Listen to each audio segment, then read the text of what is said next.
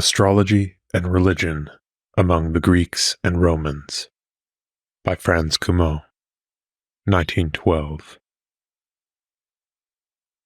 Lecture 1. The Chaldeans. During the period of the French Revolution, Citizen Dupuy, in 3 bulky volumes on the origin of all forms of worship, 1794, developed the idea that the primary source of religion was the spectacle of celestial phenomena and the ascertainment of the correspondence with earthly events. And he undertook to show that the myths of all peoples and all times were nothing but a set of astronomical combinations.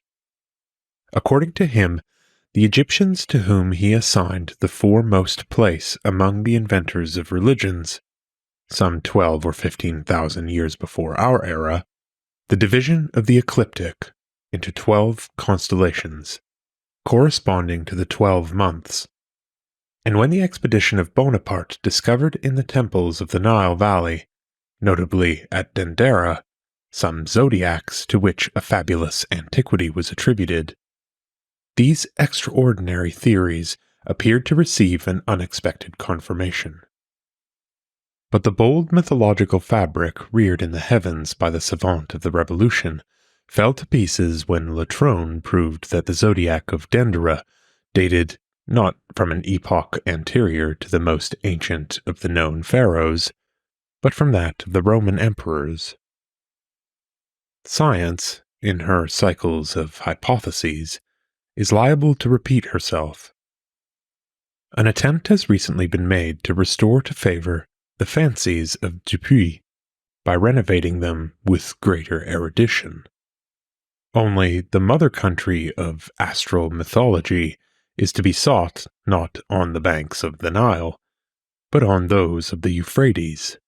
The Pan-Babylonists, as they have been called, maintain that behind the literature and cults of Babylon and Assyria, behind the legends and myths, behind the pantheon and religious beliefs, behind even the writings which appear to be purely historical, lies an astral conception of the universe and of its phenomena, affecting all thoughts, all beliefs, all practices, and penetrating even into the domain of purely secular intellectual activity, including all branches of science cultivated in antiquity. According to this astral conception, the greater gods were identified with the planets, and the minor ones with the fixed stars. A scheme of correspondences between phenomena in the heavens and occurrences on earth was worked out. The constantly changing appearance of the heavens indicates the ceaseless activity of the gods, and since whatever happened on earth was due to divine powers, this activity represented the preparation for terrestrial phenomena, and more particularly, those affecting the fortunes of mankind. Proceeding further, it is claimed that the astral mythological cult of ancient Babylonia became the prevailing Weltanschauung of the ancient Orient, and that whether we turn to Egypt or to Palestine, to Hittite districts or to Arabia, we shall find these various cultures under the spell of this conception. It furnishes the key to the interpretation of Homer as well as of the Bible. In particular, all the Old Testament should be explained by a series of sidereal myths. The patriarchs are personifications of the sun or moon, and the traditions of the sacred books are variations of certain motifs whose real significance is to be found only when they are transferred to phenomena in the heavens. Such is a wholly impartial summary of the theories professed by the advocates of the Alt-Orientalische Weltanschauung. I borrow it, with slight abbreviation, from an address delivered by Maurice Jastrow Jr. at the Oxford Congress in 1908. Now, of this system it may be said that what is true in it is not new, and what is new is not true. That Babylon was the mother of astronomy, star worship, and astrology, That thence these sciences and these beliefs spread over the world is a fact already told to us by the ancients, and the course of these lectures will prove it clearly. But the mistake of the Pan-Babylonists, whose wide generalizations rest on the narrowest and flimsiest of bases, lies in the fact that they have transferred to the nebulous origins of history conceptions which were not developed at the beginning, but quite at the end of Babylonian civilization. This vast theology, founded upon the observation of the stars, which is assumed to have been built up thousands of years before our era, nay, before the Trojan War, and to have imposed itself on all still barbarous peoples as the expression of a mysterious wisdom, cannot have been in existence at this remote period, for the simple reason that the data on which it would have been founded were as yet unknown. How often, for instance, has the theory of the precession of the equinoxes been brought into the religious cosmology of the East? But what becomes of all these symbolical explanations if the fact be established that the Orientals never had a suspicion of this famous precession before the genius of Hipparchus discovered it? Just as the dreams of Dupuy vanished when the date of the Egyptian zodiacs was settled, so the Babylonian mirage was dispelled when scholars advanced methodically through the desert of cuneiform inscriptions and determined the date when astronomy began to take shape as an exact science in the observatories of Mesopotamia. This new delusion will depart to the realm of dreams to join the idea so dear to the poets of old of Chaldean shepherds discovering the causes of eclipses while watching their flocks. When we have to ascertain at what date Oriental star worship affected the transformation of Syrian and Greek paganism, we shall not find it necessary to plunge into the obscurity of the earliest times. We shall be able to study the facts in the full light of history. An astral theory of the universe is not an outcome of popular thought, but the result of a long process of speculative reasoning carried on in restricted, learned circles. Even astrology, which the theory presupposes as a foundation, is not a product of primitive popular fancies, but is rather an advanced scientific hypothesis. In this first lecture, then, we shall have to begin by asking ourselves at what date a scientific astronomy and astrology were developed at Babylon, and then proceed to examine how they led to the formation of a learned theology, and gave to Babylonian religion its ultimate character. Let us consult the historians of astronomy. The original documents of Chaldean erudition have been deciphered and published during these last 20 years, mainly by the industry of Strassmayer and Kugler, and we are able today to realize to some extent what knowledge the Babylonians possessed at different periods. Now here is one first discovery, pregnant with consequences. Before the 8th century, no scientific astronomy was possible, owing to the absence of one indispensable condition, namely the possession of an exact system of chronology. The old calendar, already in use about the year 2500, and perhaps earlier, was composed of 12 lunar months. But as 12 lunar periods make only 354 days, a 13th month was from time to time inserted to bring the date at which the festivals recurred each year into harmony with the seasons. It was only little by little that greater precision was attained by observing at what date the heliacal rising of certain fixed stars took place.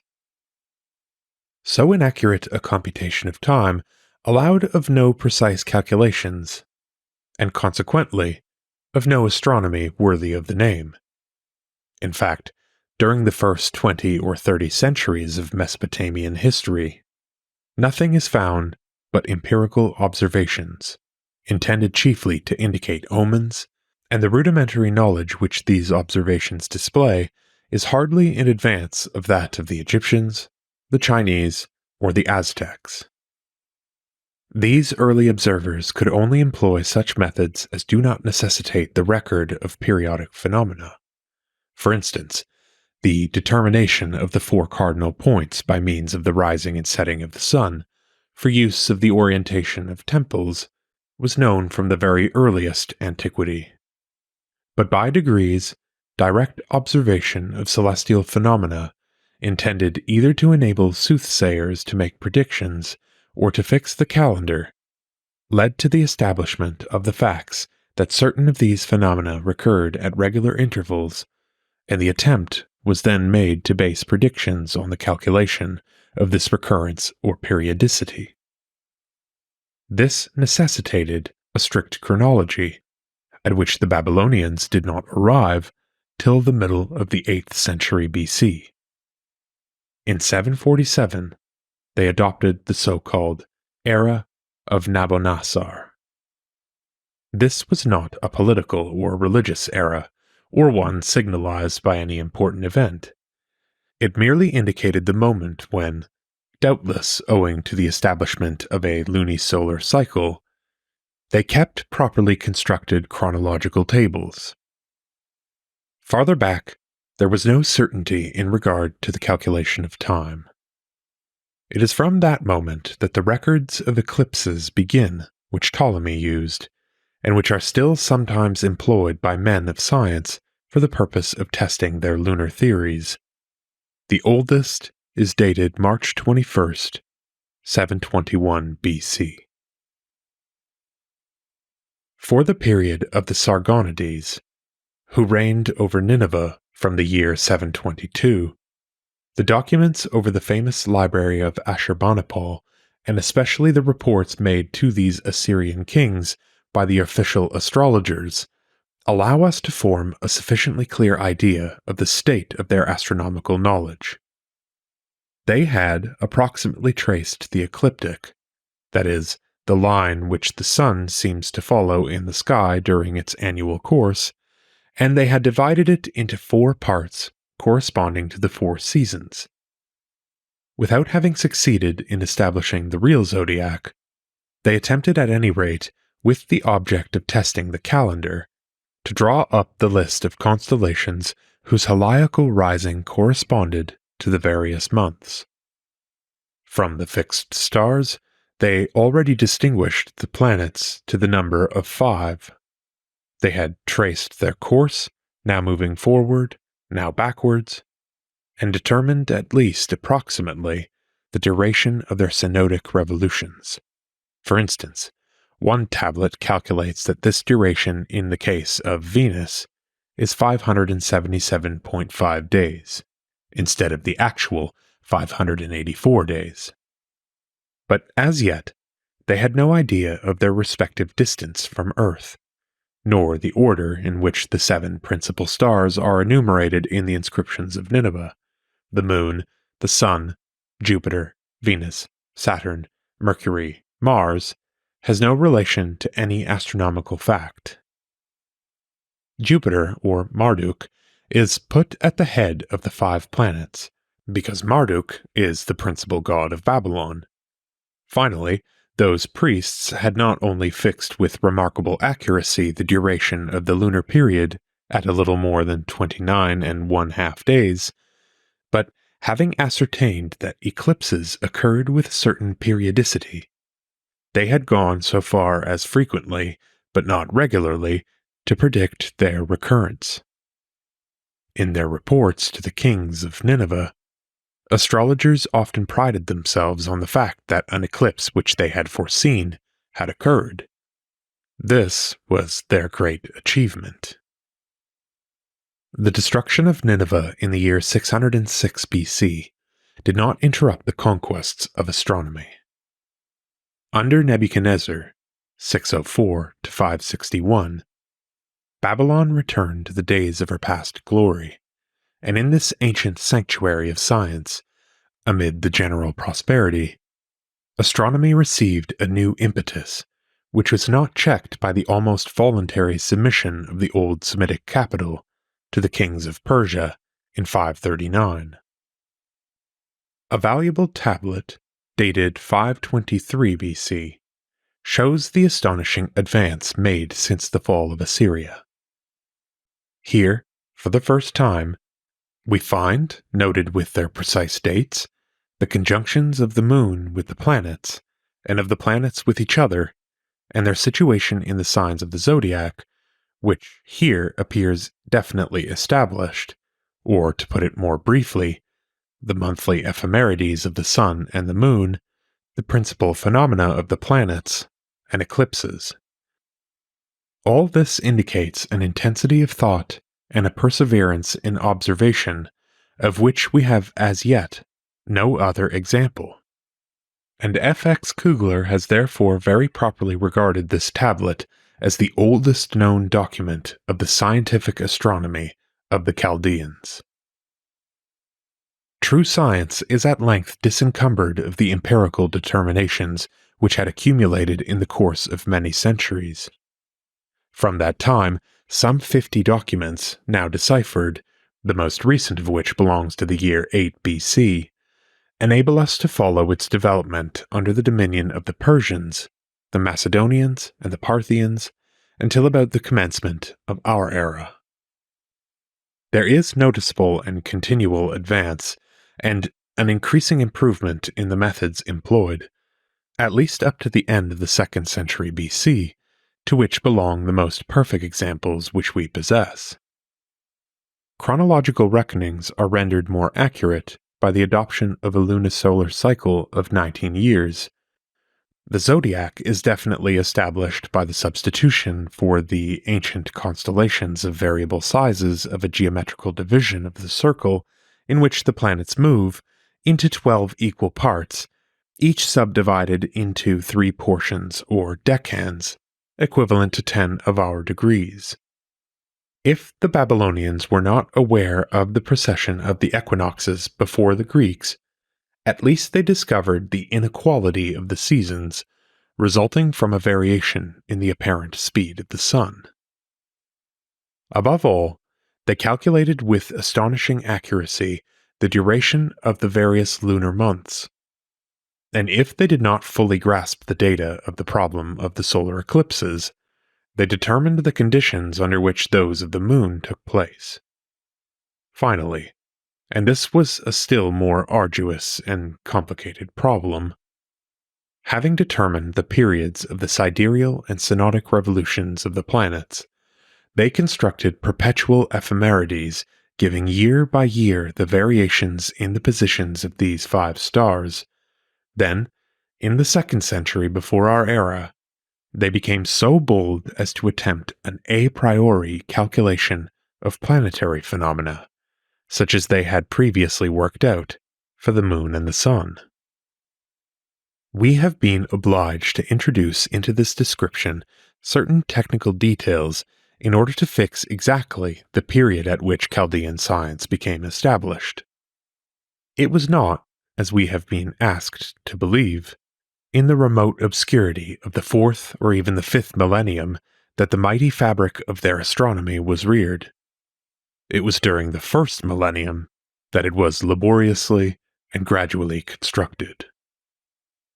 From this, it follows that in Babylonia and in Greece, the 2 nations among whom the methodical study of the heavens led to the construction of systems which imposed themselves on the world, the development of these theories was partly contemporaneous. In the 6th century, when Thales is said to have predicted an eclipse, the Greeks began by being disciples of the Orientals, from whom they borrowed the rudiments of their knowledge, but towards the middle of the 5th century, they soared aloft on their own wings, and soon reached greater heights than their former teachers. The Babylonians, after all, had studied astronomy only empirically. By applying it to trigonometry, of which their predecessors were ignorant, the Greeks attained a certainty hitherto unknown and obtained results previously impossible. But for several centuries, The development of the two sciences went on side by side in East and West, and to a large extent independently. It would now be impossible to say to whom among the Greeks or the Babylonians belongs the credit of certain discoveries, but it is the peculiar distinction of the Chaldeans that they made religion profit by these new conceptions, and based upon them a learned theology. In Greece, science always remained laic. In Chaldea, it was sacerdotal. There is every reason for believing that religious origins were much the same among the Babylonians as among other Semitic people. Here, as elsewhere, differentiation comes only with progress. Numerous traces are found of a primitive animism which regarded as divinities animals, plants, and stones, as well as wind, rain, and storms, and believed them to have mysterious relations with mankind. Being experts in divination, the Chaldeans devoted themselves from the first to the practice of deriving omens from phenomena and occurrences in which they saw manifestations of the will of that motley host of spirits which filled the universe. Movements of the clouds, direction of the wind, thunder and lightning, earthquakes and floods, as well as the birth of monstrous animals, the inspection of the liver, or even appearance of locusts, seem to be portents, favorable or unfavorable, to human undertakings. All this was set down in writing and codified by priests, for every kind of superstition was codified with these Semites, as well as the law of Hammurabi. But among the countless multitude of gods who peopled the realm of nature, the Babylonians attributed a particularly powerful influence to the stars. These brilliant objects, which they saw moving unceasingly over the vault of heaven, conceived as a solid dome quite close to the earth, inspired them with superstitious fear. Anyone who has experienced the impressions produced by the splendor of an Eastern night will understand this sense of awe. They believed that in the complicated patterns of the stars, which gleamed in the night, they could recognize fantastic shapes of polymorphous monsters, of strange objects, of sacred animals, of imaginary personages, some of which still figure on our celestial maps. These formidable powers might be favorable or inimical. In the clearness of their transparent atmosphere, the Chaldean priests continually watched their puzzling courses.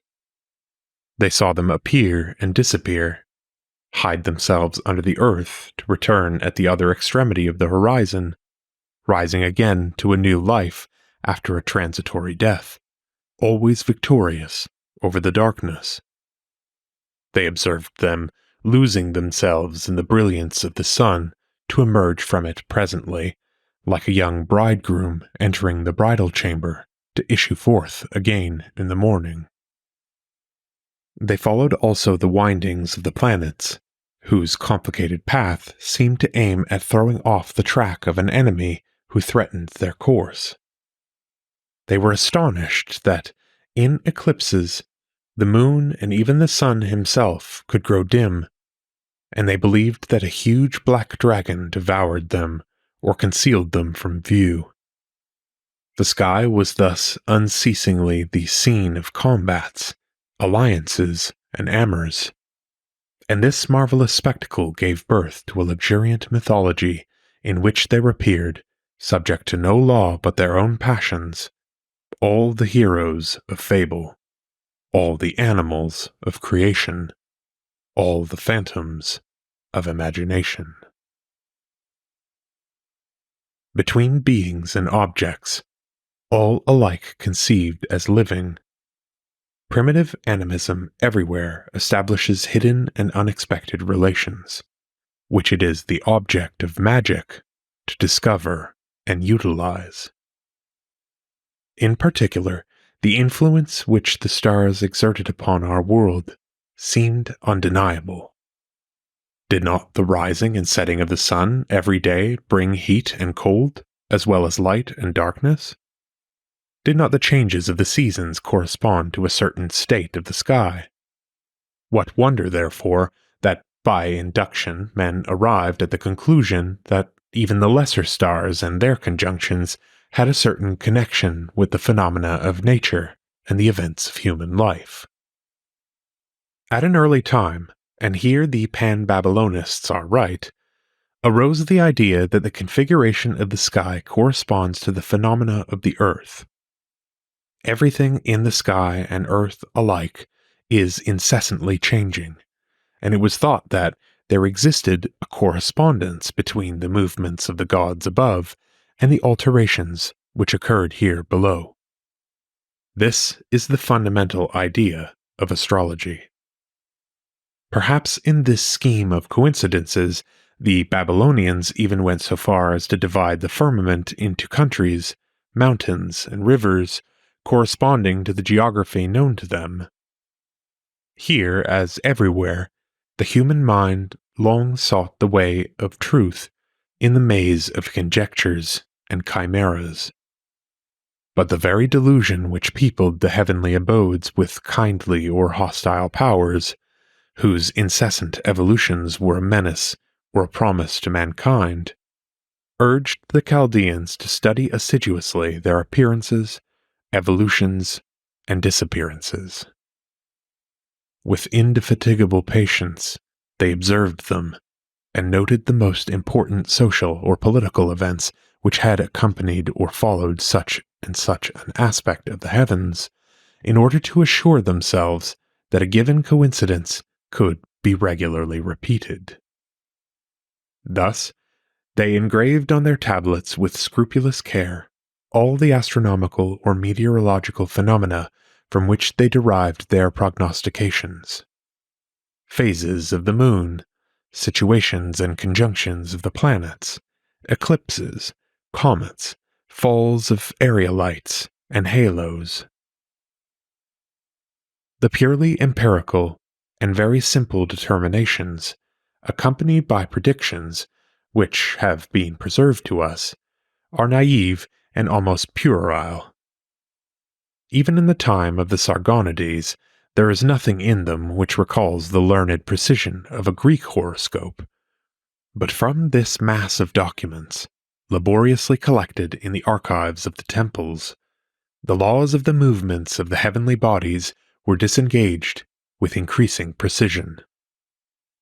Primitive man commonly believes that new stars are produced each time they disappear, that the sun dies and is born again each day, or at least each winter, that the moon is swallowed up during eclipses, and that another takes its place.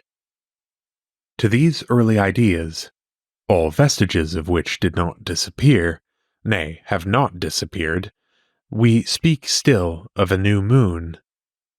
There succeeded the discovery that the same star always traversed the upper spheres with a brightness which increased and dimmed by turns. With the irregularity of atmospheric disturbances was necessarily contrasted the regularity of sidereal revolutions and occultations. Little by little, the priestly astronomers, as we have seen, succeeded in constructing an astronomical calendar and foretelling the return, at a fixed date, of phenomena previously described, and they were able to predict to the astonished crowds the arrival of the eclipses, which terrified them. There's nothing surprising in the fact that, as they ascribed to the heaven itself the revelation of this marvelous knowledge, they should have seen in astronomy a divine science. It is impossible to exaggerate the religious importance which an eminently superstitious people attached to these discoveries. Schiaparelli, a most competent historian of the exact sciences in antiquity, has remarked that the tendency which dominates the whole Babylonian astronomy is to discover all that is periodic in celestial phenomena, and to reduce it to a numerical expression in such a manner as to be able to predict its repetition in the future. The scientific discoveries which were made from the Assyrian period onwards enabled astrologers, as we have seen, to foresee certain events with an absolute certainty which no other kind of prognostication attained. An endless perspective reaching far into the future was opened to minds astonished at their own audacity.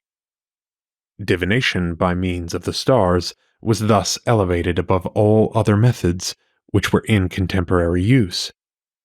It is beyond doubt that the preeminence henceforth assigned to astrology was bound to lead to a transformation of the whole of theology.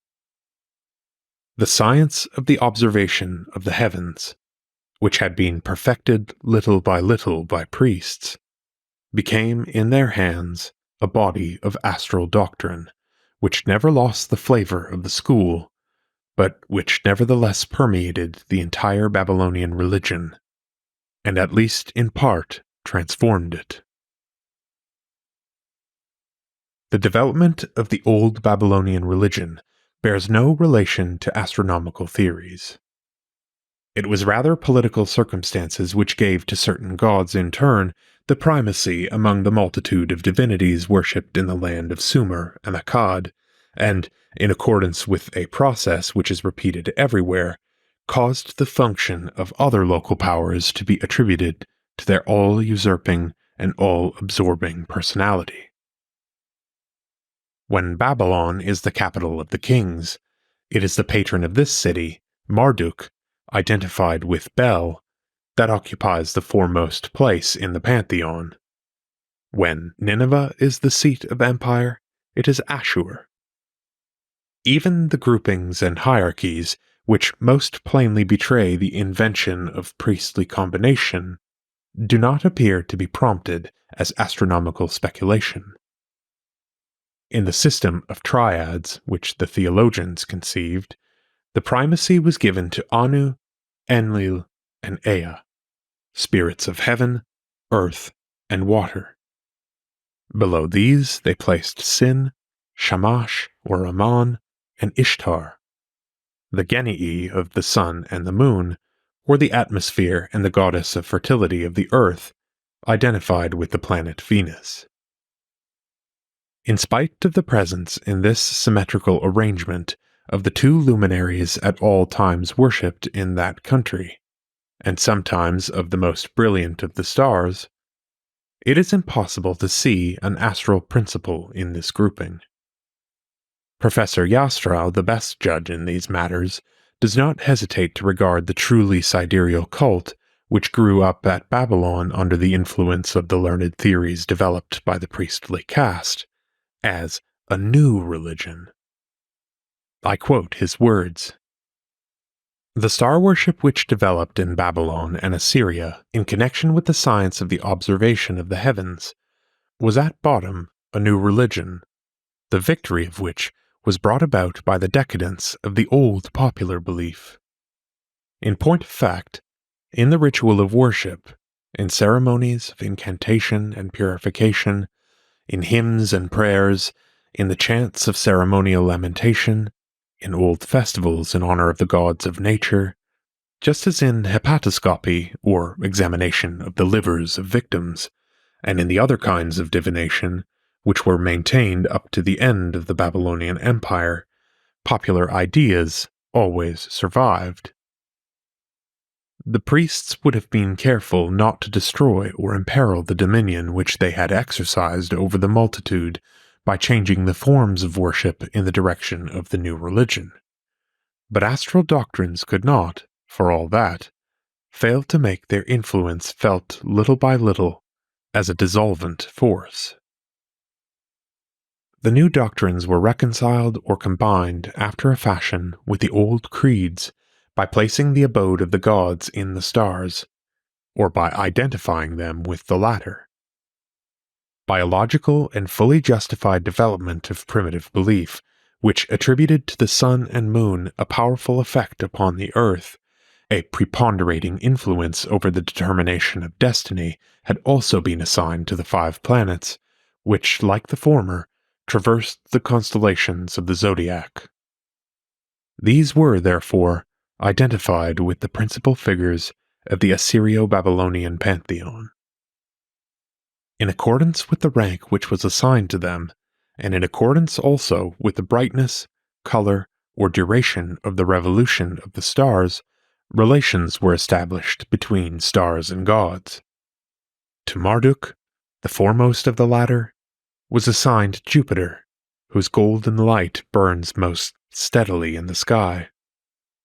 Venus fell to Ishtar, Saturn to Ninib, Mercury to Nebo, Mars, by reason of its blood-red color, to Nergal, patron of war. As for the fixed stars, singly or grouped in constellations, they were correlated with the less important lords, heroes, or genii. This was no impediment to regarding Ishtar, for instance, always as the goddess of fertility of the earth, and worshipping her as such. Thus, as in the paganism of the Roman period, divinities assumed a double character, the one traditional and based on ancient beliefs, the other adventitious and inspired by learned theories. The origin of this religious evolution goes back far into the past, but we are not able at the present day to mark the stages of its development and to assign dates to them. Perhaps it will be possible someday to follow the progress of Babylonian astronomy in the cuneiform tablets, and to show how an ever-widening conception of the heavens little by little transformed the modes of belief.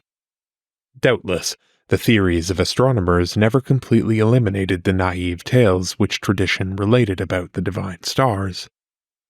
Here, as elsewhere, the inquiry into physical causes failed to get rid of the mystical survivals, and the doctrines of Oriental cosmographers continued to be encumbered with absurd notions.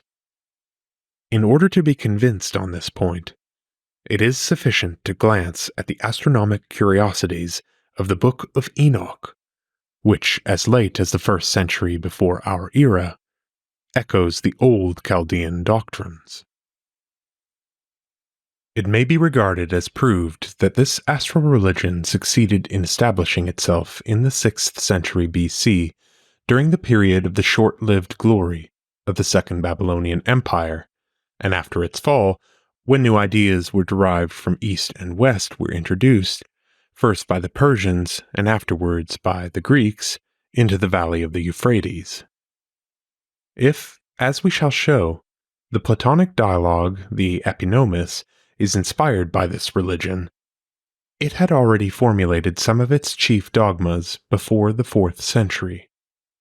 The essential characteristics of its theology are known to us not from native texts, but from the information supplied by Western writers on, quote, Chaldean beliefs. The word Chaldeus, bore among the ancients very different meanings from time to time. These terms designated first of all the inhabitants of Chaldea, that is, Lower Mesopotamia, and next the members of the Babylonian priesthood. Thus, at the period of the Achaemenid kings, in the official processions of Babylon, there walked first the Magi, as Quintus Curtius states, that is to say, the Persian priests established in the conquered capital. Then the Chaldai, that is, the native sacerdotal body. Later, the epithet Chaldeos was applied as a title of honor to the Greeks who had studied in the Babylonian schools and proclaimed themselves disciples of the Babylonians. Finally, it served to denote all those charlatans who professed to foretell the future according to the stars. The variations in meaning of this ethnical term, which ultimately became, as the term Magi, a professional designation, have produced in turn an immense exaggeration of the antiquity or an undue appreciation of the worth of the data furnished us by Diodorus Siculus, Philo of Alexandria, and other writers on the religious and cosmic system of the Chaldeans.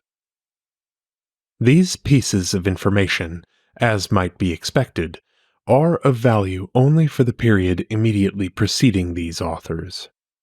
They apply to those conceptions which were current among the priests of Mesopotamia under the Seleucids at the moment when the Greeks entered into continuous relations with them. Some of these conceptions are certainly very much older and go back to ancient sacerdotal traditions.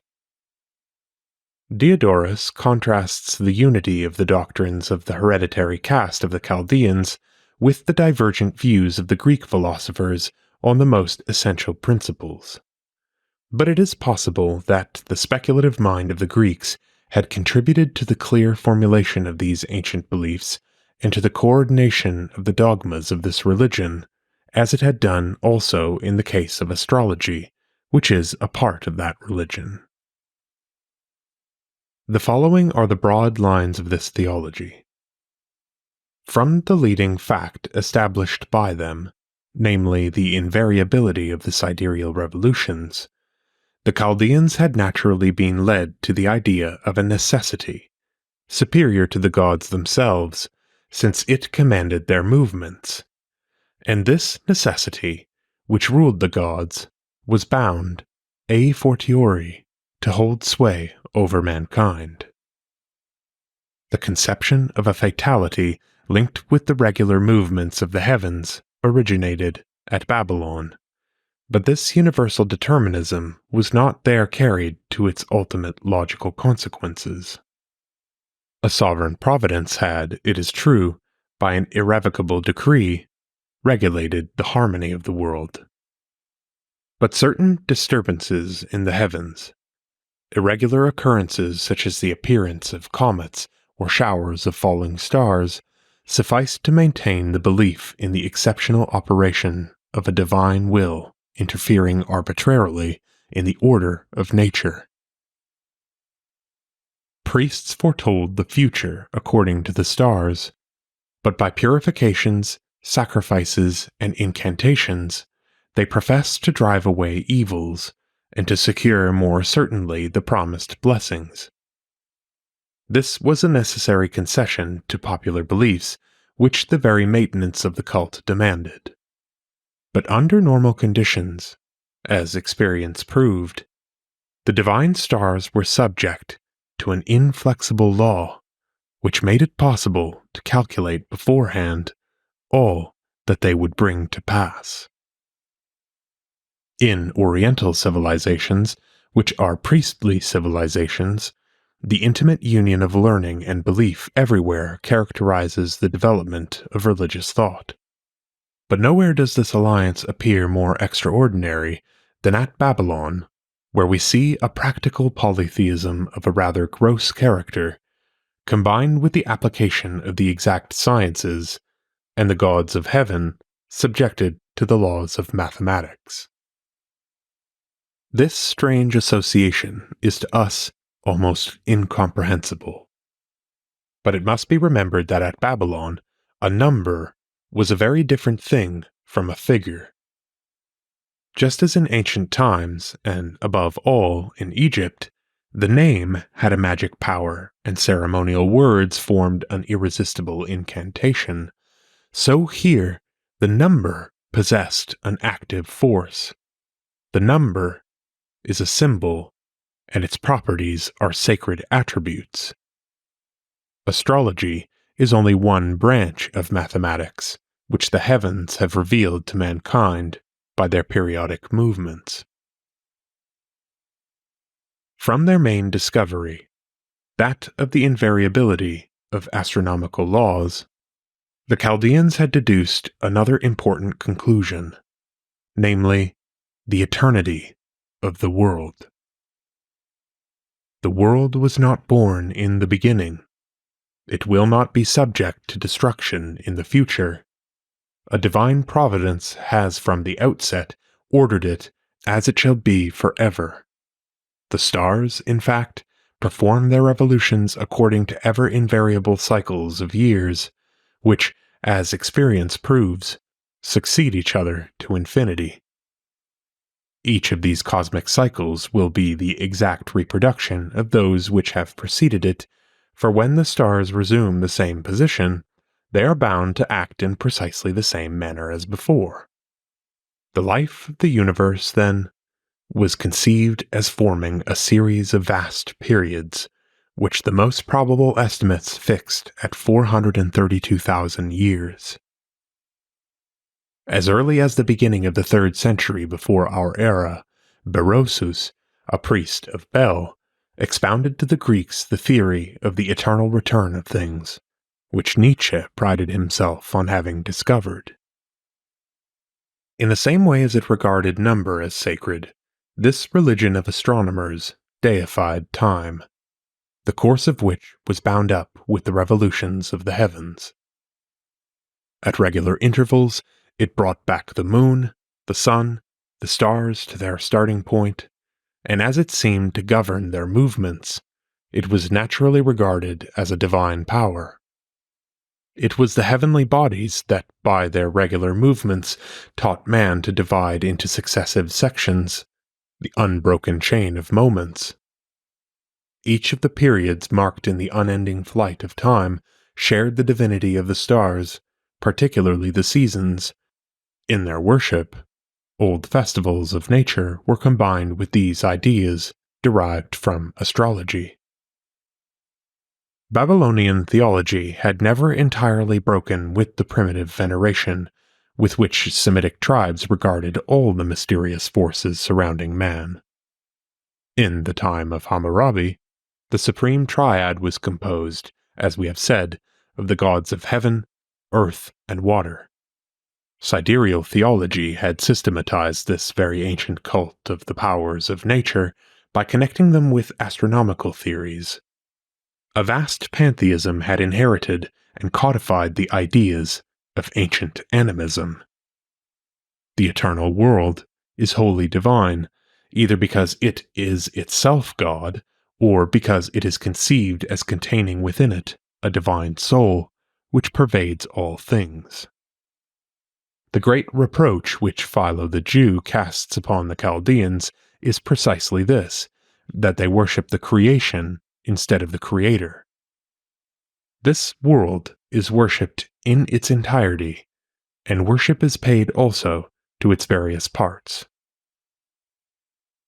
First of all, to heaven, not only in virtue of a reminiscence of the old Babylonian religion, which gave the foremost place in the pantheon to Anu, but also because it is the abode of the higher powers. Among the stars, the most important were conceived to be the moon and the sun, for it is in this order that they were placed. Then, the 5 planets, which were, as we have seen, dedicated to or identified with the principal divinities of mythology.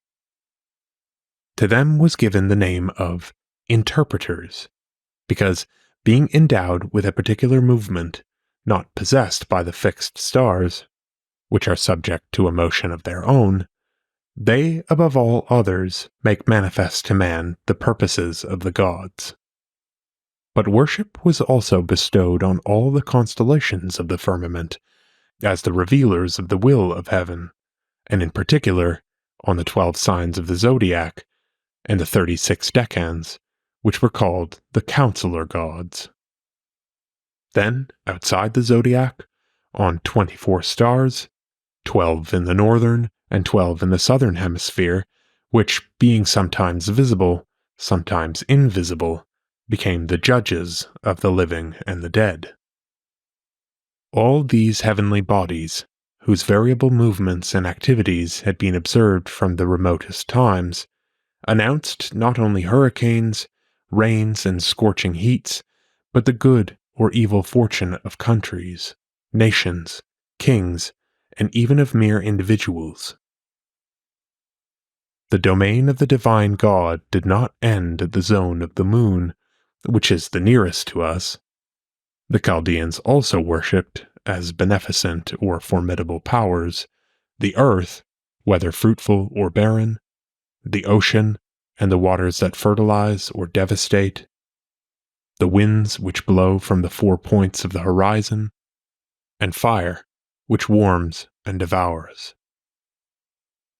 They confounded the stars under the generic name of elements, stoicheia, these primordial forces which give rise to the phenomena of nature.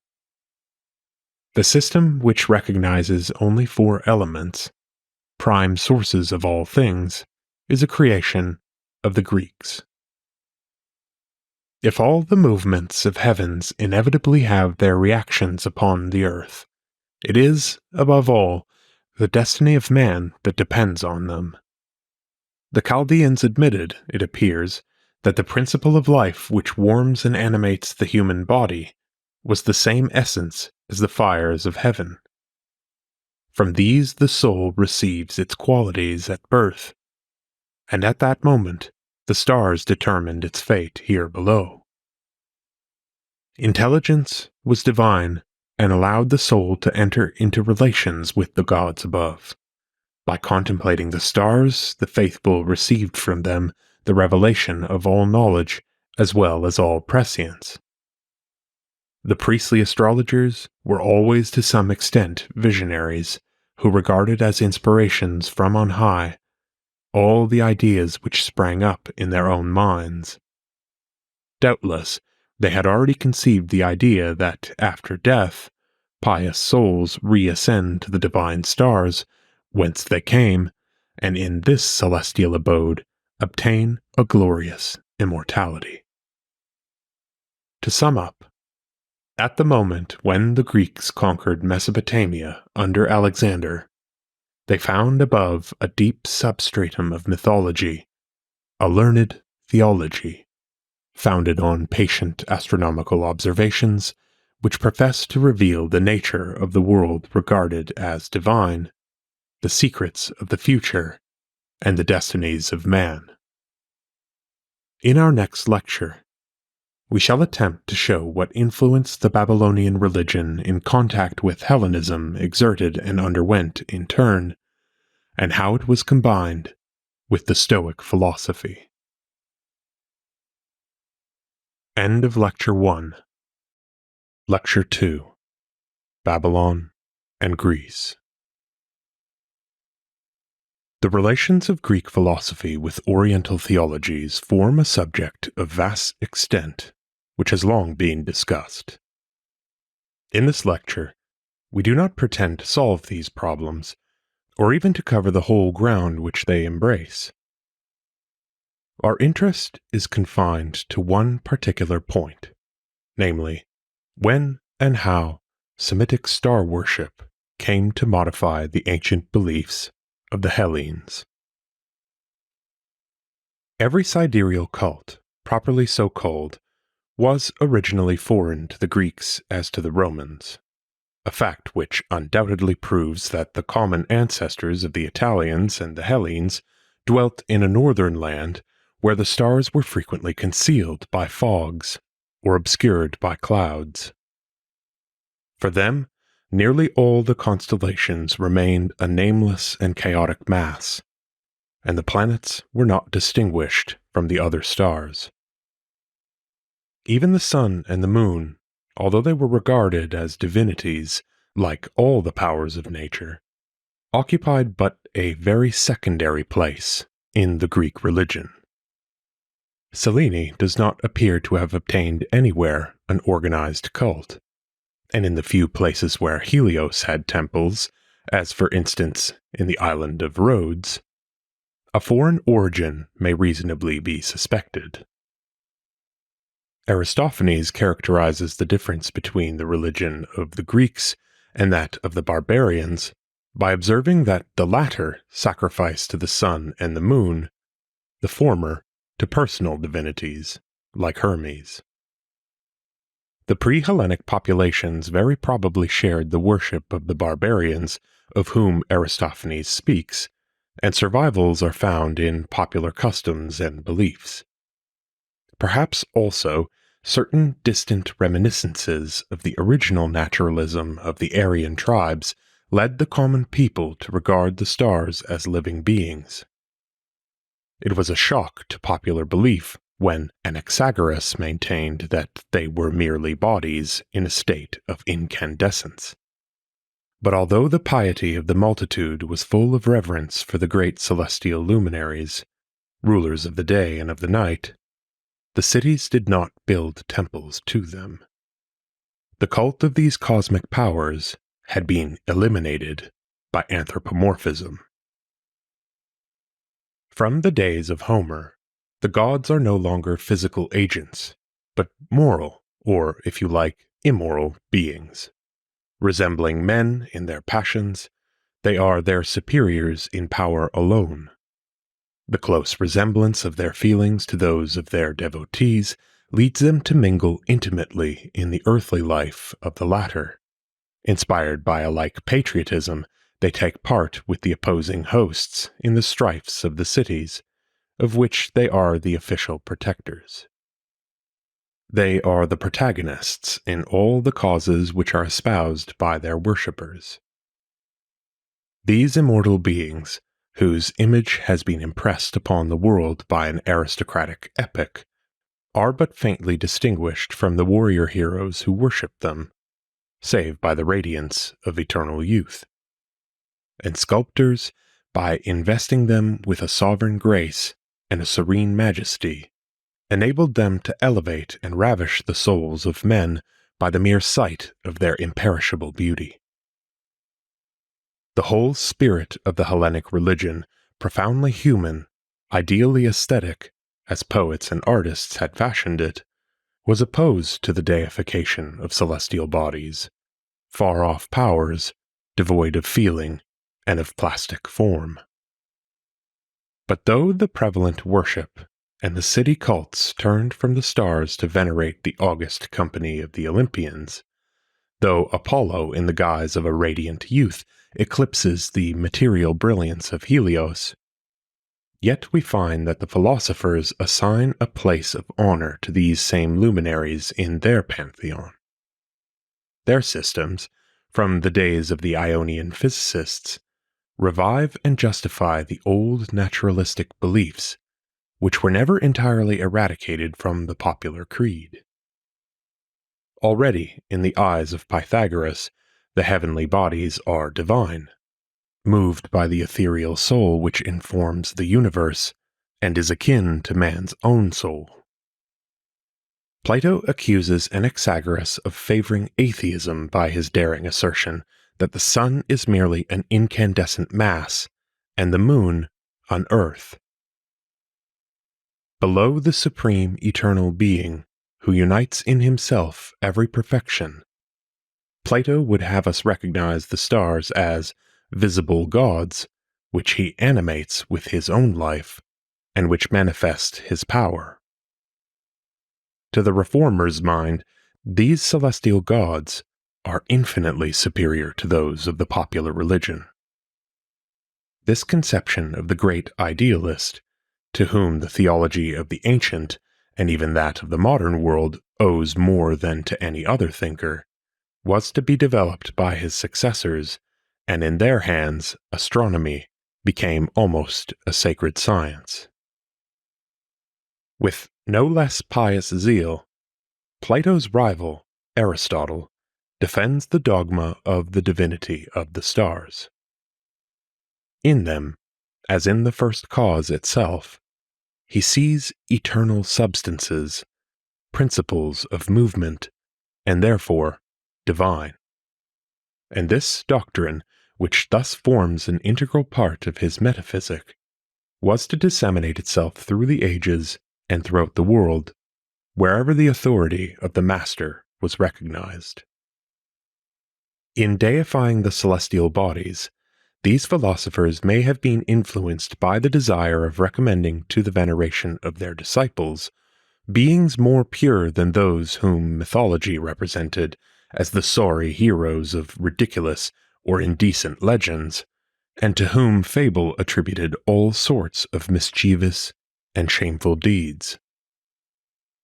The polemics of the early rationalists had discredited these absurd or odious myths, and the deification of the stars, while saving polytheism, which was practically indestructible, suppressed anthropomorphism, which Xenophanes had already attacked so resolutely.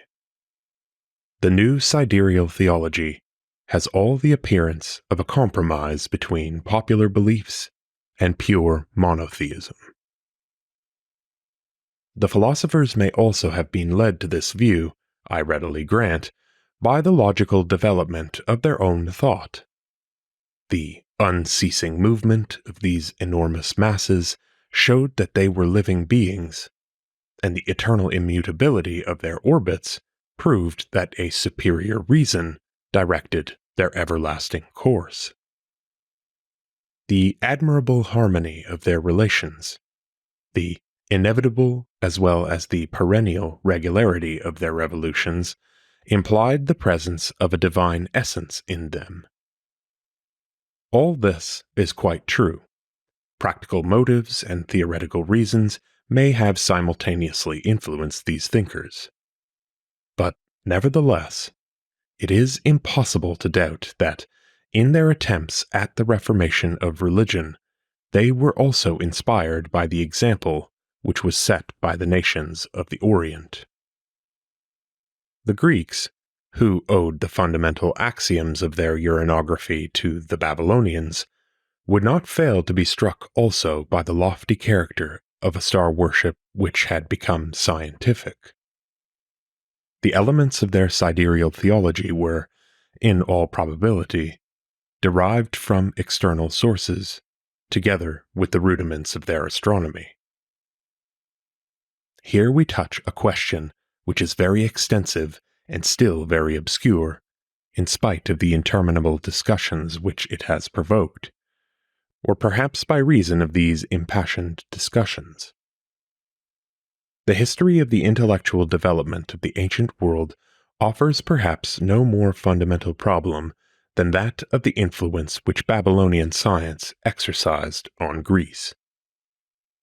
Recently, as we have observed, a certain school of Assyriologists has curiously exaggerated the extent of this influence, and the excesses of the Pan-Babylonists have provoked a well-founded distrust of those fanciful views which see in Chaldea the mother of all wisdom. But the reality of Hellenic borrowings from Semitic sources remains nonetheless indisputable. At a distant date, Hellas received from the Far East a duodecimal or sexagesimal system of measurement, both of time and of objects. The habit of reckoning in terms of 12 hours which we still use today is due to the fact that the Ionians borrowed from the Orientals this method of dividing the day. Besides the acquaintance with early instruments, such as the sundial, they owed to the observatories of Mesopotamia the fundamental data of their celestial topography, the ecliptic, the signs of the zodiac, and the majority of the planets. To this first influx of positive knowledge corresponds a first introduction into the Greek systems of the mystic ideas which Orientals attached to them. I will not lay stress on the doubtful traditions which make Pythagoras a disciple to the Chaldeans, but it has proved possible to demonstrate that this system of numbers and geometrical figures, designed to represent certain gods, is in accordance with astrological theories. The dodecagon bears the name of Jupiter because this planet traverses the circle of the zodiac in 12 years, that is to say, each year it traverses an arc terminated by the angles of the polygon, which is inscribed in that circle. But these first scientific and religious importations are assigned to a period when, as we know, the commercial cities of Ionia threw open their gates to Asiatic influences.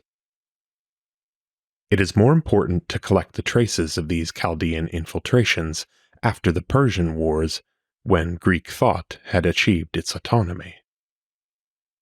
Certain facts recently brought to light indicate that the relations, direct or indirect, between the centers of Babylonian learning and Greek culture were never at any time entirely broken off. It is known that Meton passes as the inventor of a cycle of 19 years, the Enea Kai Decaiteris, which would establish a periodic agreement between the old lunar year and the solar revolutions, and which replaced the ancient Octieteris, or cycle of 8 years, up to that time in use.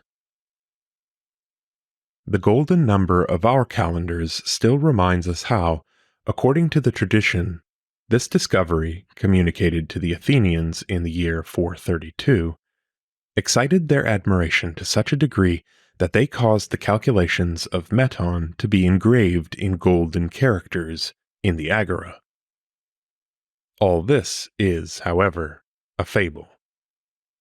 Since an octiterus is proved to have been in use at Babylonia by documents of the 6th century, and an Enneakai deciteris by inscriptions of the 4th century, and this latter may well be much older, it seems difficult to believe that Meton was not prompted by the example which the Orientals set him. This is the more probable because he would appear to have had some superficial acquaintance with astrology, if we may believe that, at the moment of the departure of the fleet for Sicily, his science revealed to him the disaster which awaited that expedition.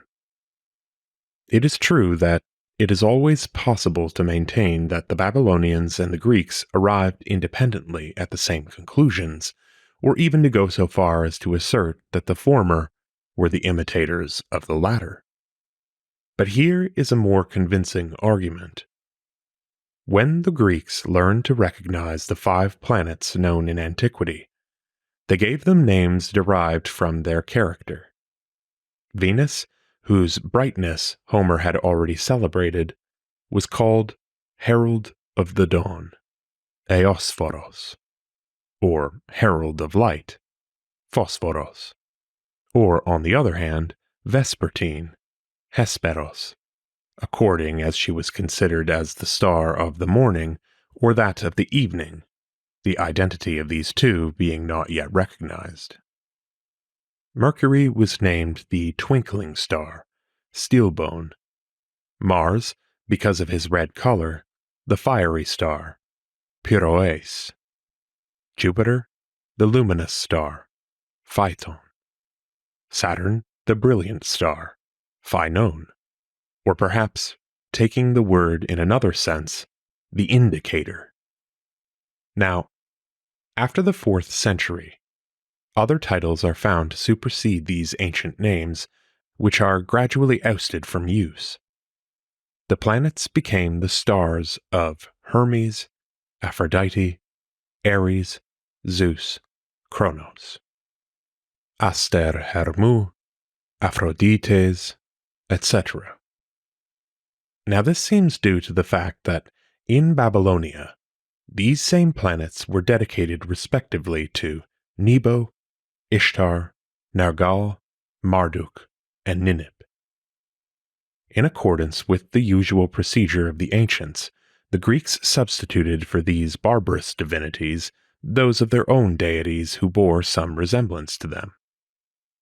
Clearly exotic ideas, the ideas of Semitic star worship, have come in here, for the ancient mythology of Hellas did not put the stars under the patronage of the Olympians, nor establish any connection between them. Thus, the names of the planets which we employ today are an English translation of a Latin translation of a Greek translation of a Babylonian nomenclature. Perhaps some doubt might still remain, if we did not see at the same time some very peculiar beliefs of the sidereal religion of Babylon creeping into the doctrines of the philosophers. It is a well-known fact that this religion formed a triad, Sin, Shamash, and Ishtar. To the god of the moon, regarded as the most powerful of the three, and to the sun had been added Venus, the most brilliant of the planets. These are the 3 great rulers of the zodiac, and their symbols. Crescents, discs containing a star of 4 or 6 points, appear on the top of the boundary pillars from the 14th century BC. Now, the same association is found in an extract from Democritus, where the sun, the moon, and Venus are distinguished from the other planets. The echo of the same theory extended even to the Romans. Pliny, in a passage which owes its erudition to some Chaldean author of the Hellenistic period, remarks that Venus is the rival of the sun and the moon, and he adds that, alone among the stars, she shines with such brilliance that her rays cast a shadow, a statement which would be absurd in the climate of Rome, but which is strictly correct under the clear sky of Syria. Another instance of borrowing is still more obvious. To the Babylonian astrologers, Saturn is the planet of the sun.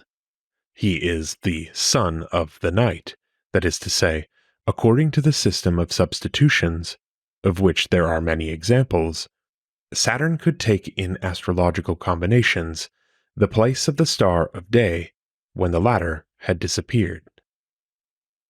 Diodorus was well aware of this fact.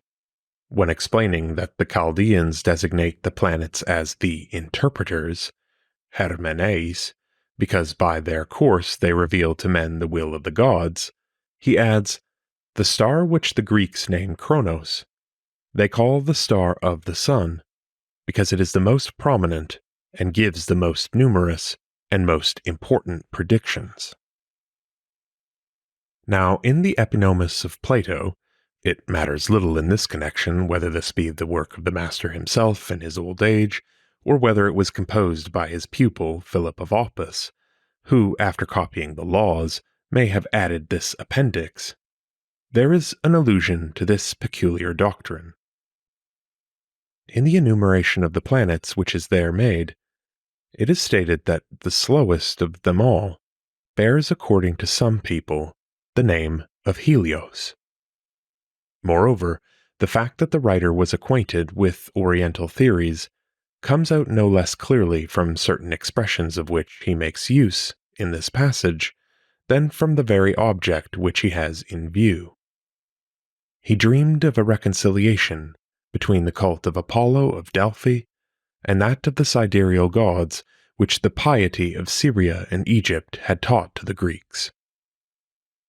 According to him, it behooved the Greeks to perfect this worship of the stars recently introduced into their country, as they had perfected everything which they had received from the barbarians.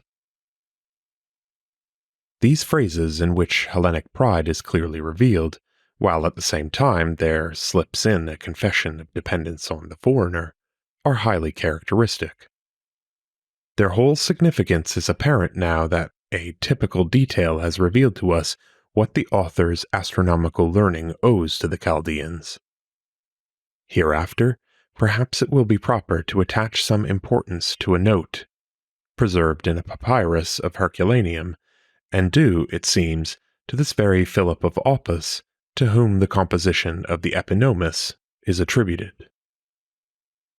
It would appear that Plato in his old age received a Chaldean guest, who was able to instruct him in the discoveries made by his compatriots. It seems to me beyond doubt that the influence of Oriental star worship upon the Epinomis was much more extensive than has hitherto been admitted. It was not from the Pythagoreans that the author borrows, but, as he himself says, from the Syrians. We find set forth or indicated in this brief dialogue the fundamental doctrines of which we have already seen some expressly attributed to the Chaldeans, while others we shall find developed in the stellar theology of the Roman period. These doctrines are the idea that science in general is a gift of the gods, and that mathematics in particular were revealed to men by Uranus, considered as a deity, who caused them to be understood by his periodical phenomena. The demonstration that, whatever may be the opinion of the vulgar, the stars are animated and divine, and that between these celestial divinities and the earth, a hierarchically organized army of airy spirits acts as intermediary. The declaration that the most perfect of the sciences is astronomy, which has become a theology. Man, the author says, attracted by the beauty of the visible world, does not merely conceive the desire of knowing all that his nature allows him to apprehend. He rises to a fervent contemplation of the wondrous spectacle of harmonious movements, which surpass all choruses in majesty and magnificence. This study, in short, is inseparable from virtue. This wisdom secures supreme happiness, and it has as its reward in the next world a life of bliss, like that which the pious astronomer has led on earth, but more perfect, a life in which he will be entirely absorbed in the contemplation of celestial splendors, and will attain to supreme felicity. Truly the epinomis is that which it professes to be, the first gospel preached to Hellenes of the stellar religion of Asia. The ideas which are here set forth will not cease to influence the Platonic school. Thus, Xenocrates, to whom astronomy is a sacred science, will develop demonology, and we shall see how an eclectic, Posidonius, will expand and exalt these same conceptions. But it will be said, if the Greeks thus bowed to the supremacy of the sidereal theology of the Chaldeans, how was it that astrology was not introduced among them? For from the 6th to the 4th century, the whole marvelous development of their philosophy shows that it knows nothing of cosmic fatalism and stellar divination. Speaking generally, this assertion is correct, although certain traces of these speculations are found, as we have seen, in the works of the early Pythagoreans, and recently, a Chaldean doctrine has been successfully employed to explain a passage of Pindar. Now, about the period when Philip of Opus published or wrote the Epinomis, another pupil of Plato, the astronomer Eudoxus of Cnidos, declared, "No credence should be given to the Chaldeans, who predict and mark out the life of every man according to the day of his nativity." Certain modern philologists, who doubtless look upon Greek history as a kind of experiment in a closed vessel, which a providence anxious to exclude every disturbing element conducted for the fullest instruction of the savants of the future, certain philologists, I say, have doubted whether Eudoxus in the 4th century could really have known and condemned Oriental genethliology. But like Eudoxus, Theophrastus, a little later, spoke of him in his treatise on celestial signs. He regarded with surprise the claim of the Chaldeans to be able to predict from these signs the life and death of individuals, and not merely general phenomena such as good or bad weather. The insatiable curiosity of the Greeks, then, did not ignore astrology, but their sober genius rejected its hazardous doctrines, and their keen critical sense was able to distinguish the scientific data observed by the Babylonians from the erroneous conclusions which they derived from them. It is to their everlasting honor that, amid the tangle of precise observations and superstitious fancies which made up the priestly lore of the East, they discovered and utilized the serious elements while neglecting the rubbish. As long as Greece remained Greece, stellar divination gained no hold on the Greek mind, and all attempts to substitute an astronomic theology for their immoral but charming idolatry were destined to certain failure. The efforts of philosophers to impose on their countrymen the worship of the great visible gods, as Plato terms them, recoiled before the might of a tradition supported by the prestige of art and literature. It was a purely intellectual movement, which remained, as it would seem, without serious practical result. It changed neither popular nor official worship. The populace continued to pray "Catata Patria," after the fashion of their ancestors, to old protectors of family and city, and the formulary of the old-fashioned liturgies remained unchanged in spite of all the objections which the science of the reformers could raise against it. But after the conquests of Alexander the Great, a great change took place. The ancient ideal of the Greek Republic gave way to the conception of a universal monarchy. Thenceforth, municipal cults disappeared before an international religion. The worship of the stars, common to all the peoples, was strengthened by everything that weakened the particularism of cities. In proportion as the idea of humanity spread, which extended their blessings to all mankind, and princes who proclaimed themselves the rulers of the world could not be protected save by cosmopolitan gods. Thus it was that thinkers agreed more and more in reserving the most foremost place for the sidereal deities. Zeno and his disciples proclaimed their might still more clearly than the schools of Plato and Aristotle. Since Stoic pantheism represented reason, which governs all things, as residing in ethereal fire, the stars in which the supreme fire manifested itself with the greatest force and brilliance would necessarily be invested with the loftiest divine qualities, in the same way that the prodigious success attained by the doctrine of Euhemeris contributed to the exaltation of their power. This doctrine, we know, regarded the divinities of fable as superior mortals, to whom, after death, the gratitude or admiration of the multitude had accorded worship. In thus attributing to the Olympians of old no longer merely human forms, but also human nature, it left to the eternal and incorruptible stars alone the dignity of original gods, and exalted them in proportion as it lowered their rivals of bygone days. Thus the political condition of the world, just as the tendencies of theology, drew Hellenism towards star worship. But the interpenetration of the Orient and Greece which took place in this period hastened this religious evolution in a remarkable manner.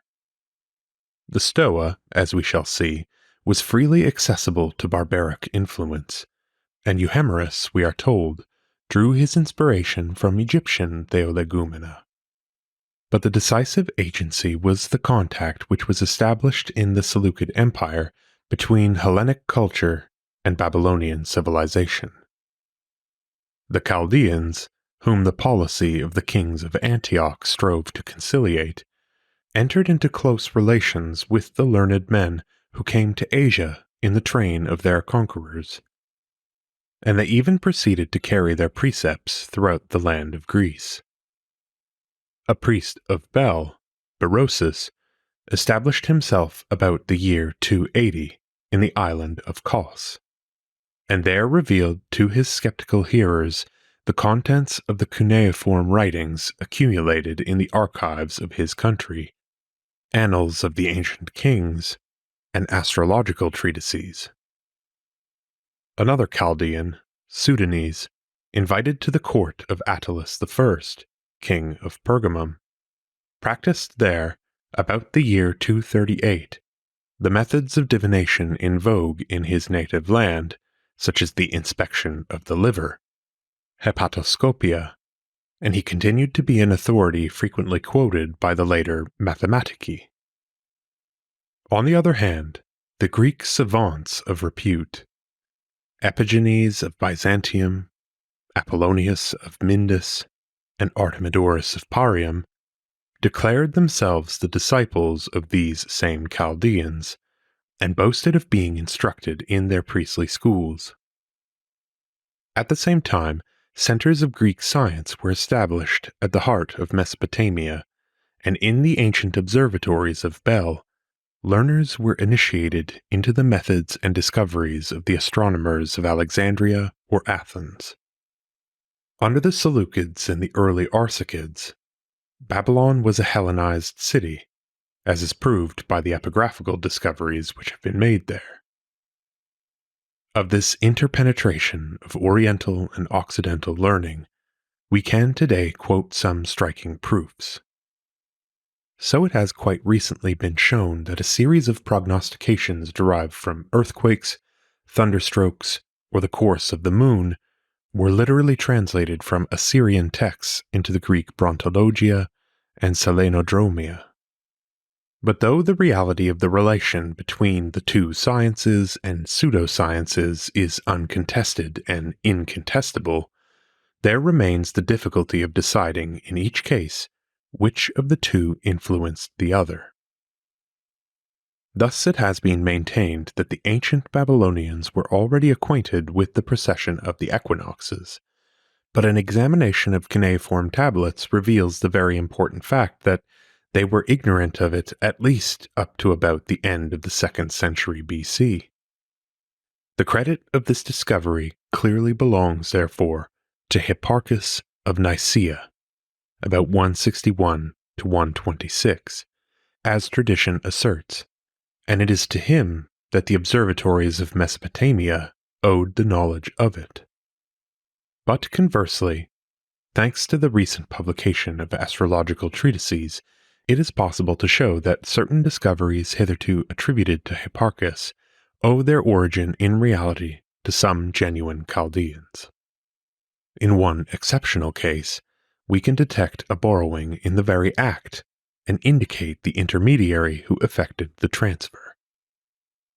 Perhaps, then, some details will not be deemed superfluous here. The part of astronomy in which Babylonians pushed their investigations further was probably the determination of the course of the moon, which enabled them to predict the periodic return of eclipses.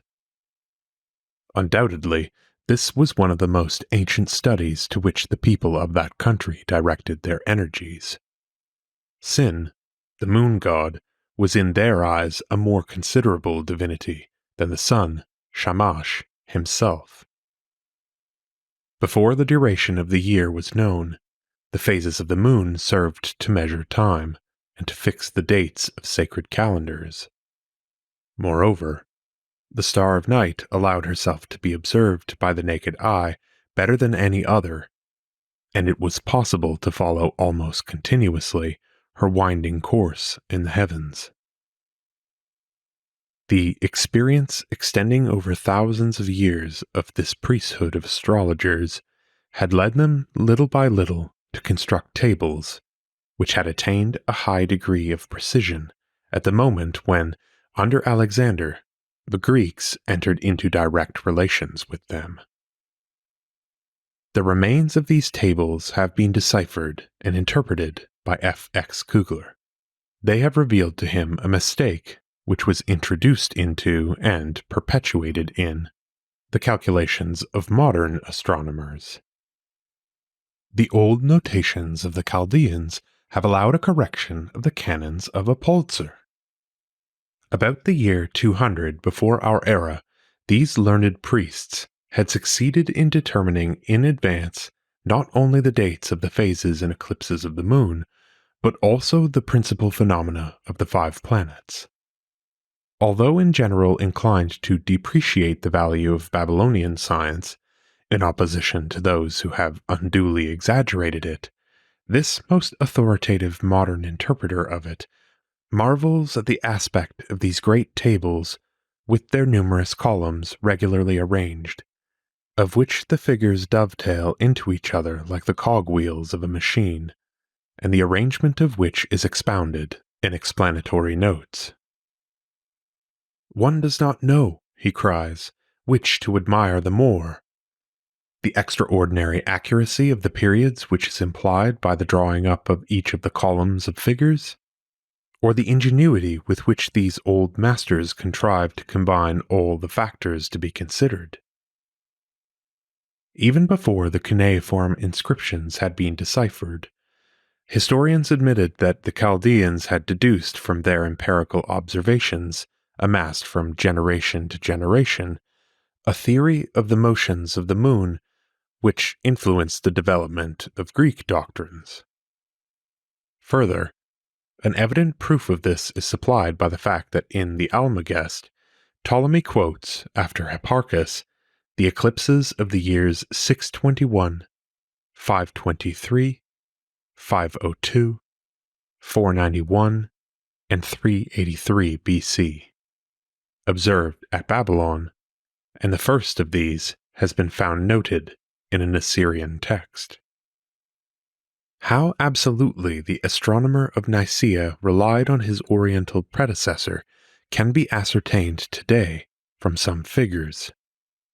Ptolemy attributed to Hipparchus an extremely exact calculation of the lunar periods, but it has been possible to demonstrate that the duration which he assigns to the various months is precisely that which is laid down in the cuneiform tablets, namely, the mean synodic month is 29 days, 12 hours, 44 minutes, and 31.3 seconds.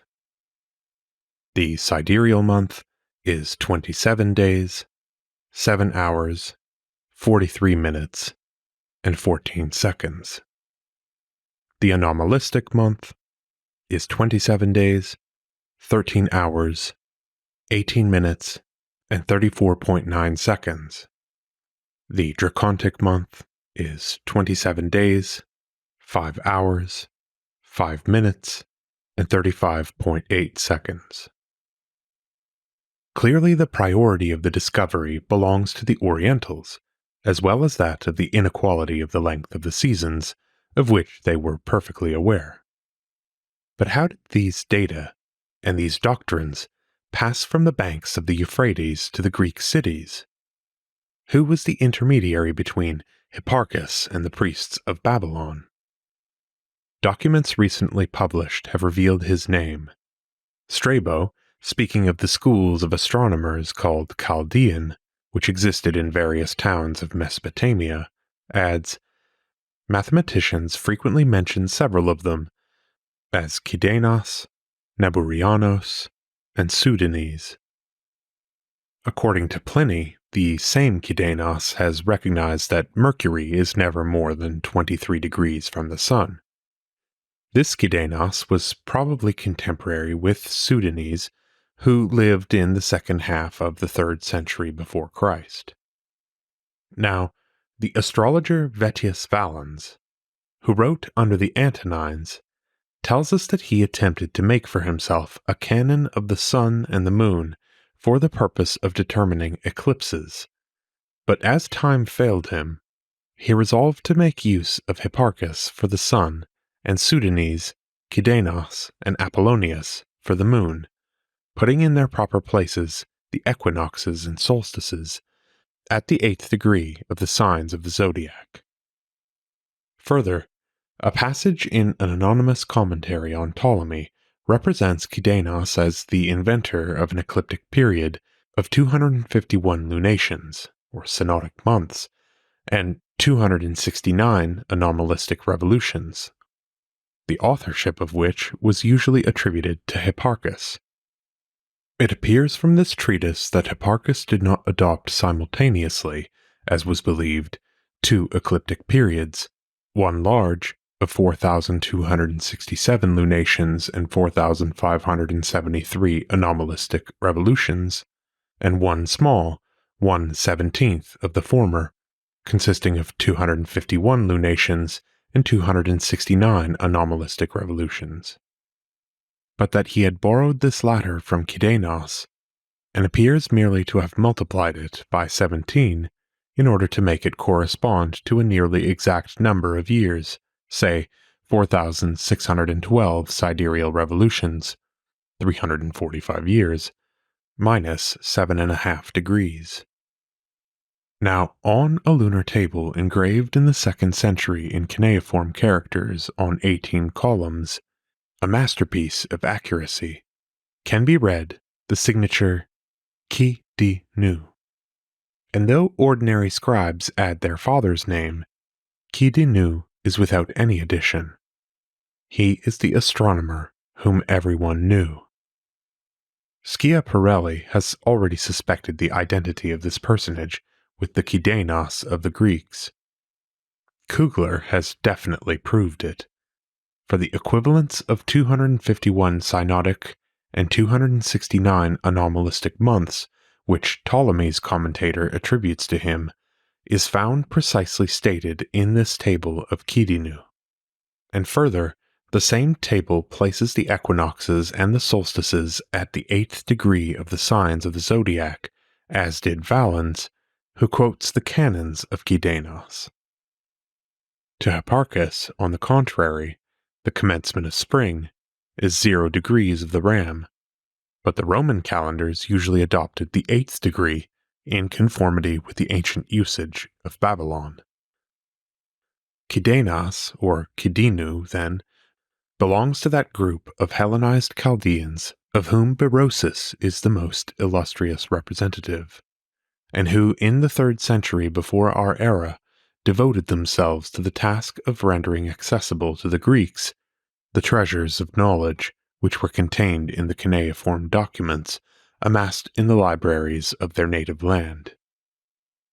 He based the hypothesis of a new ecliptic period more correct than that of his Chaldean predecessors, which was employed by Hipparchus and afterwards by Ptolemy.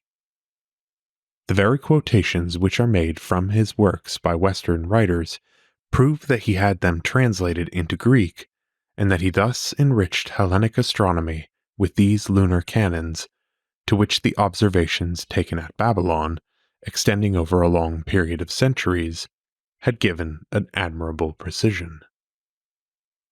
Thus we see the critical researches gradually determining the extent of the debt which Greek owes to Babylon, and substituting palpable realities for the huge and shadowy phantoms which wandered in the prehistoric twilight.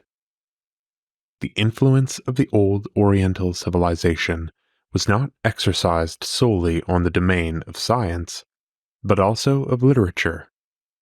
Professor Diels of Berlin has recently pointed out how the often satirical tales in which trees and plants appear belong to a class of fables popularized in Assyria before they were repeated by Callimachus in his iambics and by the successors of Aesop. Further, the recent discoveries of an Aramaic manuscript of the 5th century at Elephantine has enabled us to show how the romance of Akhikar passed from the banks of the Euphrates to the Jewish communities of Palestine and Egypt, to which it furnished the motive of the Book of Tobit, and reached Greece, where Theophrastus adopted it and immortalized the wise Akhikaros. But above all, Babylon was to the men of old the mother of astronomy, as of star worship. It is in this department, more than all others, that it is possible to show how the Greeks had profited from the learned theories which had then been formulated, and from the positive data which had been slowly accumulated by these ancient priests of Mesopotamia. Longa per assiduam complexi saecula curam.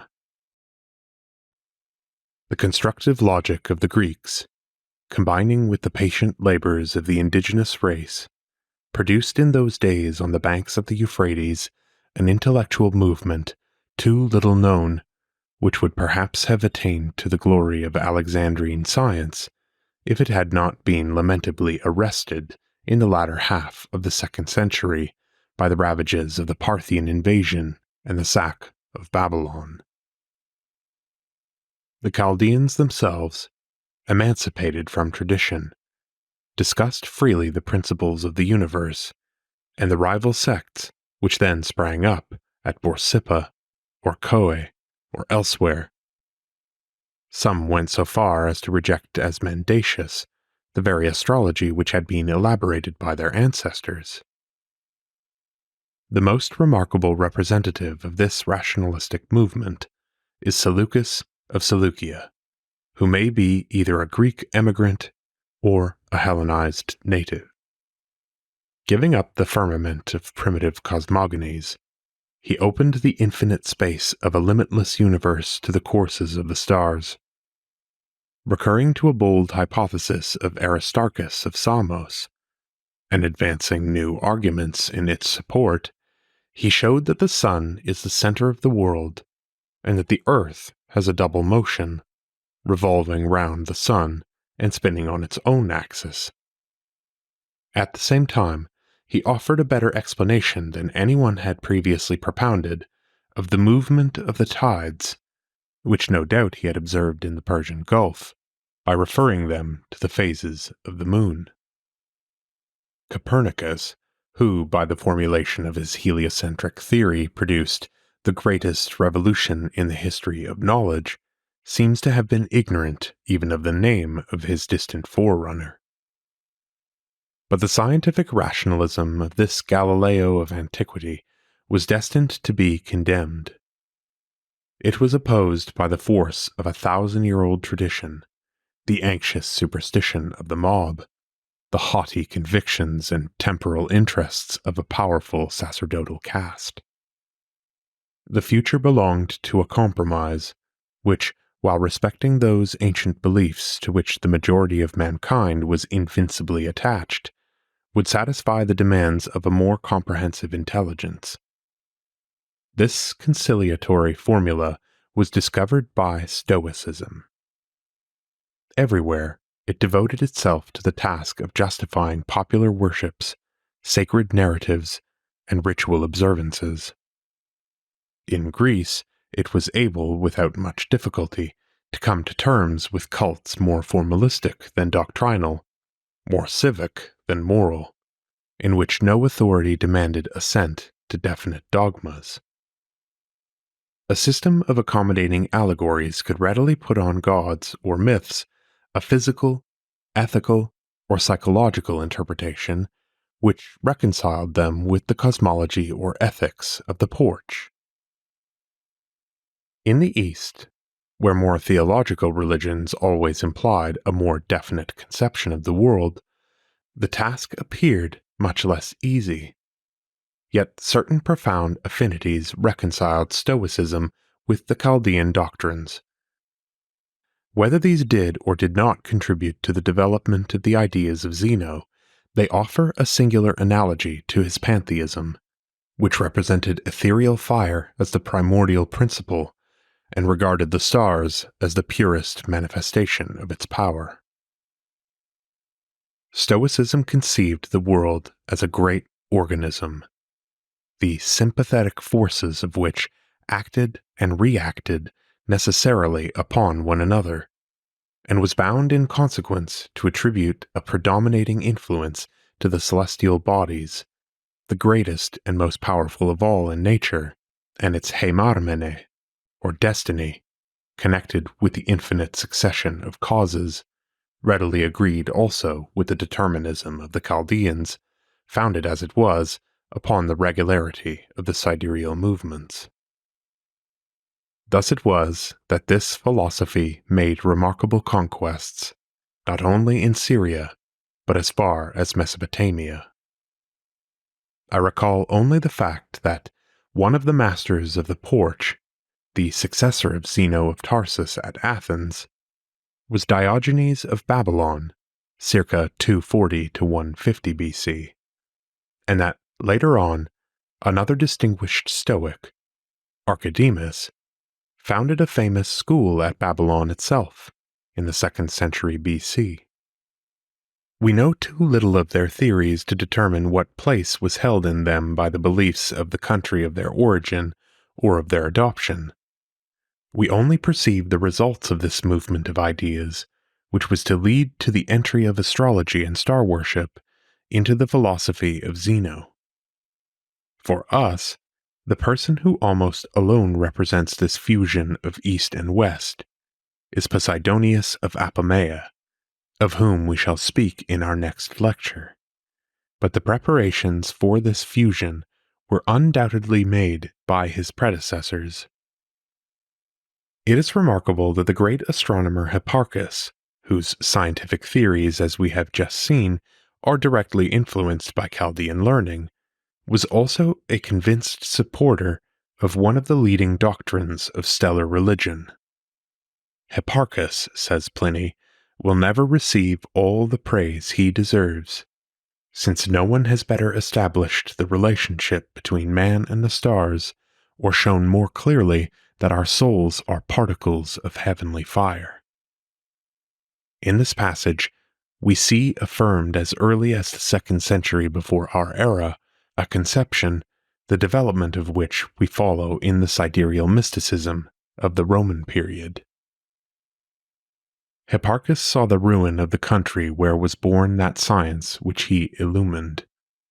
Invaded by the Parthians about the year 140 BC, recaptured by Antiochus VII of Syria in 130, reconquered soon afterwards by King Phraates of Mesopotamia, was terribly ravaged for more than a quarter of a century. Babylon, sacked and burned in 125, never recovered her former splendor. A progressive decay brought on her a death by slow consumption. The new Iranian princes evinced no solicitude for the culture of the Semitic priests. The vast brick-built temples, when the hand of the restorer was withdrawn, crumbled into dust. One by one were extinguished the lights of a civilization which extended backwards for 40 centuries. And of the famous cities of Sumer and Akkad, there survived little but the name. The last astronomical tablet in cuneiform characters with which we are acquainted is dated to 8 BC, and Strabo, speaking of Babylon about the same period, applies it to a verse from a comic poet. A mighty desert, such is the mighty town. Henceforth, it is far from their native land, in Syria, in Egypt, and in the West, that we must follow the development of the religious ideas derived from the Chaldea of antiquity. End of Lecture 2. Lecture 3. The Dissemination in the West. We have seen the pan-Babylonist mist, which obscured the historical horizon, vanish before the breath of criticism. It is not the fact that thousands of years before our era, the Chaldeans constructed a learned and profound cosmology, which established its authority over all surrounding people.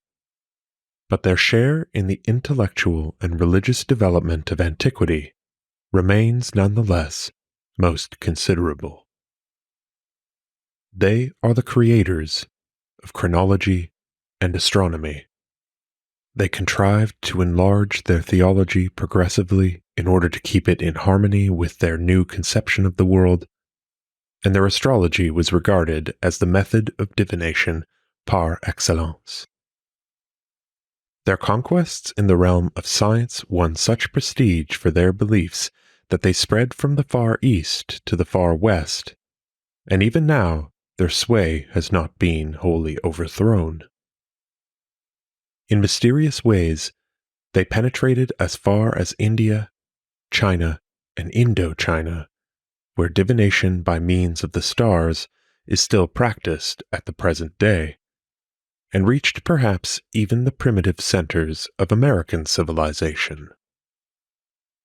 In the opposite direction, they spread to Syria, to Egypt, and over the whole Roman world, where their influence was to prevail up to the fall of paganism, and lasted through the Middle Ages up to the dawn of modern times. It is this dissemination throughout the West that we shall rapidly describe in this lecture. The exchange of religious ideas between the two rival empires of the valleys of the Euphrates and the Nile undoubtedly goes back, like their political relations, to a very remote antiquity. In the 15th century before our era, at the moment when, as the Tel el Amarna tablets show, Babylonian was the diplomatic language of the whole East, and Egypt extended its empire or its suzerainty over the principalities of Canaan and Syria, we find Amenophis IV ordaining the exclusive worship of the sun as Lord of heaven and earth, protector of his person and of his subjects of every nationality. It is possible that this theological pharaoh was led by the influence of Semitic star worship to impose his attempt at reform upon the Egyptian clergy. Many other proofs might be advanced to show that the beliefs and even the cults of the Syrians found their way into the state of the pharaohs. But the religious ideas with which we are particularly concerned here were late in being introduced. Astrology was unknown in ancient Egypt. It was not until the Persian period, about the 6th century, that it began to be cultivated there. The ascendancy which it then acquired succeeded in breaking down the haughty reserve of the proudest and most exclusive people in the world, and a conservative clergy was compelled to admit to its ranks calculators of hours and makers of horoscopes, horologoi kai horoskopoi, devoted to the study of Chaldean science. The history of this dissemination confirms what we have said both about the late date of this religious development in Babylonia and about the irresistible prestige which the brilliant discoveries of astronomy conferred upon it from the Assyrian period onwards. This foreign religion was gradually naturalized in Egypt. The huge zodiacs which decorated the walls of the temples show how sacerdotal teaching succeeded in grafting the learned doctrines of the Chaldeans on native beliefs and in giving them an original development. National pride even ended by convincing itself that all this religious erudition was purely indigenous. About the year 150 BC, there were composed in Greek, undoubtedly at Alexandria, the mystic treatises attributed to the fabulous king Netshepso and his confidant, the priest Petasiris, which became, as it were, the sacred books of the growing faith in the power of the stars. These apocryphal works of a mythical antiquity were to acquire incredible authority in the Roman world. The god Thoth, Thoth, the Hermes Trismegistus of the Greeks, became in Egypt the revealer of the wisdom of the horoscopers, as of all other kinds of wisdom. But it was a difficult task to reconcile astrology with national beliefs, as Hermetism sought to do. For astrology was not only a method of divination. It implied, as we have said, a religious conception of the world, and it was inseparably combined with Greek philosophy. Thus, the Hermetic books comprise not merely treatises on learned superstition. It is a complete theology that the gods teach to the faithful in a series of what may be called apocalypses. This recondite literature, often contradictory, was apparently developed between 50 BC and 150 AD. It has a considerable importance in relation to the diffusion throughout the Roman Empire of certain doctrines of sidereal religion molded to suit Egyptian ideas. But it had only a secondary influence. It is not at Alexandria that this form of paganism was either produced or chiefly developed, but among the neighboring Semitic peoples. Syria, lying as it does nearer than Egypt to Babylon and Nineveh, was more vividly illumined by the radiance of those great centers of culture. The ascendancy of an erudite clergy who ruled there was extended at an early date over all surrounding countries, eastwards over Persia, northwards over Cappadocia. But nowhere was it so readily accepted as among the Syrians, who were united with the Oriental Semites by community of language and blood. The very names Syrioi, Syrian, and Assyrioi, Assyrians, are originally identical, and for a long time the Greeks made no distinction between them. The plains of Mesopotamia and Chaldeans inhabited by kindred races, extended across frontiers which are not marked out by nature, and, despite all political vicissitudes, relations between the great temples situated east and west of the Euphrates continued without interruption. It is difficult to fix the date at which the influence of the Chaldeans began to be felt in Syria, but it is certainly not later than the period when the dominion of the Sargonides was extended as far as the Mediterranean, that is to say, the 8th century BC. And without admitting with the Pan-Babylonists that the stories of Genesis are merely astral myths, we may regard it as indisputable that before the exile, 597 BC, Israel received from Babylon, along with some astronomical knowledge, certain beliefs connected with star worship and astrology. We know that idolatry was repeatedly introduced into Zion. Thus King Manasseh caused the chariot of Shamash, the sun god, to be accepted there. He dared to set the queen of the heavens by the side of Yahweh. After the exile, spiritual relations were continuous between Judaism and the great religious metropolis which had subjugated it. As late as the 1st century BC, the author of the Book of Enoch, in his pretended revelations, is obviously inspired by Babylonian cosmology and legends. If Israel, which repulsed all forms of polytheism with such inflexible determination, nevertheless yielded temporarily to the prestige of star worship, how much more effectively must this cult have established its sway over Semitic tribes which had remained pagan? Under its influence, they are seen to adopt new divinities. Bel of Babylon was worshipped all over northern Syria. The ancient divinities also were grouped anew.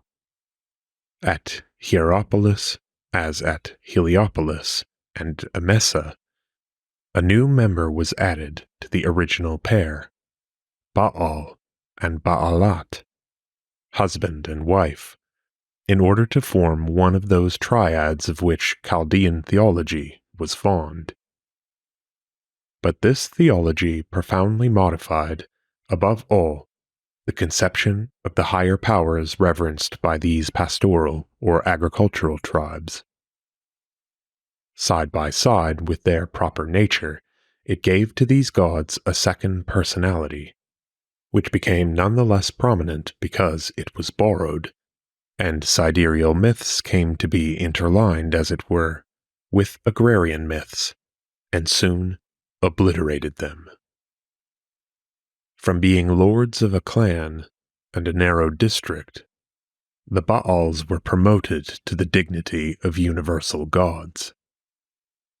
The old spirit of storm and thunder, Baal Shamin, who dwelt in the sky, becomes the Most High, Hypsistos, the eternal regulator of cosmic movements.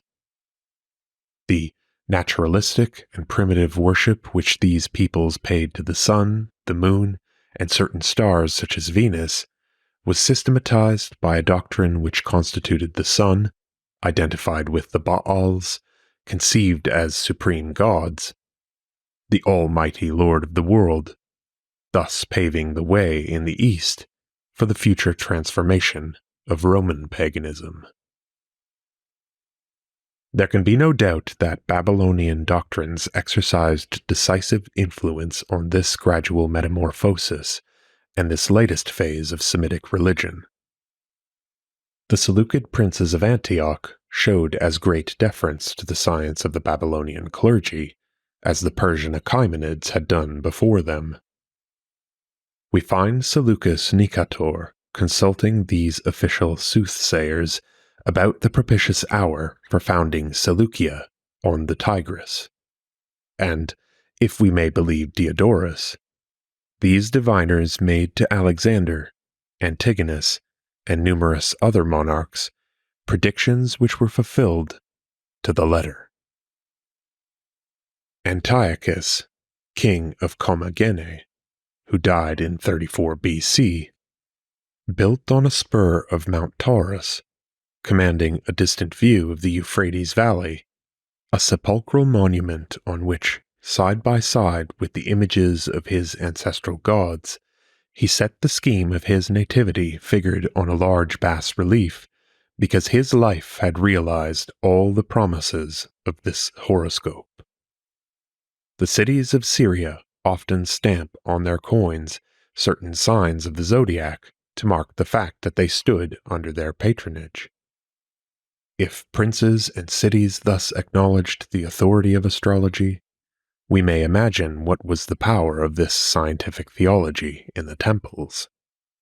We may say that in the Alexandrine age, it permeated the whole of Semitic paganism. But in the empire of the Seleucids, alongside this Chaldeanism, if I may venture to use the term, Hellenism had established itself in a commanding position. Above the old native beliefs, the doctrines of Stoicism, in particular, exercised dominion over men's minds. It has often been observed that the masters of the Stoic school are for the most part Orientals. Zeno himself was born at Kition, in the island of Cyprus. Among his successors, Chrysippus and others belonged to Tarsus, in Cilicia. Diogenes of Babylon, Posidonius of Apamea, Antipater of Tyre, to mention only the leading representatives of these doctrines, were all Syrians. In a certain sense, it may be said that Stoicism was a Semitic philosophy. Given the fact that it was always the first care of this school to reconcile itself with established cults, it is a priori certain that Oriental star worship did not remain foreign to its system. Had we a more precise knowledge of Asiatic civilization during the Hellenistic period, we should be able to estimate more exactly what Zeno and, above all, his disciples owed to Chaldean theology, and what it owed to them. We have already touched upon this point. As it is, we cannot follow the development of this movement of ideas, which was definitively to introduce astrology together with star worship into the philosophy of the Stoa. The thinker who is almost the sole representative we have of these syncretic tendencies, despite the fact that they must certainly have shown themselves long before him and abundantly around him, is Posidonius of Apamea. Of the man himself, we know almost nothing.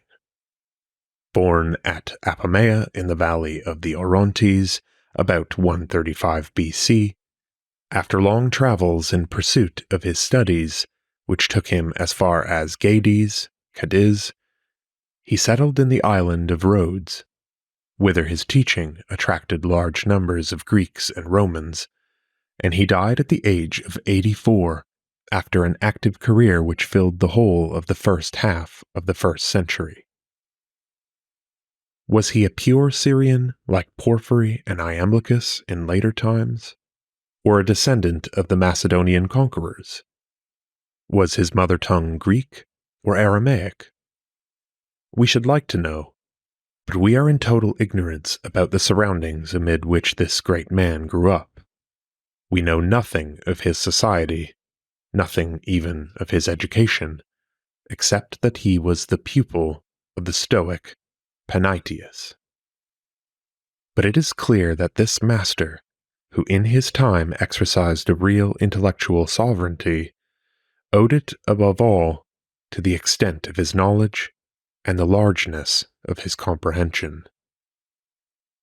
A native of the very heart of Syria, but naturalized as a Rhodian, Posidonius represented in all its fullness the alliance of Semitic tradition with Greek thought.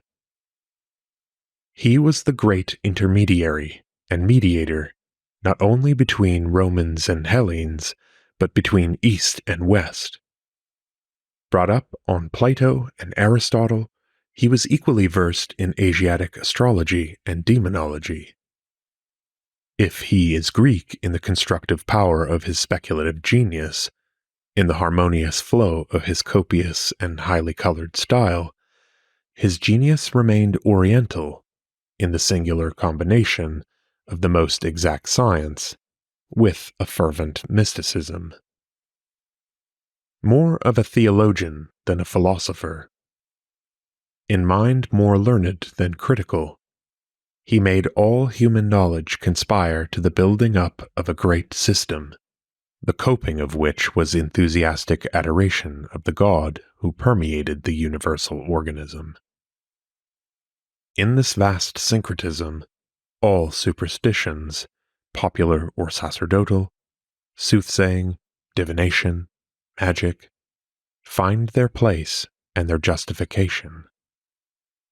But above all, it was due to him that astrology entered into a coherent explanation of the world, accessible to the most enlightened intellects, and that it was solidly based on a general theory of nature, from which it was to remain henceforth inseparable.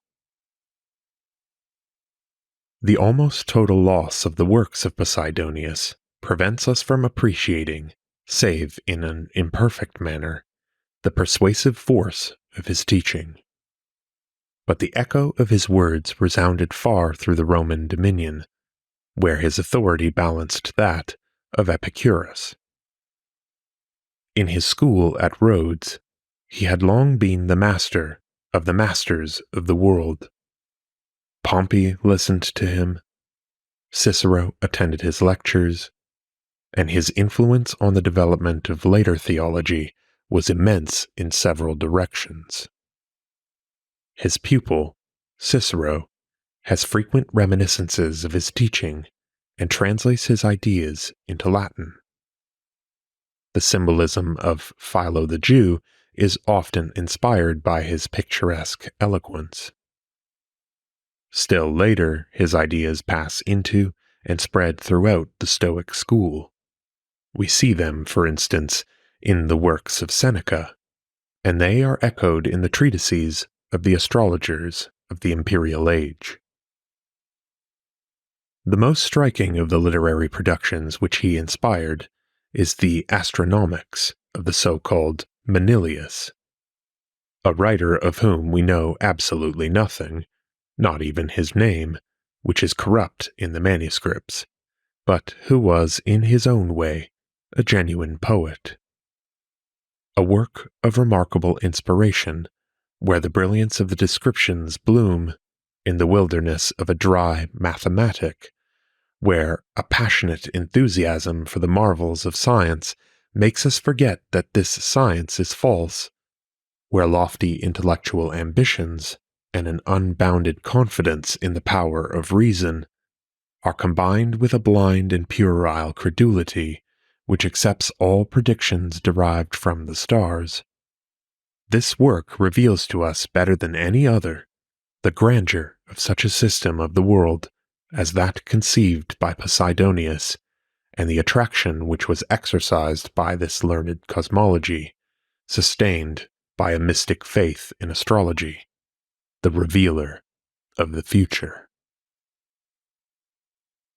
The poem is dedicated to Tiberius, who perhaps suggested its composition, and some have proposed to see in it, quote, the expression of the official religion of the age.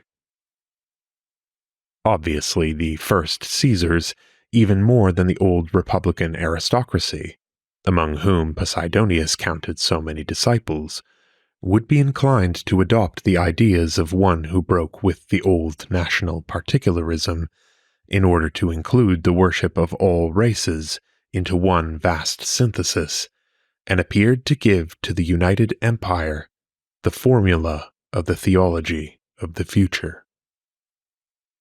Characteristically enough, Augustus as well as Tiberius had already been converted to astrology, and we shall see how the later princes granted an official protection to sidereal religion.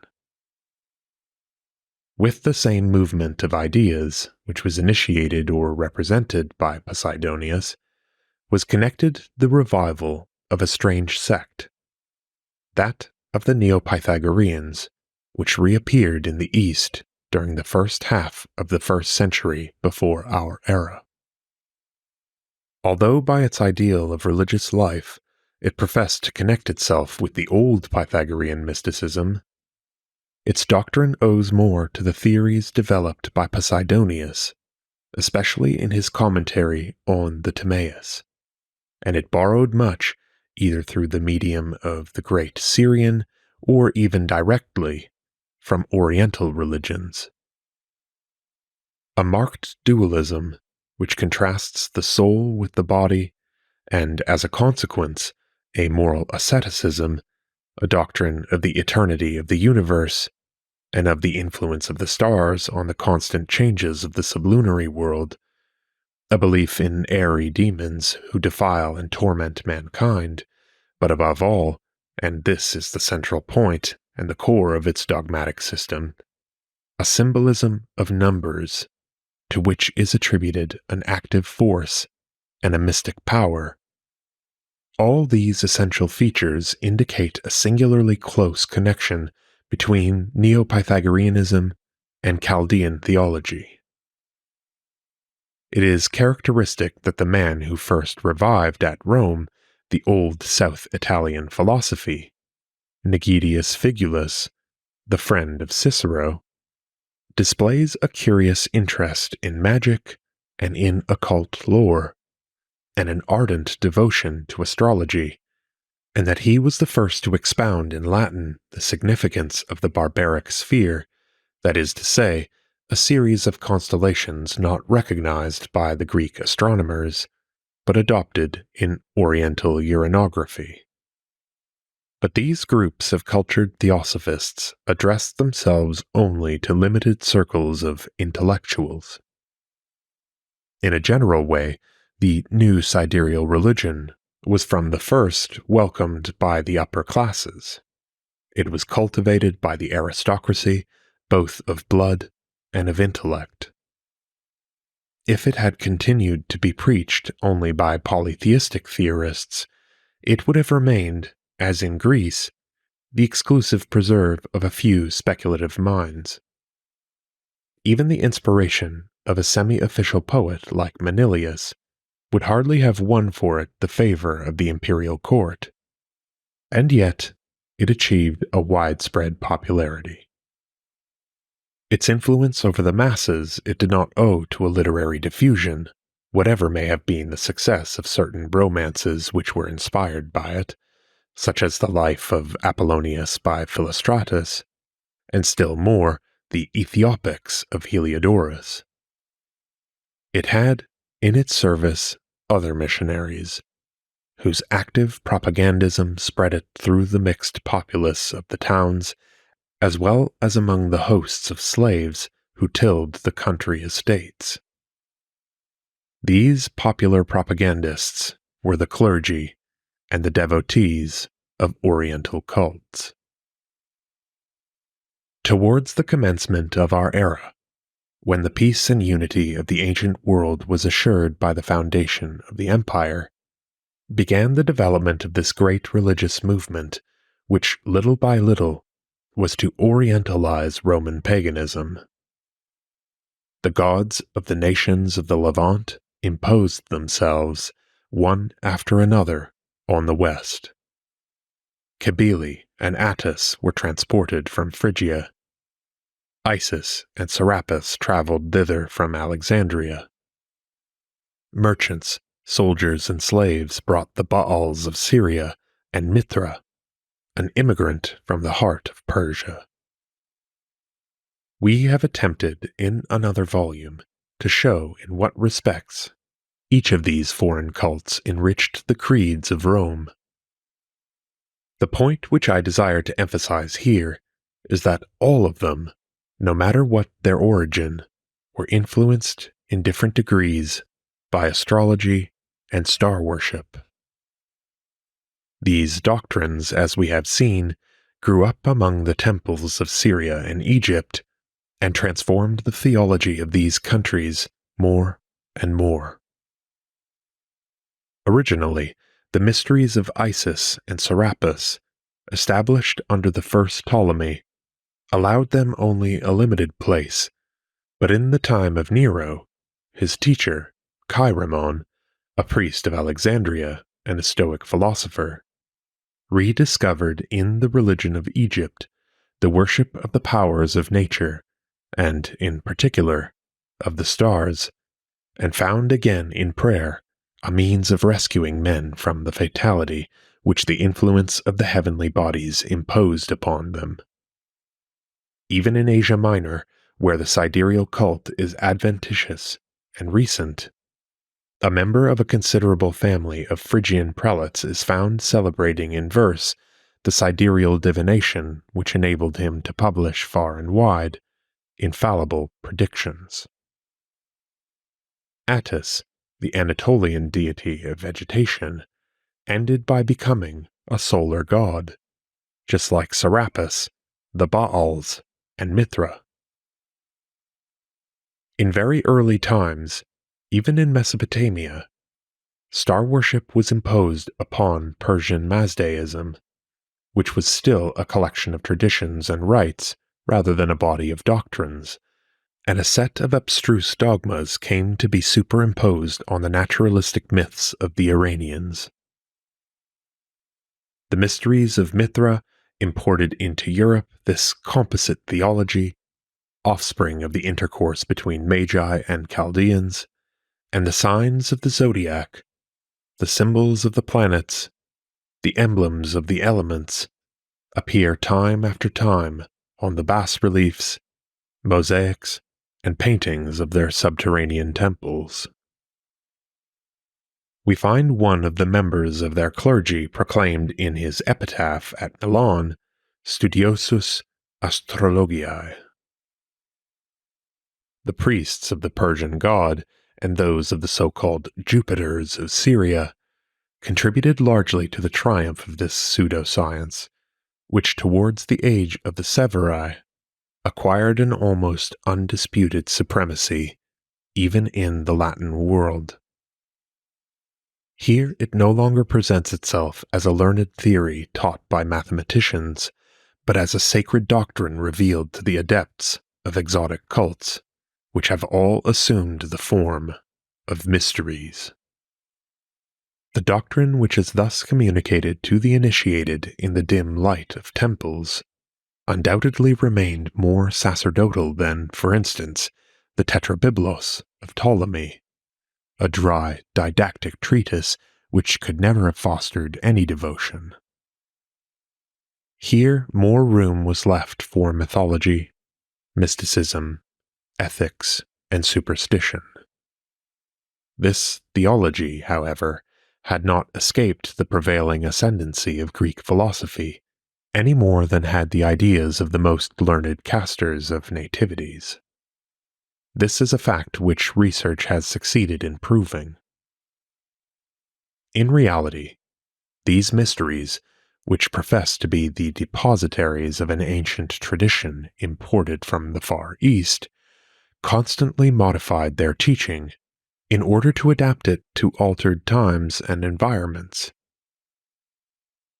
And if the wisdom which they revealed was always regarded as divine, it nevertheless varied remarkably in the course of ages, and admitted ideas entirely foreign to its original content. This was a necessary consequence of the close union of learning and belief, which, as we have said, characterizes Oriental religions. They were always the expression of a given conception of the world, which determined the relations of heaven and earth and the duties of the faithful towards the gods. Hence they were bound to change in conformity with the evolution of physical or metaphysical ideas. If Greek thought could receive certain impulses or suggestions from the temples of Syria and Egypt, it invaded them in turn as a conqueror, and Stoicism in particular certainly gave to them more than it received from them. The great intellectual movement of which Posidonius was not so much the initiator as the most illustrious representative, undoubtedly combined devotion and philosophy, but it also introduced philosophy into devotion.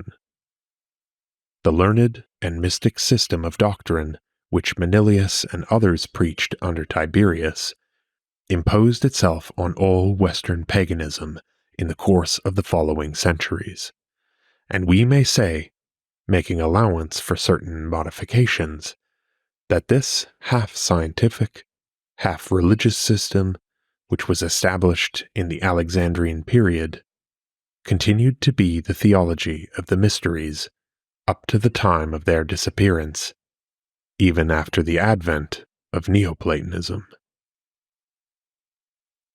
As a characteristic production of this medley of ideas may be quoted those Chaldean oracles, whose origin is still a mystery, but which appear to have been compiled in the 2nd century of our era. In these works of fantastic mysticism, in which the whole Neoplatonic school saw the revelation of supreme wisdom, ancient beliefs of Semitic star worship are combined with Hellenic theories.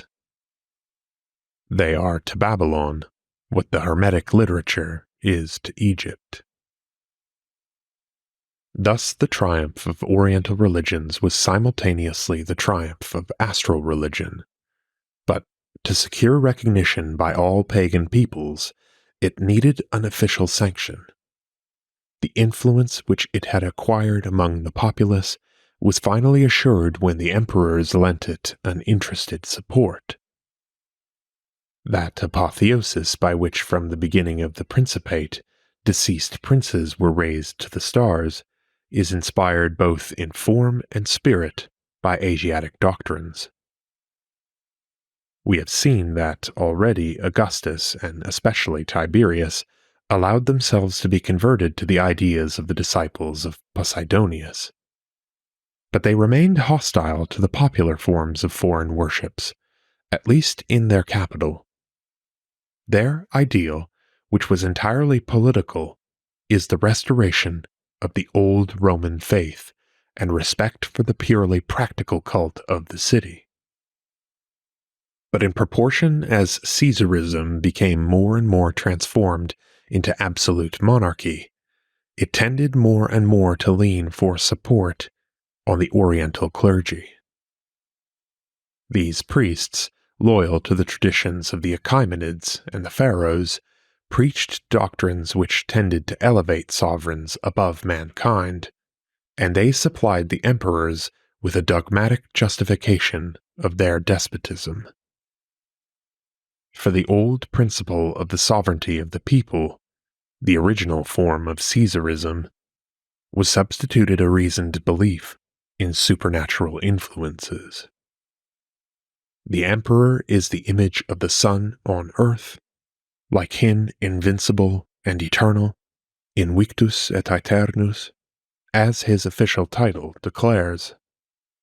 Already in the eyes of the Babylonians, the sun was a royal planet, and it is he that in Rome continues to give to his chosen ones the virtues of sovereignty, and destines them for the throne from the time of their appearance on earth. He remains in close communion with them. He is their companion, comes, and their congener, for they are united by community of nature.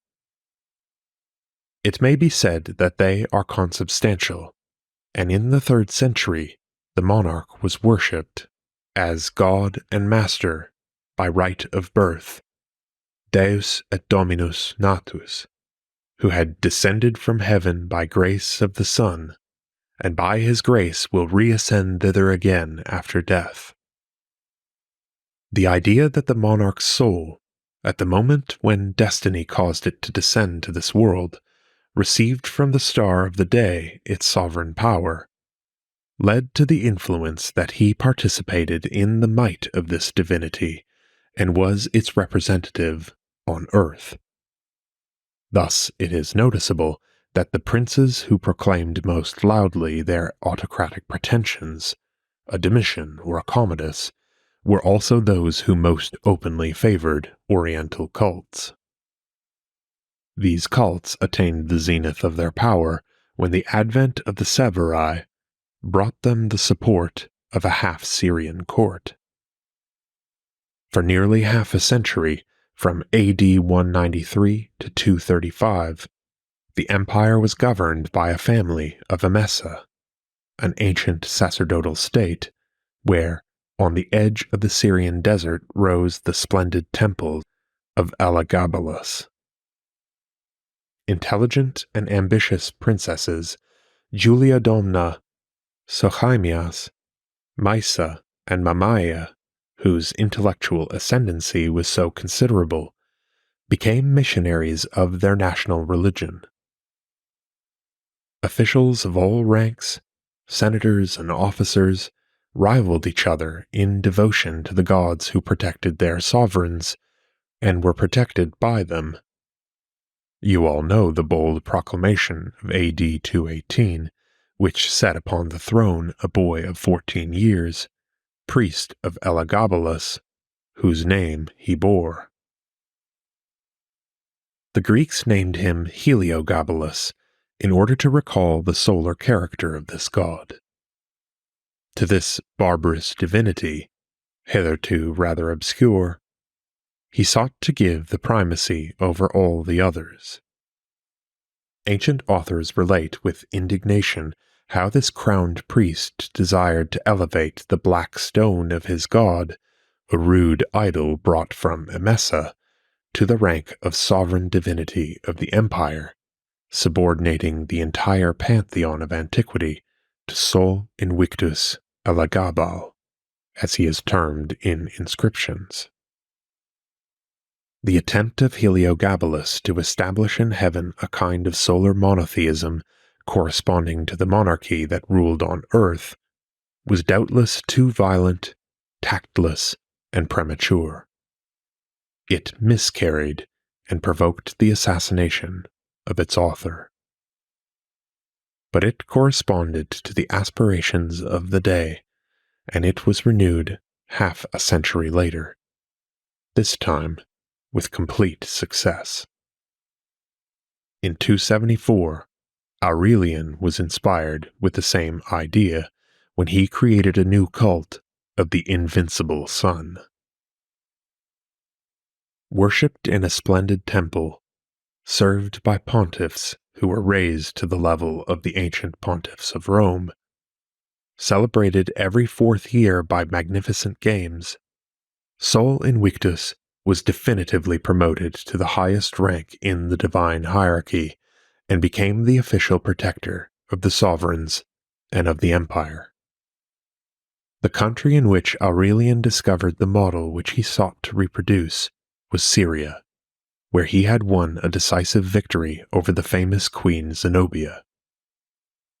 He placed in his new sanctuary the images of Bel and Helios, which he captured at Palmyra. In establishing this new state cult, Aurelian in reality proclaimed the dethronement of the old Roman idolatry and the accession of Semitic sun worship. With Constantius Chlorus, 305 AD, there ascended the throne a solar dynasty which connected itself with Claudius II. Gothicus, a votary of the worship of Apollo, professed to have Sol Invictus as its special protector and ancestor.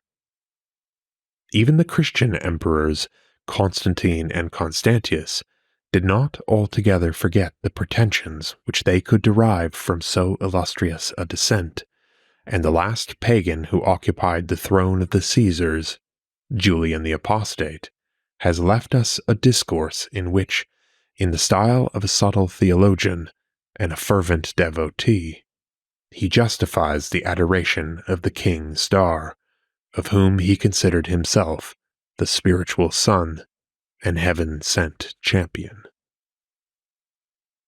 If, in conclusion, we survey at a glance the whole course of the expansion which we have tried to describe, we shall be struck with the power of this sidereal theology, founded on ancient beliefs of Chaldean astrologers, transformed in the Hellenistic age under the twofold influence of astronomic discoveries and Stoic thought, and promoted, after becoming a pantheistic sun worship, to the rank of official religion of the Roman Empire.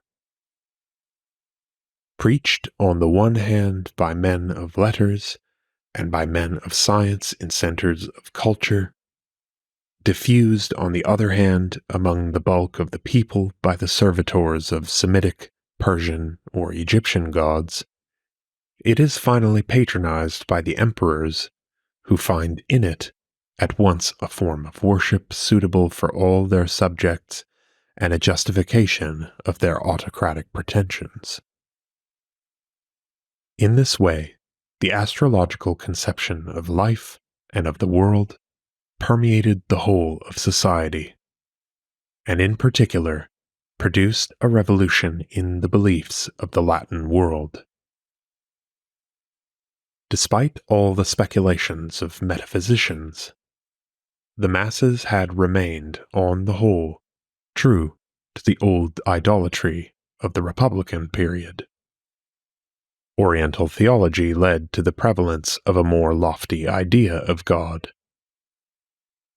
In the declining days of antiquity, the common creed of all pagans came to be a scientific pantheism, in which the infinite power of the divinity that pervaded the universe was revealed by all the elements of nature.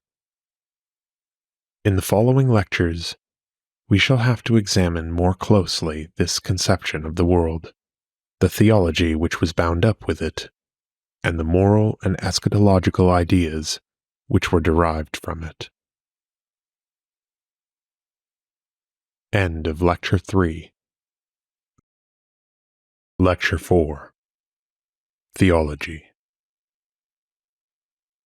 Posidonius defined man as the beholder and expounder of heaven. Nature itself, the ancients vied with each other in insisting on this point, destined him to contemplate the sky and to observe its perpetual motions. Other animals bend towards the earth, but man proudly raises his eyes to the stars.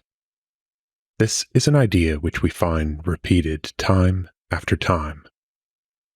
His eye, the marvel of the human body, tiny mirror in which immensity is reflected, gateway of the soul open towards the infinite, follows from here below the distant evolutions of the celestial armies. The old astronomers, who did not use the telescope, marveled at the power of the eye, and the ancients expressed their astonishment at the range of vision which reached the remotest constellations. They give it the preeminence over all the other senses, for the eyes are to them the intermediaries between the sidereal gods and human reason. Struck by the light from on high, the power of sight devotes itself to following the motions of these radiant bodies which move above us. It ascertains that the course of the sun, which occasions the changes of the seasons, the phases of the moon, the rising and setting of the fixed stars, even the march of the planets, which appear to be wandering stars, are all regulated by immutable laws, and are produced in accordance with invariable periods of time. In heaven, there are never derangements or errors. There, nothing moves without design. Reason, reflecting on the marvelous phenomena which are perceived by the eye, realizes that they cannot be due to chance or to the action of a blind force, but recognizes that they are ruled by a divine intelligence.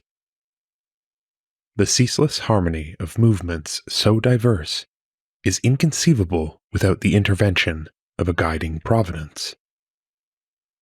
The stars themselves prove to us their divinity so clearly that to fail to see it is to be incapable of seeing anything.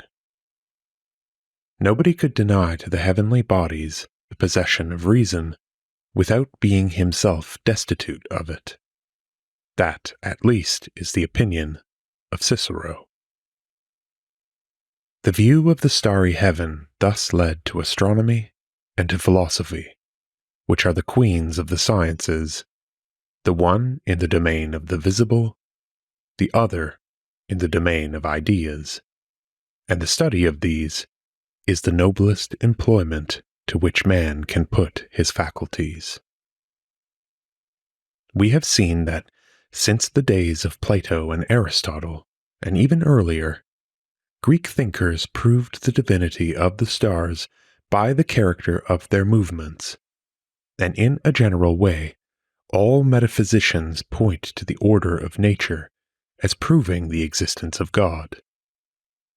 Voltaire himself, in the Philosophical Dictionary, uses expressions on this subject which would not have been disowned by the ancients. But what characterizes ancient ideas is the fact that they closely connect belief in the gods with observation of the sky. Astronomy here serves as an introduction to theology. This sidereal religion, developed by an erudite clergy, has always retained the stamp of its learned origin. The essential quality of these sidereal gods, the one most frequently insisted upon, is that they are everlasting. We have seen that astronomy had led the old Chaldeans to this notion. The invariability of the revolutions of the heavenly bodies led to the conclusion that they were eternal. The stars unceasingly pursue their never-ending course. Arrived at the limit of their path, they resume without pause the race already run, and the cycles of years, in accordance with which their movements take place, are prolonged to infinity in the past and continue to infinity in the future. Thus, a clergy of astronomers necessarily conceived the gods of heaven as being the masters of eternity, or those whose name is praised to all eternity. These titles are constantly bestowed in inscriptions on the Syrian Baals.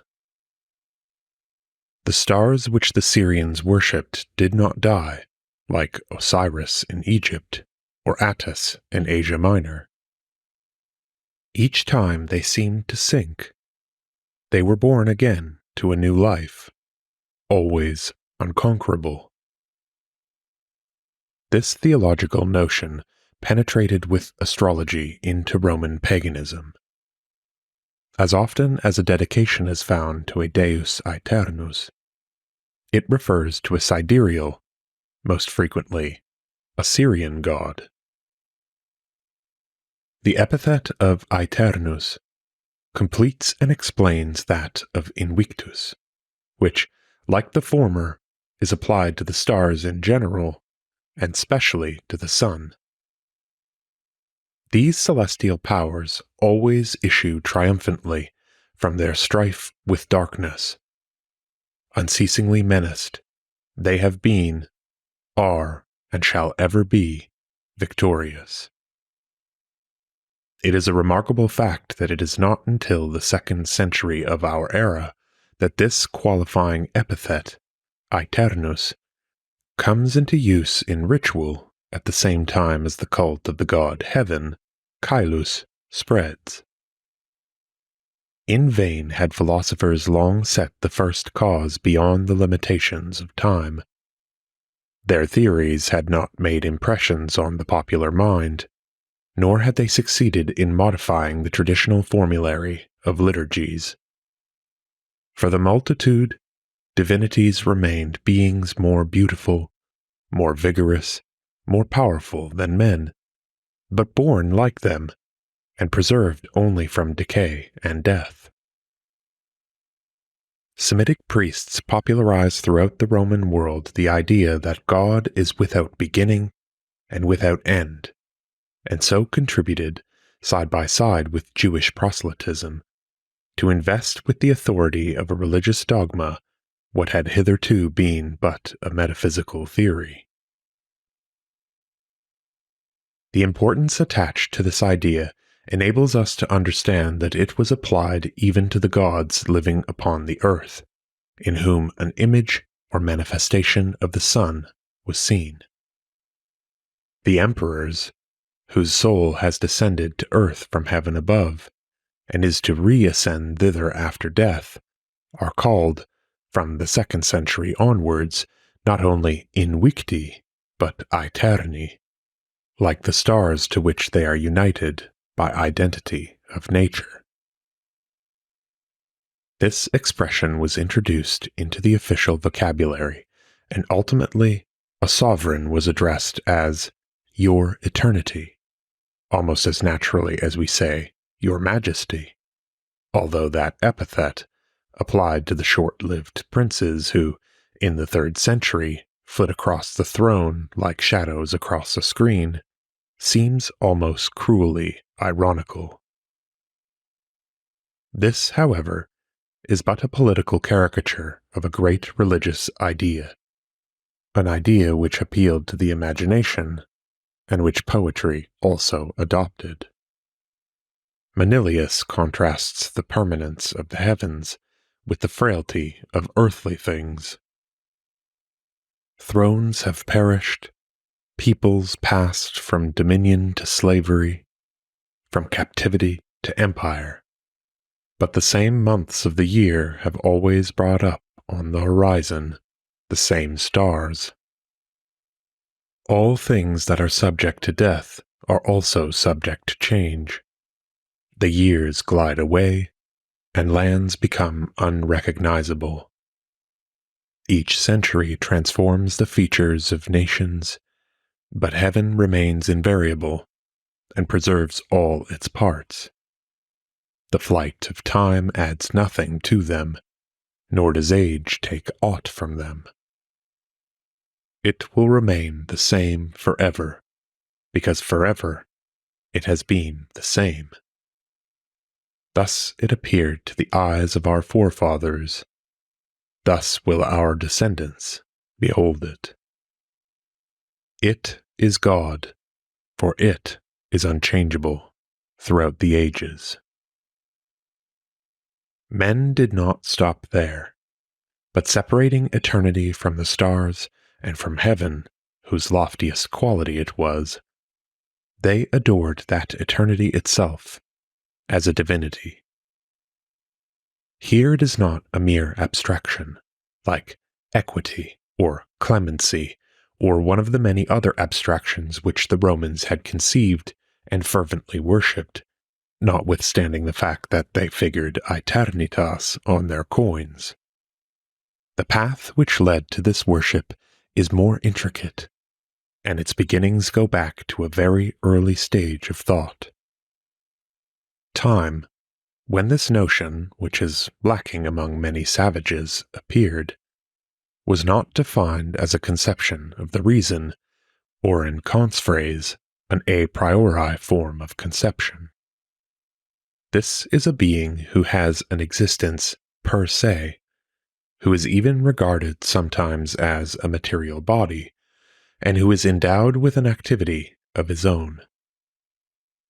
Zeno, says Cicero, attributed a divine power, vis divina, to the stars, but also to the years, the months, and the seasons. We have here a very ancient belief, which is found, for instance, in Egypt. The magic idea of a power superior to man is connected, from the very beginning, with the notation of time. Calendars had a religious before acquiring a secular significance. Their original object was not to secure the measurements of the gliding moments, but to indicate the recurrence of propitious or unpropitious dates, separated by periodic intervals. It is an empirical fact that the return of fixed moments is associated with the appearance of certain phenomena. It is easy to believe that the one is the cause of the other. They have, therefore, a peculiar efficacy, a sacred character. Astronomy fixed the duration of these periods with an ever-increasing accuracy. It not only distinguished the sequence of days and nights, but also that of the months, corresponding to the revolutions of the moon, and that of the years corresponding to those of the sun. Its progress led to a division of the day into 2 periods of 12 hours each.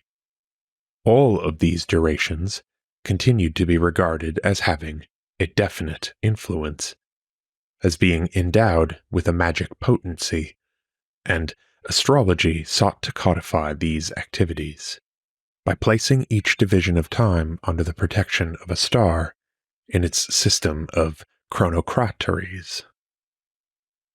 When the idea of an eternity arose, more vast than the sum total of years and centuries, it was regarded likewise as a divinity. General opinion, says Proclus, makes the hours goddesses and the month a god, and their worship has been handed on to us. We say also that the day and the night are deities, and the gods themselves have taught us how to call upon them. Does it not necessarily follow that time also should be a god, seeing that it includes at once months and hours, days and nights? In fact, infinity of time was elevated to the dignity of supreme cause, not only by individual thinkers, but by Oriental cults. You all know by name Zervan Akarana, time unlimited, which a sect of Persian magi regarded as the first principle. This doctrine, which was developed in Mesopotamia, was adopted by the mysteries of Mithra and passed with them into the West, where this god was represented in the form of a monster with the head of a lion to indicate that he devours all things. As might have been expected, the worship of time was there closely combined with that of the eternal heaven, Caelus Aeternus, whose revolutions marked its everlasting course, and as the master of all things, it was sometimes identified with destiny, whose irresistible activity was exerted to produce the endless motion of the stars. Each portion of infinity brings on some propitious or unpropitious movement of the heavens, which is anxiously watched, and these motions incessantly modify the earthly world. The centuries and the years, each subject to the influence of a star or a constellation, the seasons which are related to the 4 winds and to the 4 cardinal points, the 12 months over which the signs of the zodiac preside, the day and the night, the 12 hours, are all personified and deified as being the authors of all the changes of the universe. The allegorical figures invented by astrological cults to represent these abstractions came into common use under the Empire. This symbolism did not even die out with idolatry. It was adopted by Christianity in spite of the fact that it was in reality contrary to its spirit, and up to the Middle Ages, these symbols of the fallen gods were reproduced ad infinitum in sculptures, mosaics, and miniatures, and it may be said that the old superstitions of the Chaldeans are still perpetuated by modern art. Like the divisions of time, numbers were divine for a similar reason. The ancients said that they had been revealed to mankind by the motions of the stars. In fact, The progress of mathematics must often have been a result of the progress of astronomy, and the former participated in the sacred character of the latter.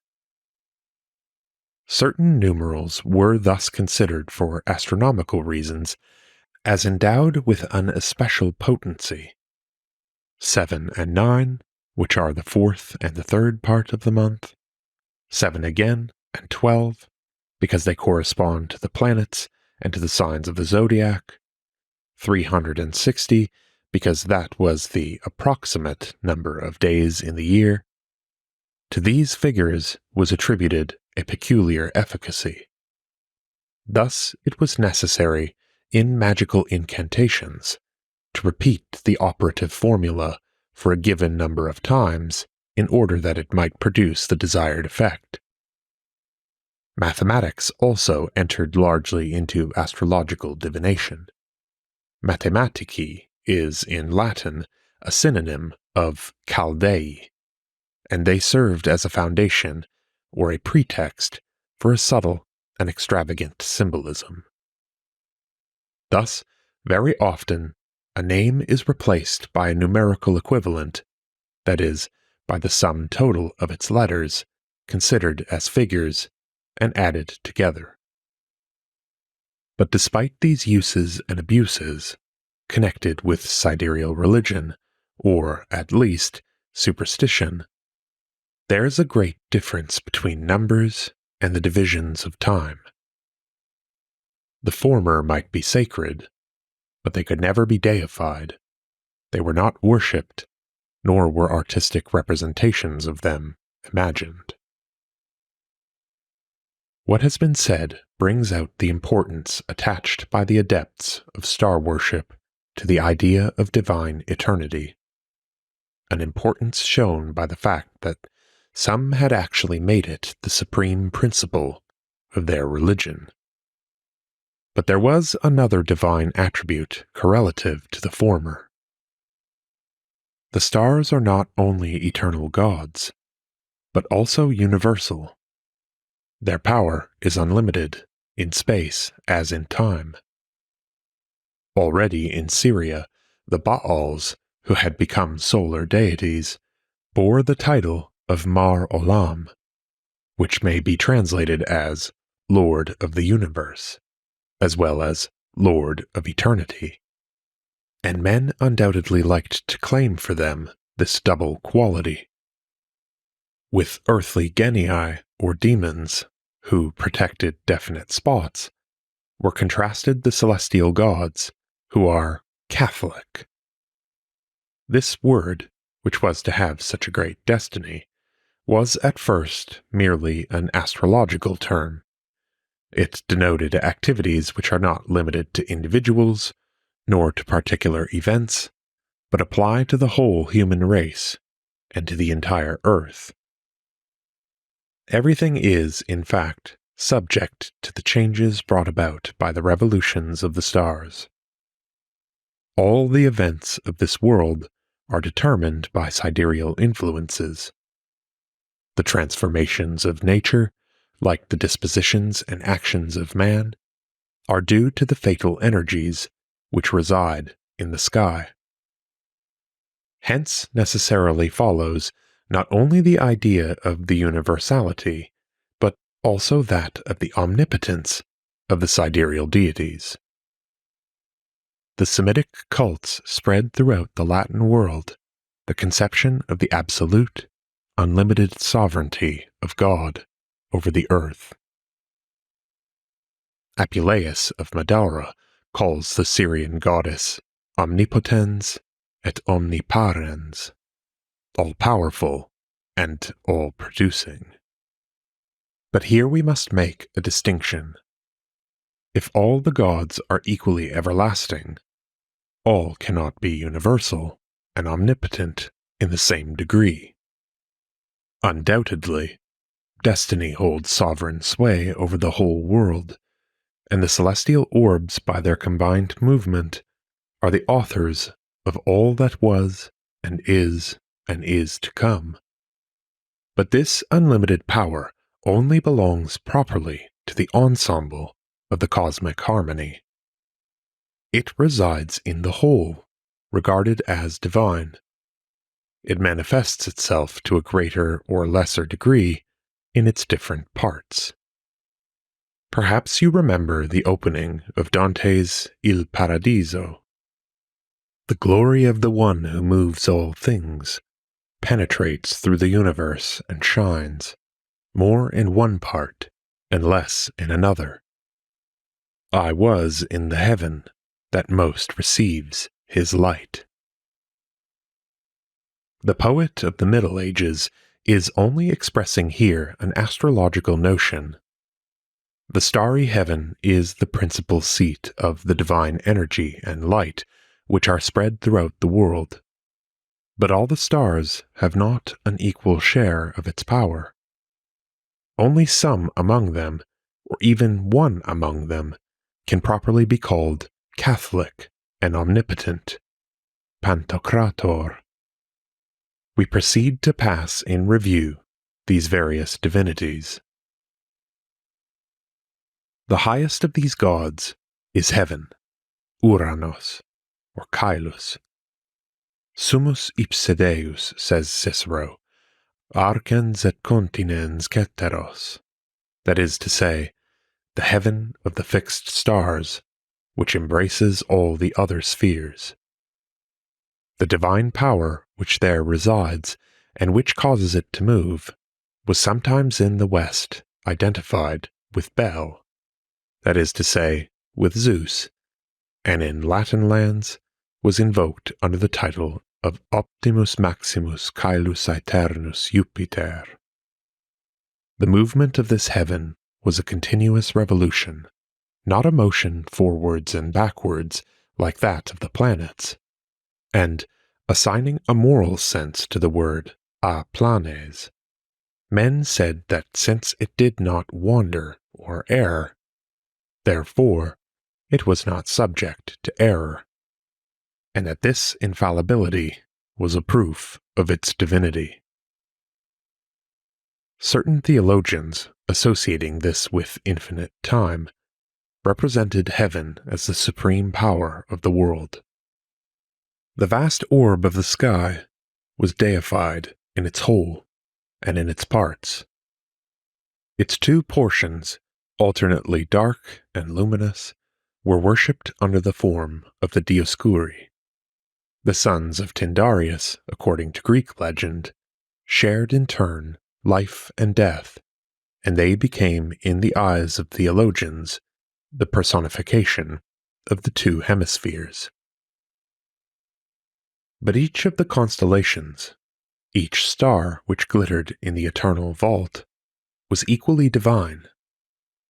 Each had its myth.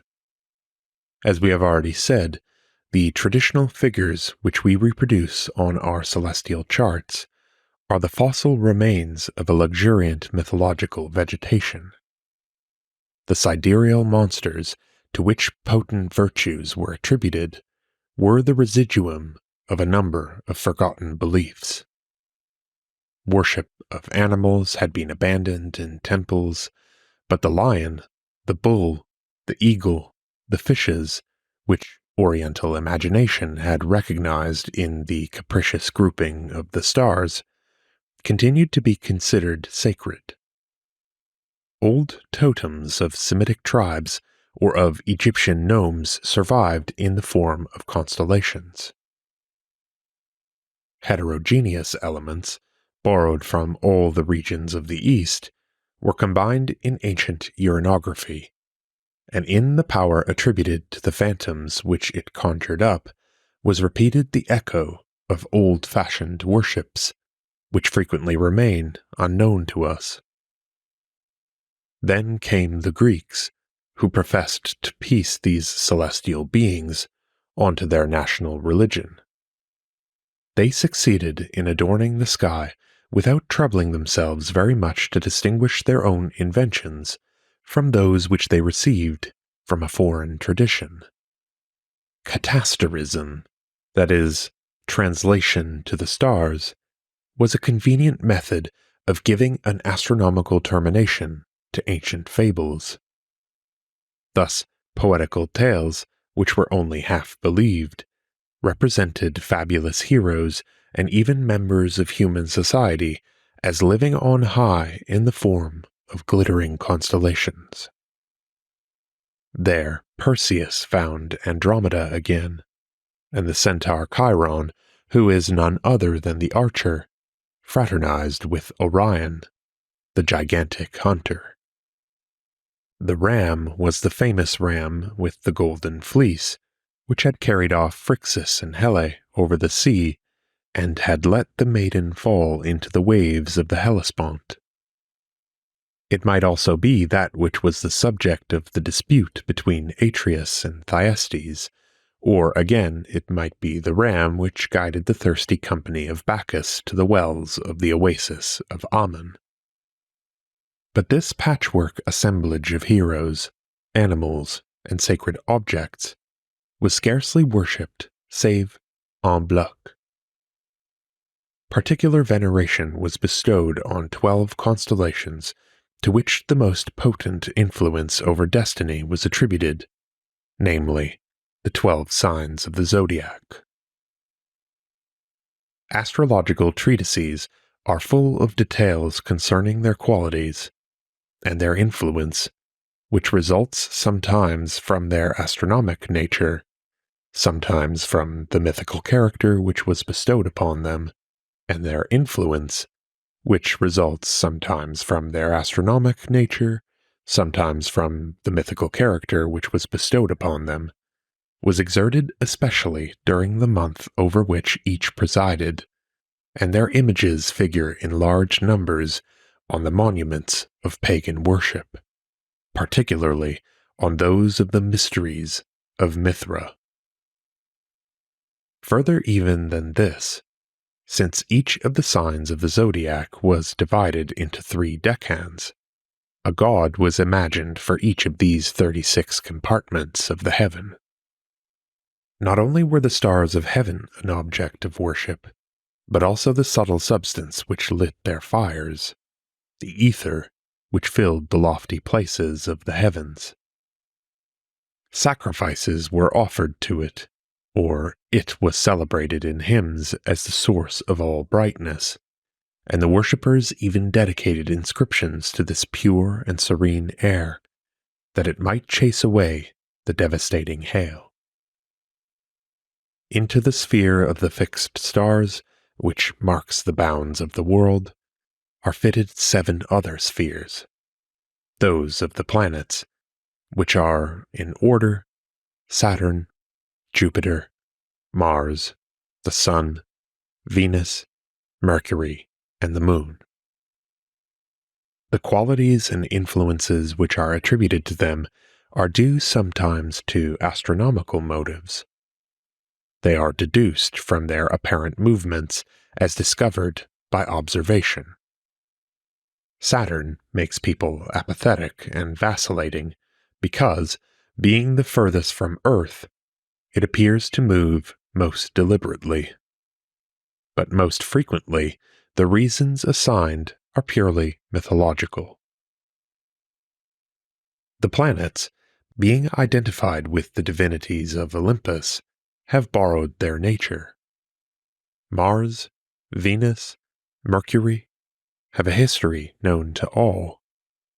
The mere mention of their names is enough to explain their action. Venus must favor lovers, and Mercury assures success in business and swindling. This double conception of planetary divinities, of whom now one, now the other, displays the activities, favorable or destructive, which are attributed to them, corresponds to the hybrid origin of astrology, which pretends to be a science, but always remained a creed, and is found again also, to a lesser degree, in the doctrines concerning fixed stars. But, like the Olympians who were identified with them, the planetary gods are much the most powerful of all. Their positions in the sky, their reciprocal relations, or, to use the technical term, aspects, have a decisive influence on all physical and moral phenomena of this world. They exercise a manifold patronage, more diverse and more extensive than that of the gods of Olympus and the saints of paradise. They are the tutelary deities not only of the series of days, but of that of the hours, and even of centuries and millenaries. To each was attached a plant, a metal, a stone, which derived miraculous powers from this special protection. Each presided over a period of life, a portion of the body, and a faculty of the soul, possessed a color and a taste, corresponded to one of the vowels. These various relations in which they were supposed to stand to the whole of nature afforded numerous opportunities for paying them worship. As we shall see in another lecture, their worship was much more popular than that of the other sidereal gods, and their images are reproduced on monuments with much greater frequency. Beneath the lowest sphere, that of the moon, the zones of the elements are placed in tiers. The zones of fire, air, water, and earth.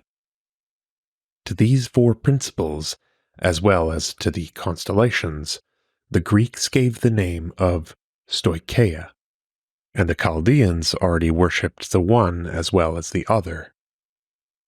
The influence of Oriental religions, like that of Stoic cosmology, spread throughout the West the worship of these four bodies, believed to be elements, whose infinite variety of combinations gave rise to all perceptible phenomena. In the mysteries of Mithra, a group frequently reproduced in which a lion represented fire, a bull water, and a serpent the earth, figured emblematically the strife of these gods, at the same time kindly and hostile, which constantly devoured each other, and whose perpetual opposition and transmutation brought about all the changes of nature. By the end of the pagan period, the divinity of these physical agents was a religious principle accepted by all heathendom. Consequently, by a piquant contrast, the conventional representations of these polymorphous substances, which antique sculpture had rarely chiseled, were multiplied at the very moment when Christianity was robbing them of their sacred character. These elements were not only deified, they were themselves haunted by formidable powers. Especially the zone of air, which envelops the earth, was the chosen home of demons, kindly or malignant beings who occupied the middle space and served as intermediaries between gods and men, superior to the latter, inferior to the former. There is, however, an essential difference between the powers of this sublunary world, elements and demons, and the stars. The former are subject to the activity of the latter. Their various manifestations are caused by the combined influence of the heavenly bodies. To the latter alone belong constancy and regularity. They alone serve for the purposes of scientific divination. To sum up, then, this long catalogue, astrological paganism deified the active principles which move all celestial and terrestrial bodies. Water, fire, earth, the sea and the blast of the winds, but above all, the luminous heavens of the fixed stars and planets, revealed the boundless power of the God who filled all nature. But this pantheism no longer naively regarded this nature as peopled by capricious spirits and unregulated powers. Having become scientific, it conceived the gods as cosmic energies, the providential action of which is ordered in a harmonious system. Oriental theologians developed the idea that the world forms a trinity. It is 3 in 1 and 1 in 3.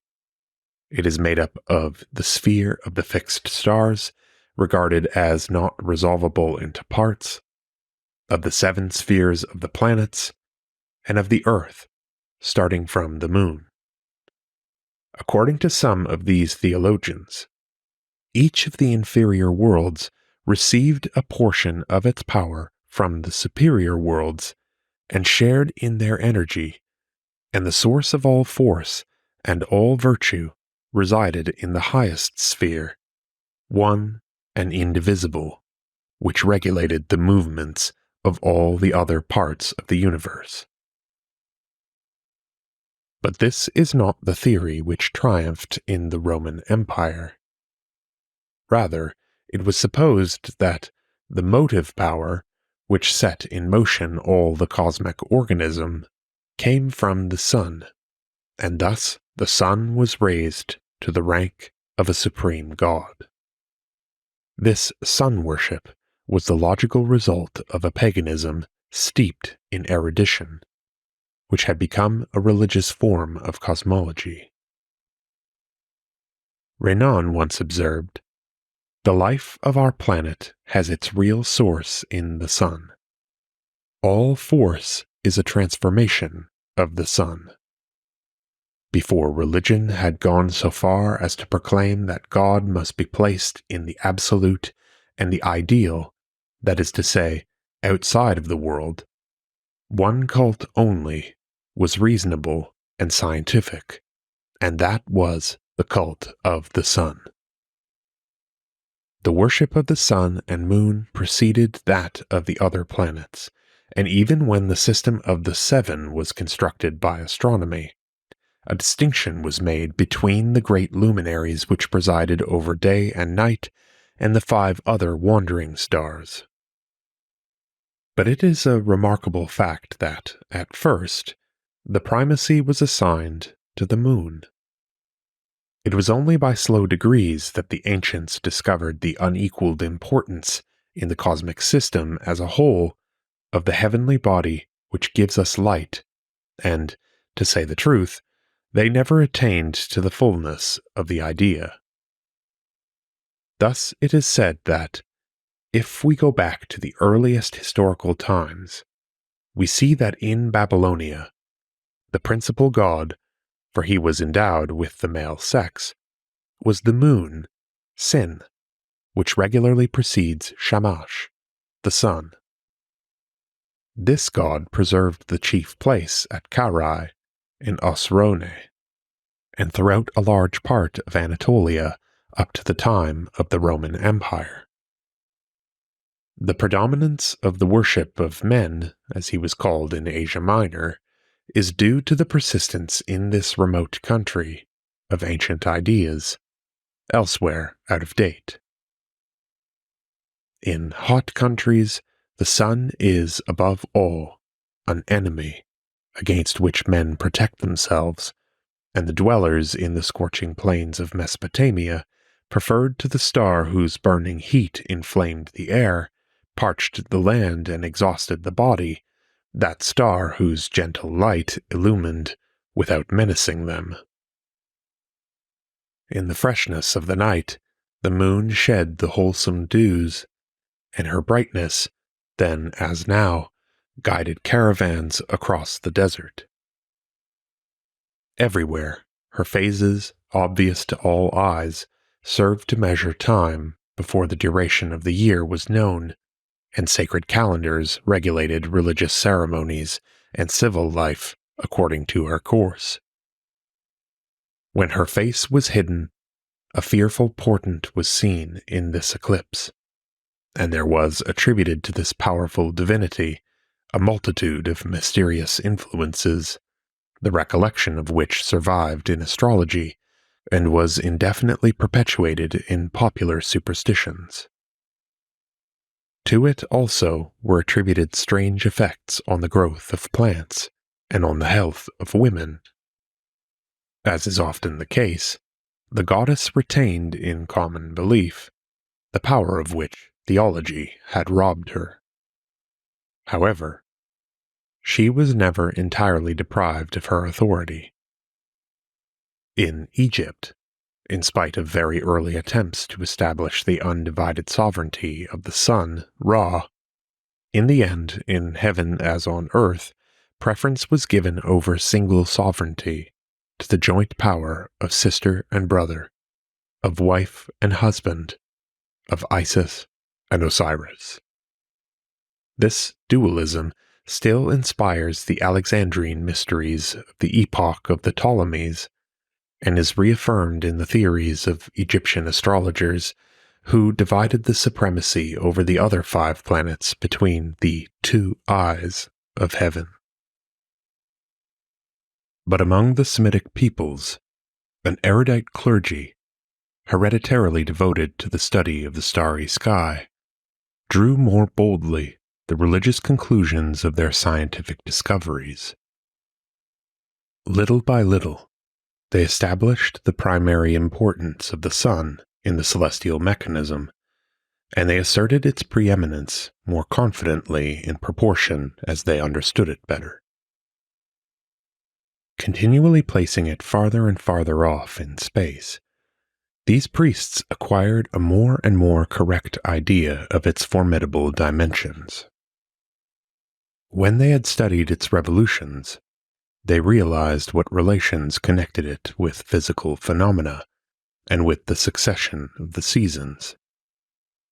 The final blow was struck at the ancient prestige of the moon, when it was discovered that she shines with a borrowed, or as they said, a bastard light. Sun worship is essentially a learned cult.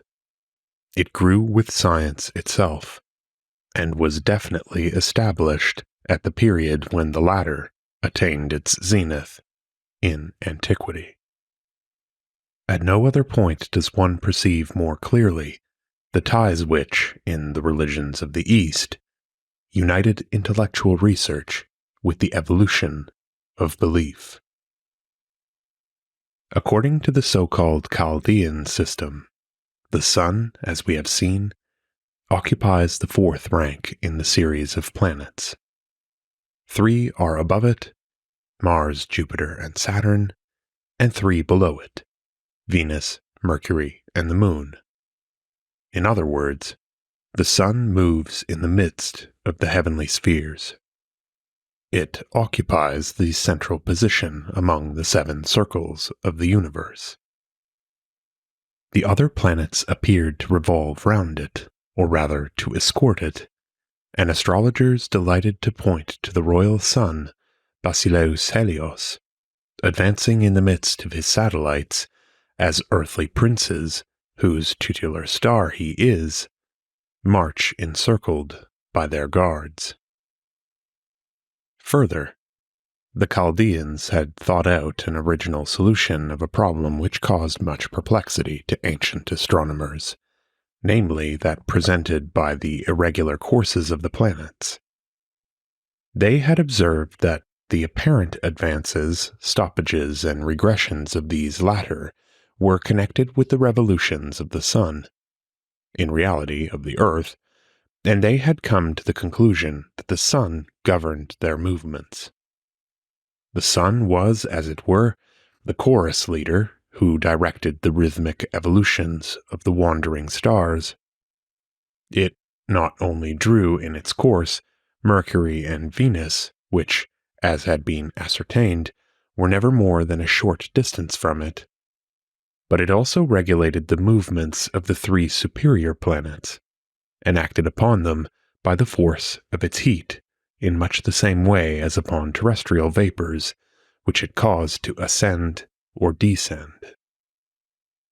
According to the position which it occupied relatively to them, it impels them forwards, arrests them, or drives them backwards, and this it does mechanically, exerting its power, like every astrological influence, according to certain angles or aspects.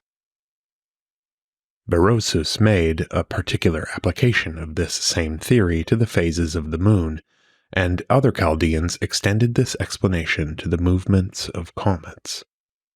They even went so far as to make the revolutions of the fixed stars depend upon the sun.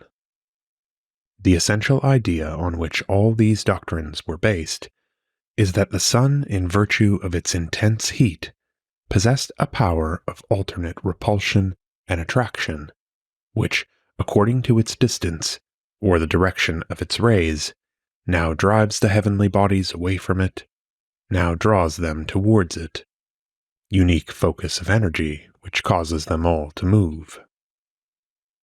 This mechanical theory, which contains a sort of anticipation of the doctrine of universal gravitation and of the heliocentric system, was bound to serve as the basis of a whole learned theology. For, as we have said, in the eyes of the Chaldean astronomers, the fixed stars, and above all the planets, are the authors of all phenomena of the universe, and nothing here below is produced save in virtue of their combined activities. That, then, which rules the complicated play of their revolutions and their aspects, will be the arbiter of destiny, the master of all nature. Placed at the center of the great cosmic organism, it animates the whole of it, as the heart supports human life, and both in scientific treatises and in mystic hymns, men delighted to term it the heart of the world, cardia tu cosmou. Thus the bright star of day, set in the midst of the celestial spheres by the power of its heat, vivifies the immense macrocosm through which its fire radiates. Henceforth, it will no longer be celebrated in verse and in prose merely as the power which, besides light, brings to the world below warmth, fertility, and joy. The ancient conception is amplified and rendered more precise by the touch of science. The sun will become the conductor of the cosmic harmony, the master of the four elements and the four seasons, the heavenly power which, by the invariable changes of its annual course, produces, nourishes, and destroys animals and plants, and by the alternation of day and night, warms and cools, dries or moistens the earth and the atmosphere. But, above all, in sidereal religion, it will be that supreme regulator of the movements of the stars which, at every moment, inspires their ever-changing motions, that to which they owe all their qualities, and perhaps even, as some believed, their light. Pliny already recognized it as the sovereign divinity which governed nature, principale naturae regimen ac numen. But this universe, so well ordered, cannot be driven by a blind force. The sun which directs the harmonious movements of the cosmic organism will, then, be a fire endowed with reason, an intelligent light, phos noeron. It will be regarded by heathen theologians as the reason which controls the world, mens mundi et temperatio. The most important corollaries will be drawn from this, for the sun, the reason of the world, will become the creator of the particular reason which directs the human microcosm. To it is attributed the formation of souls. Its glowing disk, darting its rays upon the earth, constantly sent particles of fire into the bodies which it called to life, and after death, as we shall see, it caused them to reascend to it. Such, in its broad outlines, is the scientific theology which provided both a foundation and a justification for Roman sun worship. From astronomical speculations, the Chaldeans had deduced a whole system of religious dogmas. The sun, set in the midst of the superimposed planets, regulates their harmonious movements. As its heat impels them forward, then draws them back, it is constantly influencing, according to its various aspects, the direction of their course and their action upon the earth. Fiery heart of the world, it vivifies the whole of this great organism, and as the stars obey its commands, it reigns supreme over the universe. The radiance of its splendor illumines the divine immensity of the heavens, but at the same time, in its brilliance, there is intelligence. It is the origin of all reason, and as a tireless sower, it scatters unceasingly on the world below the seeds of a harvest of souls. Our brief life is but a particular form of the universal life. Physical theories, applied to the movements of the planets to and fro, will be extended to the relations of the king of the stars with the psychic essences which are subject to him. By a succession of emissions and absorptions, he will alternately cause these fiery emanations to descend into the bodies which they animate, and after death will gather them up and make them reascend into his bosom. This coherent and magnificent theology, founded upon the discoveries of ancient astronomy in its zenith, gradually imposed on mankind the cult of the invincible sun, as the master of all nature, creator and preserver of men. This sun worship was the final form which Roman paganism assumed. In 274, the Emperor Aurelian, as we have seen, conferred on it official recognition when, on his return from Syria, inspired by what he had seen at Palmyra, he founded a gorgeous temple in honor of Sol Invictus, served by priests who had precedence even over the members of the ancient Collegium Pontificum. And in the following century, the Chaldean emperors worshipped the almighty star not only as the patron, but also as the author of its race. The invincible sun, raised to the supreme position in the divine hierarchy, peculiar protector of sovereigns and of the empire, tends to absorb or subordinate to himself all the other divinities of ancient Olympus. These emperors thus recognized the superiority over Roman idolatry of this cosmic religion of the East, which the speculations of theologians had elevated to a kind of monotheism. A still closer approach to the Christian conception was obtained. This astronomic pantheism, which deified the world, having the sun for its center, readily agreed with Stoic hylozoism. Without much difficulty, it was harmonized with the ancient theory which placed the seat of divinity in the highest sphere, that of the fixed stars. But from the time of its expansion, it was engaged in a struggle against those who, following Plato and Aristotle, set God outside the limits of all the universe, representing him as a being no longer immanent, but transcendent, distinct from all matter. Philo the Jew was not the only man to reproach the Chaldeans with worshipping the creation instead of the Creator. Oriental cults were bound to make early concessions to this idealism, and from the 2nd century, even among the Syrian priests, the doctrine is found to prevail that a Jupiter most high sits in the ether which spreads above the vault of the highest heaven, Jupiter summus exuperantissimus. The sun henceforth becomes subordinate power, a reflection or sensible expression of a superior divinity.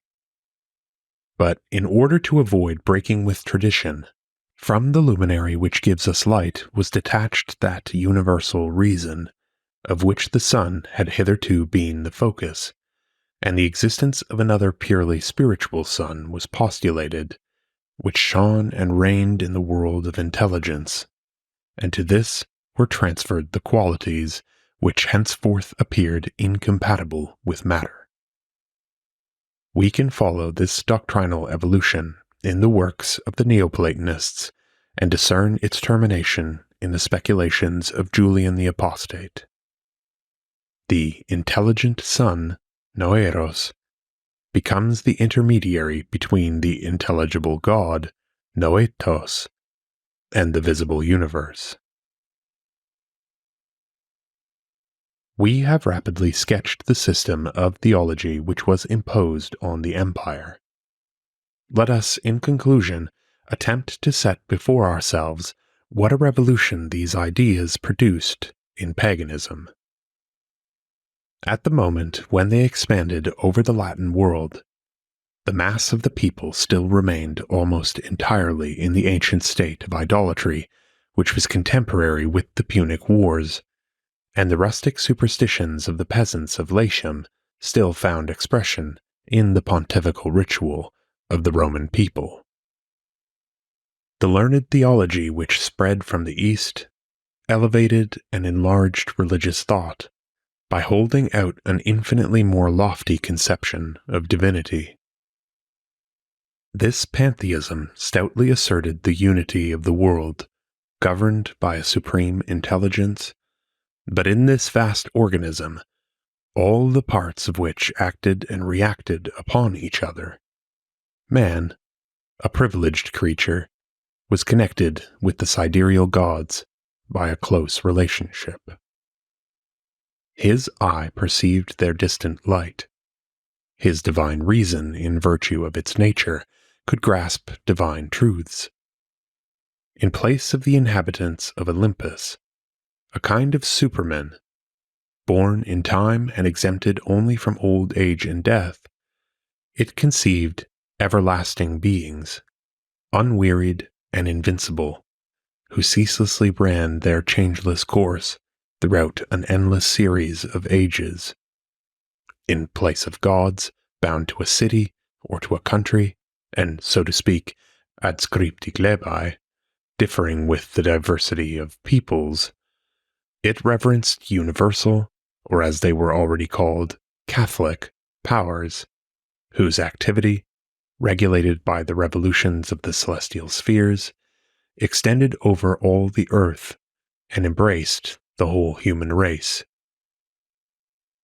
An almost anarchical society of immortals, whose feeble and capricious will raised doubts as to their power, was replaced by the idea of a harmonious ensemble of sidereal gods, who, irresistibly guided by the sun, the heart of the world, the source of all movement and all intelligence, imposed everywhere the inevitable laws of omnipotent destiny.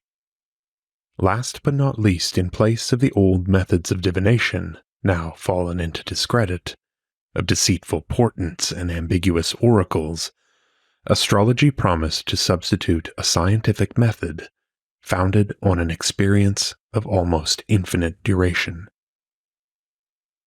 Astrology claimed the power of deciphering with certainty the hitherto inscrutable book of the sky, and of determining the destiny of individuals with the same precision as the date of an eclipse. We can understand how the amplitude of this masterly conception would raise men's enthusiasm and inspire poets, how it would appear like a complete revelation of the world, and how, in combination at first with Stoic philosophy, then modified by Platonic idealism, the ancient Chaldean creed should have been able so long to resist Christianity, the triumph of which it had nevertheless prepared. The same Semitic race which brought about the fall of paganism is also that which put forth the most powerful effort to save it. End of Lecture 4. Theology. Lecture 5. Astral Mysticism, Ethics and Cult. A theology which was based on theories of celestial mechanism, which deified mere abstractions such as time and its subdivisions, which attributed a sacred character to numbers themselves, must, it would seem, have been repellent by reason of its dry metaphysical character.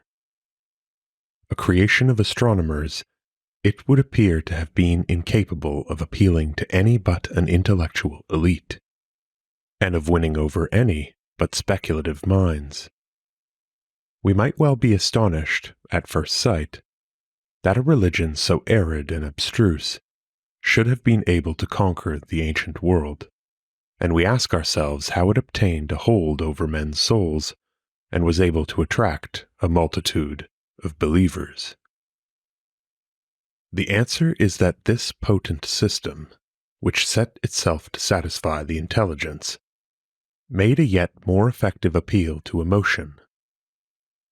If the cults of the East pretended to answer all the questions which man asks concerning the world and himself, they also aimed at stirring his emotions, at arousing in him the rapture of ecstasy.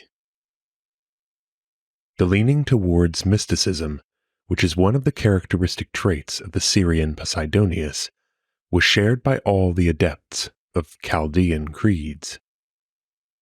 We must attempt to analyze here the character of this sidereal mysticism, an original form of devotion if there ever was one, a curious and little-known expression of religious feeling in the days of antiquity, and to show what system of ethics sprang from it, what forms of worship corresponded to it, and how it was reconciled with fatalism. After the theory, we pass on to the practice. The magnificent appearance of the glittering sky has always vividly impressed mankind, and whoever has enjoyed the soft brilliance of an Eastern night will understand how, in that country, adoration was naturally excited for the inextinguishable centers of light on high. But this cosmic emotion, as it has been termed, varies constantly according to the idea which has been formed of the universe. There is assuredly an enormous distance between the views of primitive man, who, when he raised his eyes to the firmament, sometimes dreaded lest this solid vault should fall and crush him, and the veneration of a Kant, who, when considering the stellar systems piled up to infinity above him, felt himself seized with the same respectful wonder that he bestowed on the moral law which he apprehended within him by reason. The feeling has been developed with the progress of knowledge, and in proportion to the precision to which ideas of immensity and eternity attained. In the Greeks, the cosmos did not arouse as in ourselves the troublesome thought of an extension prolonged to infinity beyond the most distant nebulae which the telescope can reach. The world, then, had limits. Above the sphere of the fixed stars which surrounded it on all sides, the ancients supposed that there was nothing but a void or ether. Heaven, in their astronomy, was like the earth in their geography, a much more limited expression than it is nowadays. The vastness of the visible constellations was not so overwhelming to them as it is to our scientific knowledge, and the distances at which they fixed these bodies did not suggest to them, as to us, a distance so great that its extent transcends the limits of our imagination, and even figures cannot enable us to realize it. When they gazed into the depths of space, they were not seized to the same degree as we with giddiness at the abysses, nor crushed by a feeling of their own littleness. They would not have cried like Pascal when meditating on the disproportion between man and nature, incommensurable and speechless. The eternal silence of these boundless spaces frightens me. The feeling which struck the ancients was mainly one of admiration. Seneca develops this thought that the stars, even if we do not bear in mind the benefits which they diffuse over our earthly abode, provoke our wonder by their beauty, and demand our veneration by their majesty. From the passages which are devoted to celebrating their splendor, I will quote only one, the final touch of which will make clear the entire difference which separates the ancient from the modern conception. Manilius ends his 5th book by a grandiose description of the brilliance of those moonless nights when even stars of the 6th magnitude kindle their crowded and gleaming fires, seeds of light amid the darkness. The glittering temples of the sky then shine with torches more numerous than the sands of the seashore, than the flowers of the meadow, than the waves of the ocean, than the leaves of the forest. If nature, adds the poet, had given to this multitude powers in proportion to its numbers, the ether itself would not have been able to support its own flames, and the conflagration of Olympus would have consumed the entire world. We have seen how admiration for the beauty of the cosmos, the discovery of the celestial harmony, had led to the declaration of the existence of a guiding providence. But this is not the most characteristic side of the doctrine. All systems of theology invoke the order of nature as a proof of the existence of God. What is more original than this, they took this cosmic emotion, which every man feels, and transformed it into a religious sentiment.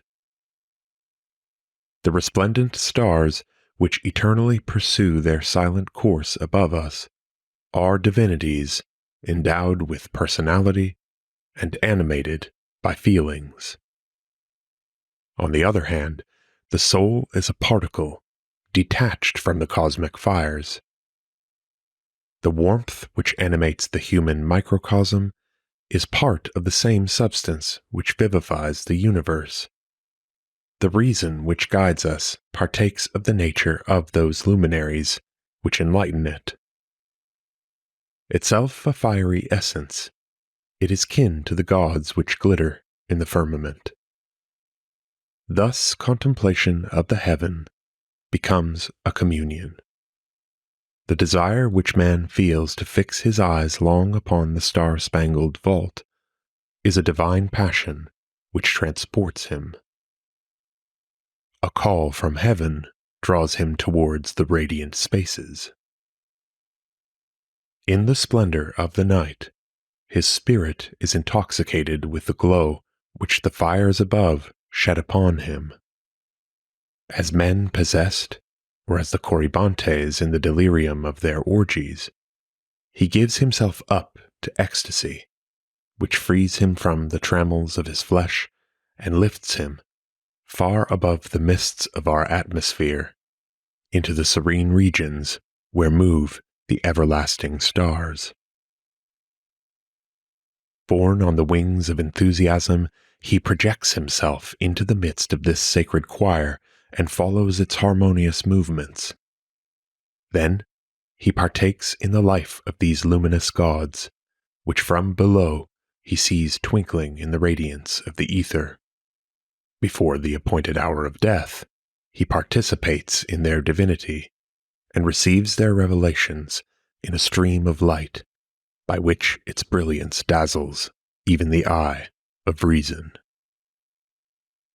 Such are the sublime effusions in which the mystic eloquence of a Posidonius delights. Nevertheless, in this learned theology, whose first authors were astronomers, erudition never loses its rights. Man, attracted by the brightness of the sky, does not only take an unspeakable delight in considering the rhythmic dance of the stars, regulated by the harmonies of a divine music produced by the movements of the celestial spheres. Never weary of this ever-repeated spectacle, he does not confine himself to enjoying it.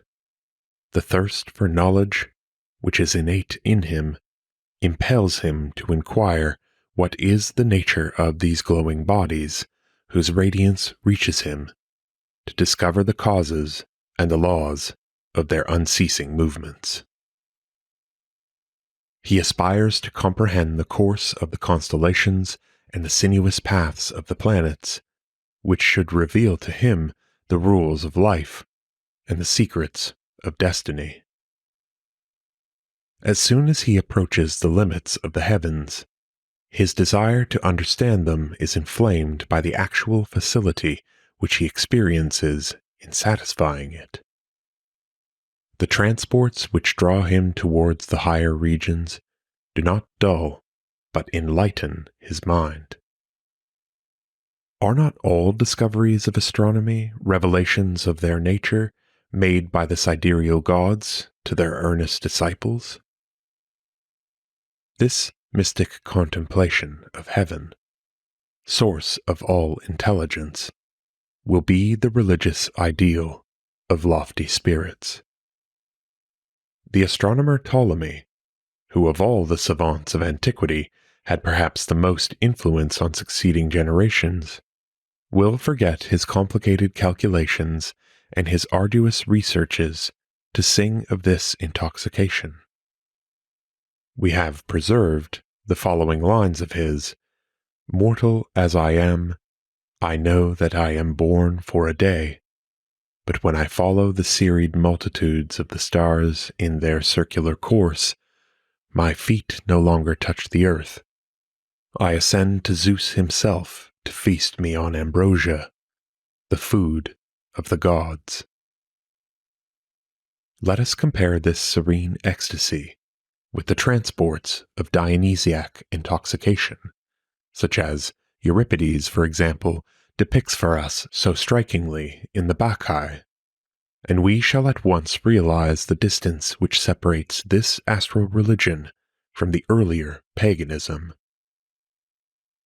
In the one, under the stimulus of wine, the soul communicates with the exuberant forces of nature, and the overflowing energy of physical life expresses itself in tumultuous exaltation of the senses and impetuous disorder of the spirit.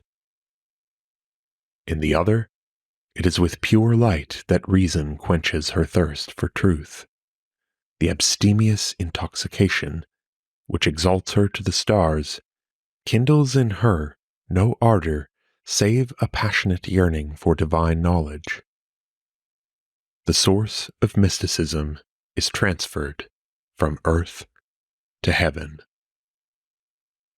We, who in our northern towns scarcely perceive the light of the stars, continually veiled in fogs and dimmed by smoke, we to whom they are merely bodies in a state of incandescence moved by mechanical forces, we can hardly comprehend the strength of the religious feeling which they inspired in the men of old. The indefinable impression which is produced by the great spectacle of nature, the desire which possesses us of probing the causes of her phenomena, were in their case combined with the aspirations of faith towards these visible gods, who were ever present to be worshipped. The passion for knowledge, the ardor of devotion, were blended in the deep emotion which was stirred by the idea of a communion between man and the harmony of the skies. Think of the prestige which such a theory gave to the astrologer who is in constant relation with the divine stars. It is nowhere more clearly expressed than in a passage of a rhetorician belonging to the Augustan age, Aurelius Fuscus. He to whom the gods themselves reveal the future, who imposes their will even on kings and peoples, cannot be fashioned, he says, by the same womb which bore us ignorant men. His is a superhuman rank, confident of the gods.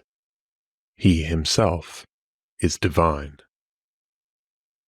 Then he adds, if the pretensions of astrology are genuine, why do not men of every age devote themselves to this study? Why from our infancy do we not fix our eyes on nature and on the gods, seeing that the stars unveil themselves for us, and that we can live in the midst of the gods? Why exhaust ourselves in efforts to acquire eloquence, or devote ourselves to the profession of arms? Rather, let us lift up our minds by means of the science which reveals to us the future, and before the appointed hour of death, let us taste the pleasures of the blessed. This lofty conception which was formed of astrology, queen of sciences, this mysticism which gave it a sacred character, entailed ethical consequences of extreme importance. The mathematici of the Roman Empire were the successors of the ancient Chaldean priests, and they never forgot it.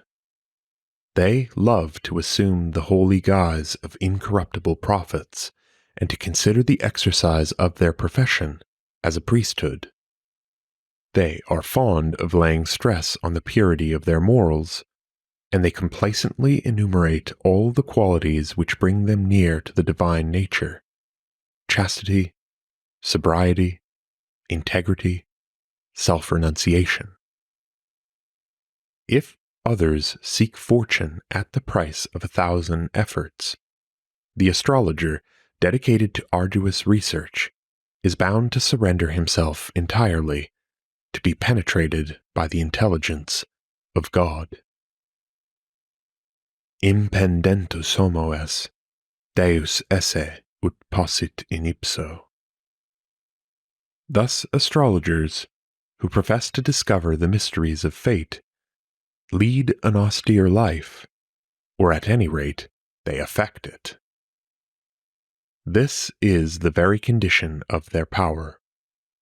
Mortals do not share in the heavenly ecstasy, unless they have merited it by the morality of their conduct. Science is a revelation promised to virtue. Man must be purified from all defilement in order to render himself worthy of the society of the gods and of the knowledge of heavenly things. This idea, that a man's vices weigh him down and detain him here below, is frequently found developed. The doctrine contrasts the body formed of earth with the sacred fire of the spirit. All carnal desires in some measure materialize this sacred fire at the same time that they pollute it and hinder it from ascending to the ether. On the one hand, if the soul emancipates itself from the passions of the body, it will be able to fly lightly and easily to the stars. In the vehement polemic which Posidonius launches against Epicurus, he reproaches him, in regard to his astronomical doctrines, with having been blinder than a mole, and he adds, no wonder, for to discover the real nature of things is not the part of men devoted to pleasure, but of those whose virtuous character makes the good their ideal, and who do not prefer it to the comfort of their beloved flesh. The absurdity of the cosmography professed by the Epicureans is, in his eyes, a consequence of their dissolute life. Here we see set forth the idea, so dangerously developed later, that true knowledge is the reward of piety. The marvels of nature produce on us a mysterious impression. The view of immensity elevates us above the vulgarities of life. This feeling, innate in man, astral religion has seized upon and developed splendidly in order to make it a source of morality. Theologians celebrate the spiritual joys which this religion has in store for its adepts, the intensity of which renders all material delights insipid and contemptible. In 100 ways they contrast the meanness of the earthly with the splendor of heavenly things. How should the worshippers of the sky take delight in chariot races, or be seduced by songs and dances of the theater, they who have the privilege of contemplating the gods and of listening to their prophetic voices? How utterly do their thoughts, which move among the stars, scorn from the heights of this resplendent abode the gilded palaces and the pompous luxury of wealth. They heap not up silver and gold, treasures worthy of the dark places of the earth from which avarice draws them, but they fill their souls with spiritual riches and make them masters of all nature, in such wise that their possessions extend to the confines of the east and of the west. Even the privations of exile cannot touch them, since under all climes they find the same stars at the same distance from their watchful eyes. Can they but mingle with them, and their souls mount to the bright regions to which they are drawn by their kinship with the heavenly fires, it matters but little to them what earth they tread with their feet. Absorbed in her sublime researches, our reason will disdain the perishable goods of this life and the gross pleasures of the multitude. She will free herself from all the carnal desires aroused in her by the body, fashioned of earth. Thus devotion to science is surrounded in sidereal worship with a halo of religion. The exaltation of intellectual life, which alone is divine, leads here to asceticism. Astral mysticism, we see, conceived a blissful state of mind, where man, even on earth, freed himself from all that was earthly, emancipated himself from the needs of the body as from bonds, and from the impulses born of it, to devote himself to the contemplation of nature and of the starry sky, which imparted to him direct knowledge of divine activity. This ideal, sternly ascetic in that it set the satisfaction of bodily instincts in sharp opposition to the aspirations of sovereign reason, led to a life of self-renunciation, illumined only by the sacred joys of study.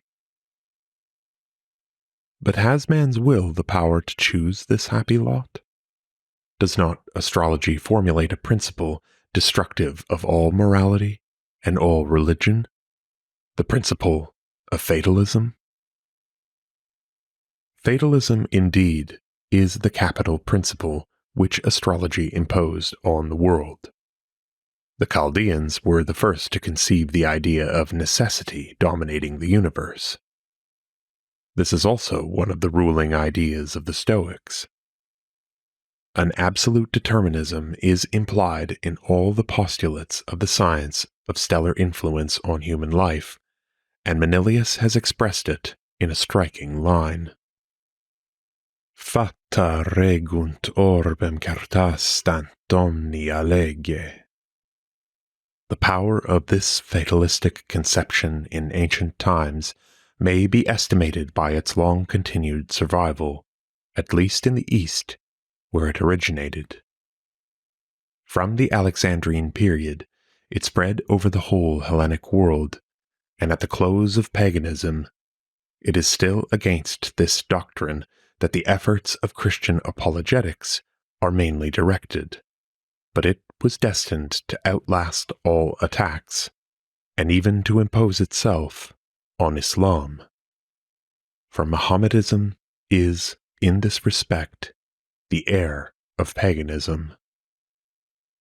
The capital objection which its adversaries, whether heathen or Christian, never ceased to advance against it, the dialectic of Carneades made already brilliant use of this weapon, is the same that the defenders of the doctrine of free will have never ceased to repeat, namely, that the absence of free will destroys responsibility.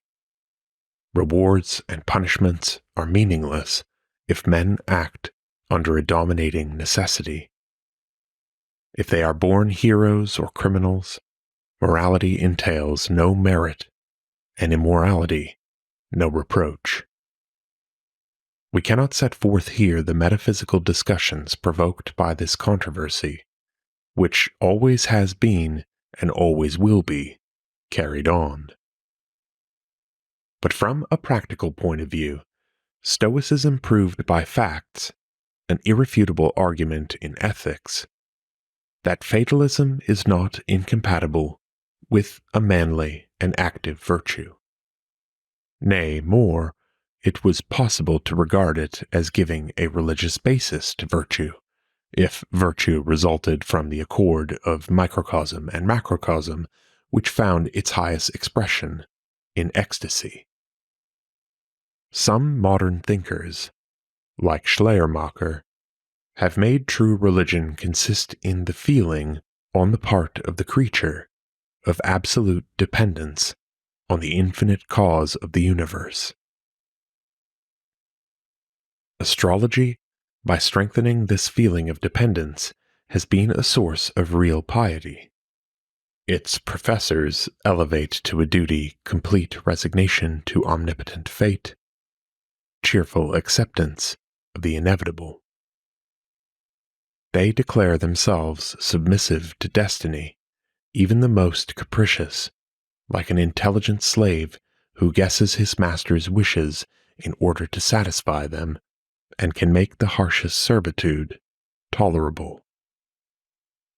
This passionate surrender, this eagerness to submit to divine fate, inspired certain souls in days of old with feelings so fervent as to recall the rapture of Christian devotion, which burns to subject itself to the will of God. It has been observed that the renunciation of Demetrius, quoted by Seneca, affords a singular parallel to one of the most famous Christian prayers, the Suscipe of St. Ignatius, which ends the book of spiritual exercises. I have but one complaint to address to you, immortal gods, that you did not make me sooner know your will. I would myself have anticipated what, at your call, I offer to submit to now. Would you take my children? It is for you that I have reared them. Do you desire some part of my body? Take it from me. It is but a slight sacrifice I make, since I must soon leave it altogether. Do you desire my life? Why should I hesitate to restore to you that which you gave me? I am not constrained to aught. I suffer not against my will. I am not obedient to God. I am in accord with Him, and the more so because I know that everything takes place in virtue of an immutable law proclaimed from all eternity.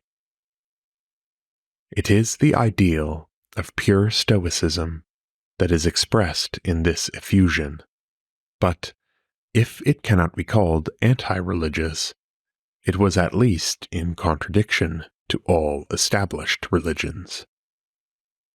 If an irrevocable destiny is imposed on us, no sacred ceremony can change its decrees.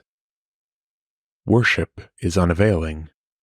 It is idle to demand from divination the secrets of a nature which nothing can alter, and prayers, to use an expression of Seneca, are nothing but the consolations of sickly souls. And without doubt, certain spirits, as Suetonius states of the Emperor Tiberius, fully convinced that everything is ruled by fate, neglected the practice of religion. The astrologer Vettius Valens declares it useless, It is impossible to defeat by sacrifice that which has been established from the beginning of time. We must, therefore, reverence the superior power which rules the universe without demanding aught from it, and we must content ourselves with the joy which is caused by a feeling of intimate union of creature with Creator. But ordinary people did not rise to this haughty ideal of piety. A peripatetic of the 3rd century, Alexander of Aphrodisias, has forcibly characterized the want of logic which led the majority of mankind to act in contradiction to their theories. Those, he says, who maintain energetically in their discourses that fate is inevitable and to attribute all events to it, seem to place no reliance on it in the actions of their own lives, for they call upon fortune, thus recognizing that it has an action independent of fate. And moreover, they never cease to pray to the gods, as though these could grant their prayers even in opposition to fate. And they do not hesitate to have recourse to omens, as though it were possible for them, by learning any fated event in advance, to guard themselves against it. The reasons which they invent to establish a harmony between their theories and their conduct are but pitiful sophisms. And in fact, as a Christian writer of the 4th century observes, if the pagans of Rome were about to marry, if they intended to make a purchase, or aspire to some dignity, they hastened to ask the soothsayer for prognostications, while at the same time praying to the fates to grant them years of prosperity. A fundamental inconsistency which we noted from the beginning is obvious in all this development of astrology, which professed to become an exact science, but which always remained a sacerdotal theology. The stars were regarded as divine at Babylon before the doctrine of universal determinism had been constructed, and this character was preserved in defiance of logic. In the temples of Oriental gods, astrology assumed, or rather maintained, a very different character from that under which it presented itself in the schools or the observatories. A didactic treatise, like the Tetrabiblos of Ptolemy, where the effects of the planets are traced to physical causes, could never have become the gospel of any sect. In the sidereal cults, fortune will no longer be represented as a goddess, blind and deaf, who, with unreasoning favor or implacable malignity, makes sport of deserving and undeserving alike. Less stress will be laid on the all-powerfulness of necessity than upon the divinity of the stars. These were no longer merely cosmic forces, whose propitious or unpropitious operation was weakened or strengthened according to the windings of a course fixed from all eternity. The old mythology had not here been reduced to mathematical formulae. The celestial bodies had remained gods and goddesses, endowed with senses and qualities, sometimes wroth but always placable, who could be propitiated by prayers and offerings. Occult ceremonies, magical incantations, had, it was thought, the power of rescuing, even here below, the faithful from the enslavement which destiny caused to lie heavy on the rest of mankind. Nay, more, of bending the celestial spirits to the will of the believer. Even the theorist Firmicus Maternus, though vigorously asserting the omnipotence of fate, invokes the aid of the gods to enable him to resist the influence of the stars. Sidereal determinism, pushed to its extreme consequences, was a theory of despair, the weight of which crushed man. he felt himself mastered, overpowered by blind forces which impelled him as irresistibly as they caused the celestial spheres to move. His mind sought to escape from the oppression of this cosmic mechanism, to free itself from the slavery in which Ananke held it. No longer was reliance placed upon the ceremonies of ancient cults to rescue him from the rigor of her dominion, but Oriental religions provided the remedy for the evil which they had spread. The new master, who has possessed himself of the sky, will be propitiated by new means. Not only magic, but also mysteries profess to teach methods for exercising fate. They will be able to appease the wrath of sidereal powers and to win their favor by rites and offerings. They will teach, above all, how to prolong man's life beyond the term appointed by destiny, and to assure him an immortality of bliss. Thus belief in fate not only became a source of moral inspiration to noble minds, but also provided a justification of the necessity of positive worship. Concerning the worship which was paid to the stars in the West, we possess very few data, even for the most important of all, that of the sun. I will not lay stress on certain details which have come down to us about the rites of the moon, the stars, the signs of the zodiac, etc. We shall only mention some liturgical practices which have had permanent results. It was customary to worship the rising sun, Oriens, at dawn, at the moment when its first rays struck the demons who invaded the earth in the darkness. Tacitus describes to us how, at the Battle of Bedriacum in 69 AD, the soldiers of Vespasian saluted the rising sun with loud shouts after the Syrian custom.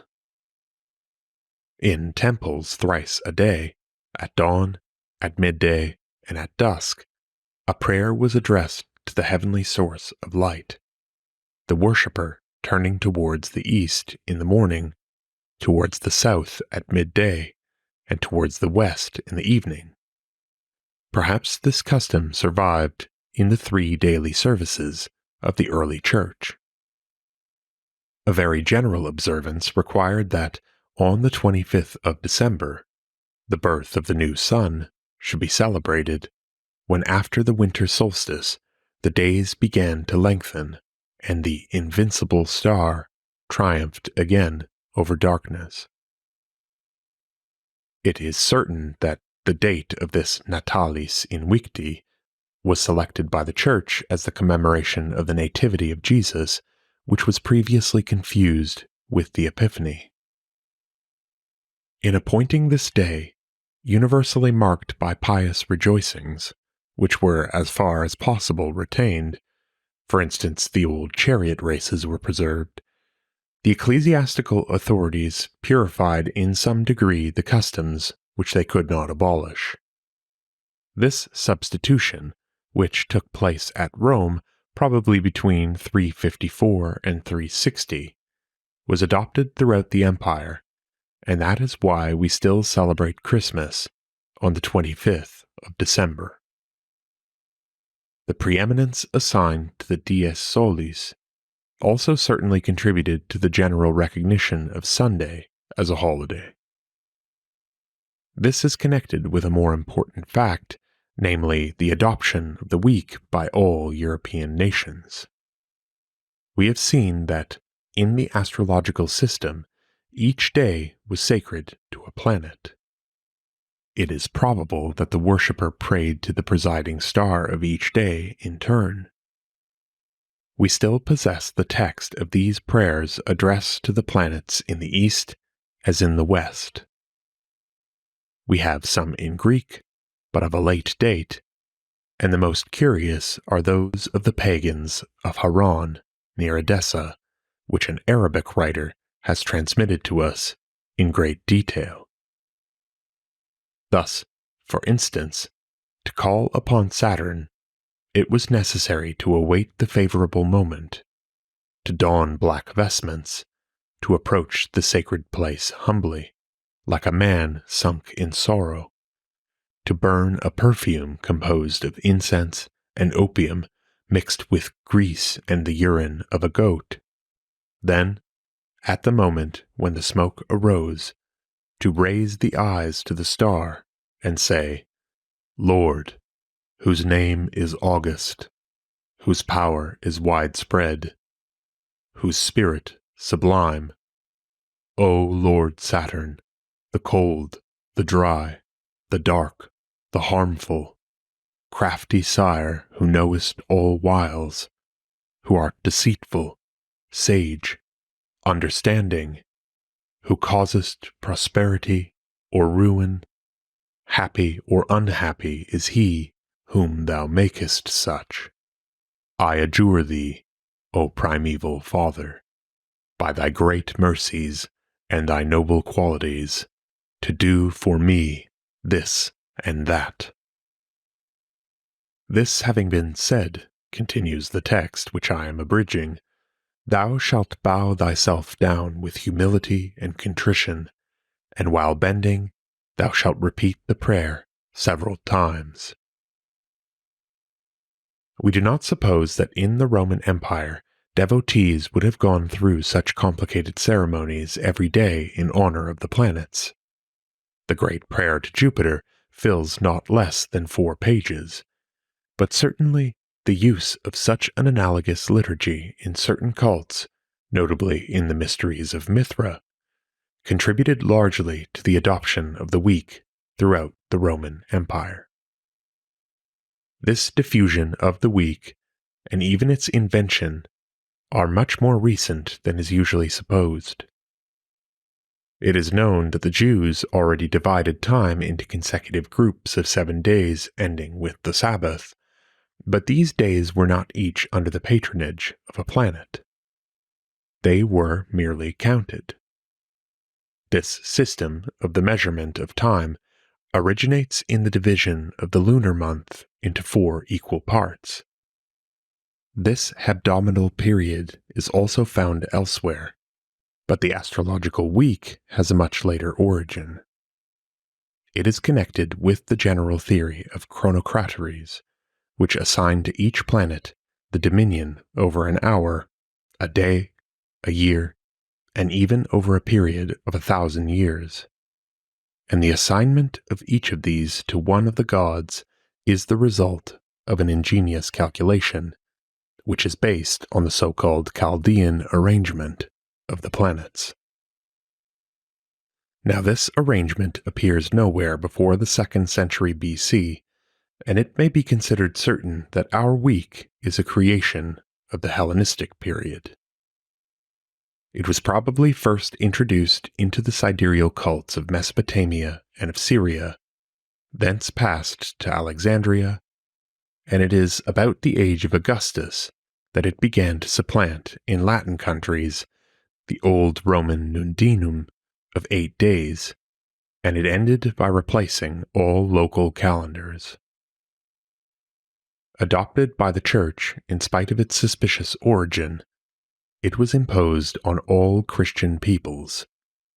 When today we name the days Saturday, Sunday, Monday, we are heathen and astrologers without knowing it, since we recognize implicitly that the first belongs to Saturn, the second to the Sun, and the third to the Moon.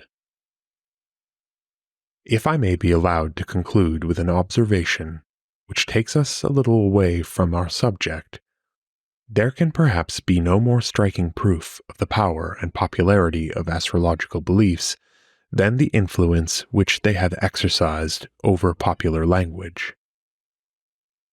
All modern idioms preserve traces of it, which we can no longer discern save with difficulty, survivals of vanished superstitions.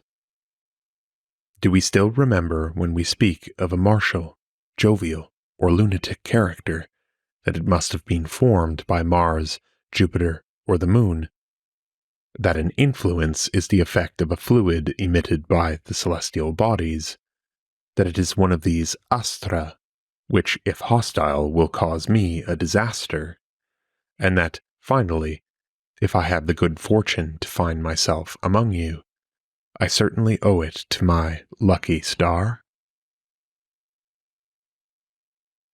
End of Lecture 5. Lecture 6. Eschatology. In the previous lecture, we showed how, to the astronomer theologians, contemplation of the sky had become the source of a mystic union with the divine stars.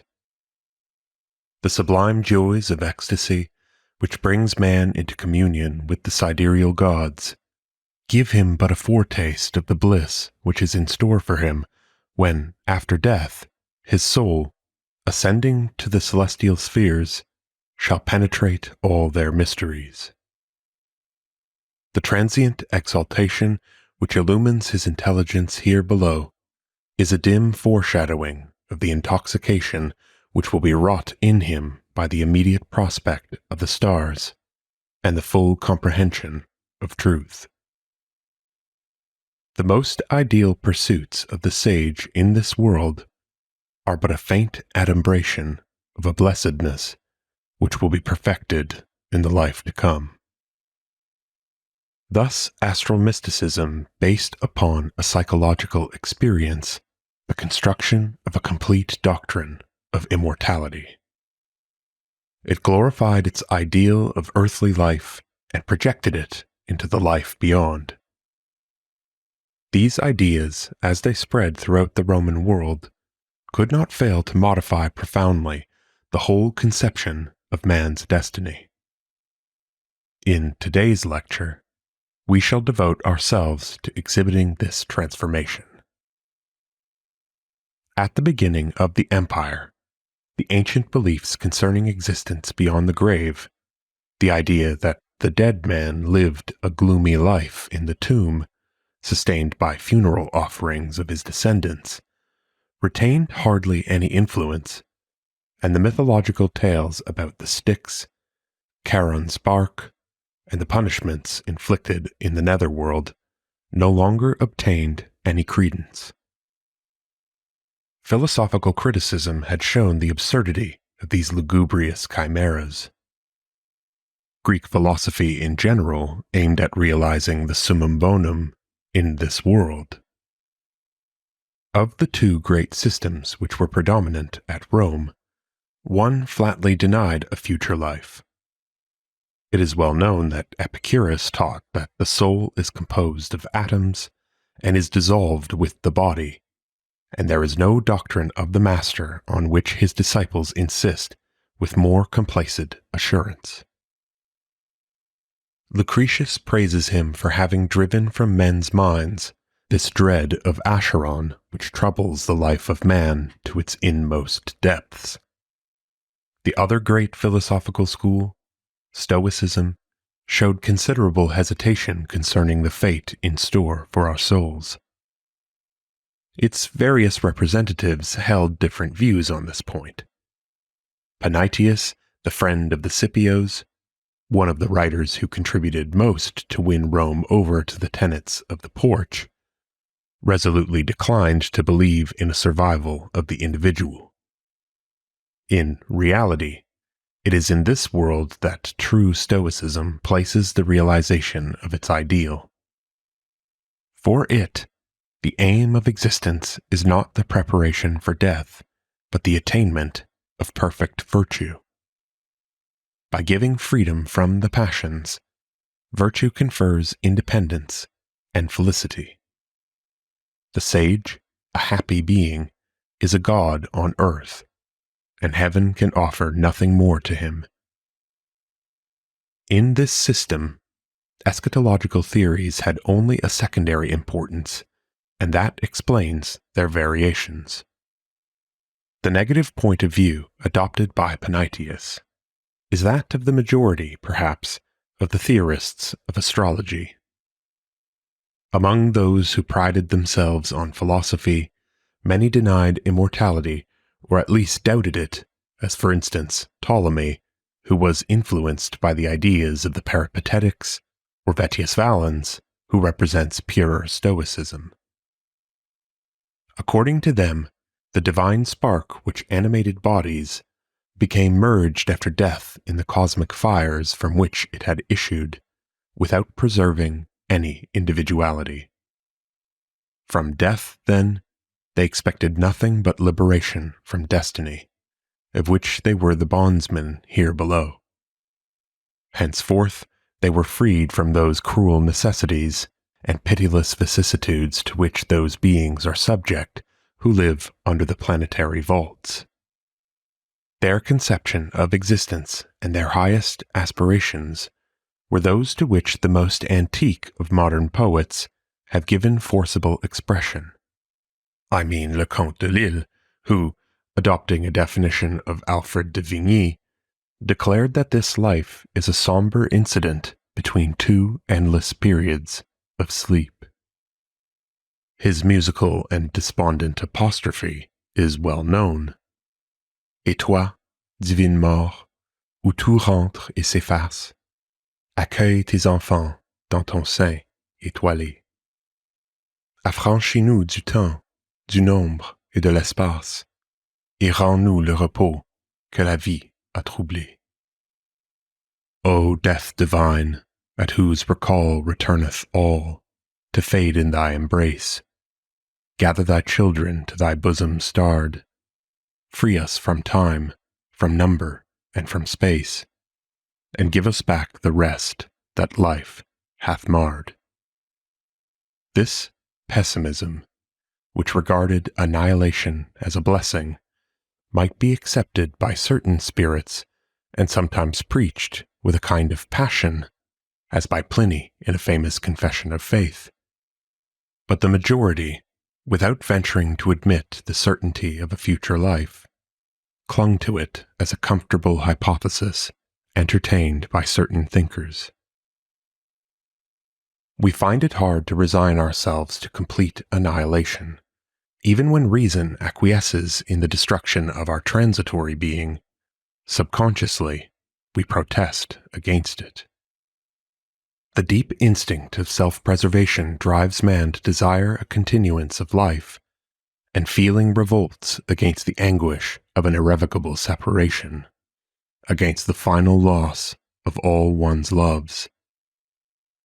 Moreover, in imperial Rome there were so many unpunished crimes, so much undeserved suffering, that men naturally took refuge in the hope of a happier future which would repair all the injustices of a sorrowful present. This is the explanation of the ever-increasing triumph of new theories concerning a life to come. To the skepticism and the negative views which were prevalent at the end of the Republic, at least in intellectual circles, were opposed doctrines taught by professors of theology, which found in Posidonius its most illustrious exponent. A Stoic, he combines the teachings of the Porch with the idealism of Plato, who held that the soul, being an immaterial essence, must rise to a fairer world. But he welcomes also, and above all, the religious traditions of the Syrians, of which he is to be the eloquent propagandist.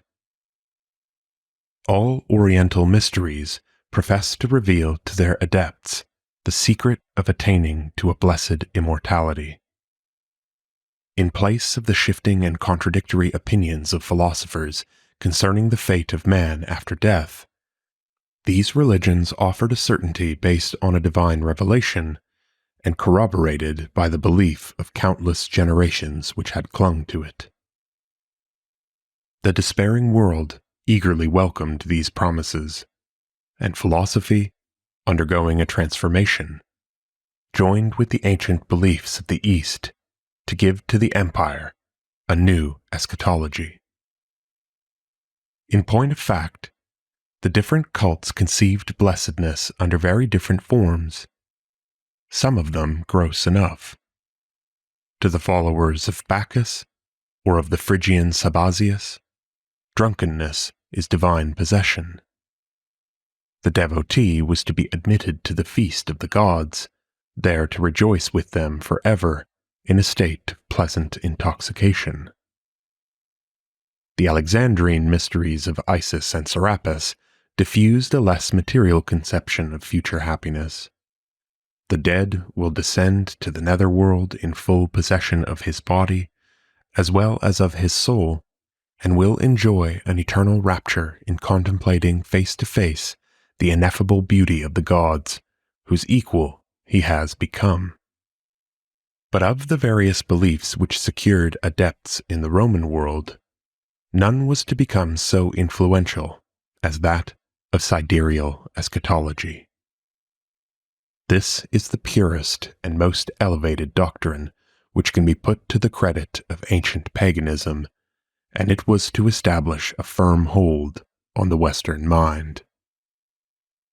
We shall attempt to show how it developed, by whom and when it was disseminated, and what different forms it assumed in the Greco-Roman world. Certain beliefs which are found side by side with many others among primitive peoples regard the spirits of the dead as departing to inhabit the moon or the sun, or even fancy that their ever-growing host forms the multitude of stars or crowds the long track of the Milky Way. This very ancient idea received a new significance when philosophers, as far back as Heraclitus, taught that the soul is of the same nature as the ether, which is, as it were, the soul of the universe. Just as the one causes our bodies to move, the other, they said, caused the stars to fly across the spaces of the heavens. At death, the body fell into dust and was reunited with the earth, but the glowing breath which had animated it ascended to the luminous fluid that extended above the clouds, and coalesced with this subtle air, which was the source of all life. The official epitaph on the Athenians who fell at Potidaea in 432 BC expresses the conviction that the ether has received into its bosom the souls of these heroes, as the earth has received their bodies. There we have an opinion widespread in the 5th century from one end of the Hellenic world to the other. In opposition, then, to the views of the Homeric age and of popular belief, these doctrines taught that the abode of souls was neither the tomb nor the nether realm of Pluto, but the upper zone of the universe. Some, with greater exactitude, made them the companions of the stars, whose divinity philosophers devoted themselves to proving. The two ideas are closely related, for the affinity of gods and men is an eminently Greek idea. Some sects of mystics, Orphic or Pythagorean, taught that the spirits of the dead departed to dwell in the moon or to shine among the constellations. Thus Aristophanes transforms the Pythagorean poet, Ion of Chios, the friend of Sophocles, into the morning star. In Plato's view, souls which have made good use of their lives return to inhabit the heavenly bodies which served as their dwelling place before birth, and there partake of the bliss of a divine existence. Moreover, the Greeks, as we have seen, had been transported to heaven in reward for their exploits. Hercules, Perseus and Andromeda, the Dioscuri, Castor and Pollux, and many others had thus been metamorphosed into constellations. Catasterism forms the denouement of a number of mythological stories. Hence it did not appear bold to assign to eminent men of the day the same destiny as to the heroes of the past, and no one saw anything offensive in the supposition that their divine spirits took a place in the sky. The astronomer Conon did not hesitate even to recognize there the lock of hair which Queen Berenike had dedicated to Aphrodite, and which became thenceforth a new cluster of stars. All persons, animals, and objects whose image men profess to find in the celestial vault thus had their legends which connected them with some mythological episode or some historical event. These doctrines, which in this way gradually spread over classical Greece, were to be taken up and transformed by the Stoics. To the disciples of Zeno, the soul of man is a portion of that divine fire in which their pantheistic naturalism saw at once the productive force and intelligence of the world. Human reason, a particle of this universal reason, was conceived as a breath, a fiery emanation. Now, the stars are the most brilliant manifestation of the cosmic fire. The philosophy of the porch, then, favored the belief that the soul was united with the heavenly bodies by a special relation, and thus Stoicism was readily reconciled with astrology. It is a remarkable fact that this doctrine was defended, in the 2nd century before our era, notably by Hipparchus, who was not only one of the greatest astronomers, but a convinced adept of astrological theories, and, as we have seen, Pliny applauds him warmly for having proved better than anyone else that man is related to the stars, and that our souls are a part of the heaven. Yet the pure Stoics, as we have said above, while fully admitting to the continued existence of this divine essence which warms and governs the body, inclined to the belief that after death it was reabsorbed into the universal fire without retaining any individuality. But very early, this philosophy was led to make concessions to popular beliefs. Certain of its professors sought to bring the new principles which were formulated in the sphere of physics and psychology into agreement with the mystic ideas propagated by the religious sects, which began to spread from Asia over the Greco-Latin world. Posidonius, let us recall the fact, was the most active agent in bringing about this syncretism between East and West, and his pupil Cicero gives us in The Dream of Scipio the earliest statement of this eschatology at Rome. The souls of those who have deserved immortality will not descend to the depths of the earth. They will rise again to the starry spheres. We shall return several times to this remarkable dream. A number of inscriptions attest the extent to which this belief had spread by the 1st century before our era. There is an unlimited choice of examples to quote. Thus, an epitaph on a girl 13 years old discovered in the island of Thasos says, "In this tomb lies the body of a young maiden, Anthrophoros, flower-bearer of Ceres, carried off by the merciless fates. But her soul, by the good will of the immortals, dwells among the stars, and takes its place in the sacred choir of the blessed." Here is a Latin epitaph, one among many of the same kind. "My divine soul shall not descend to the shades. Heaven and the stars have borne me away. Earth holds my body, and this stone an empty name." Epigraphy proves that these ideas of a future life became gradually prevalent. They were more and more generally accepted under the Roman Empire in proportion as Oriental religions acquired more authority, and in the last days of paganism they exerted a preponderating influence.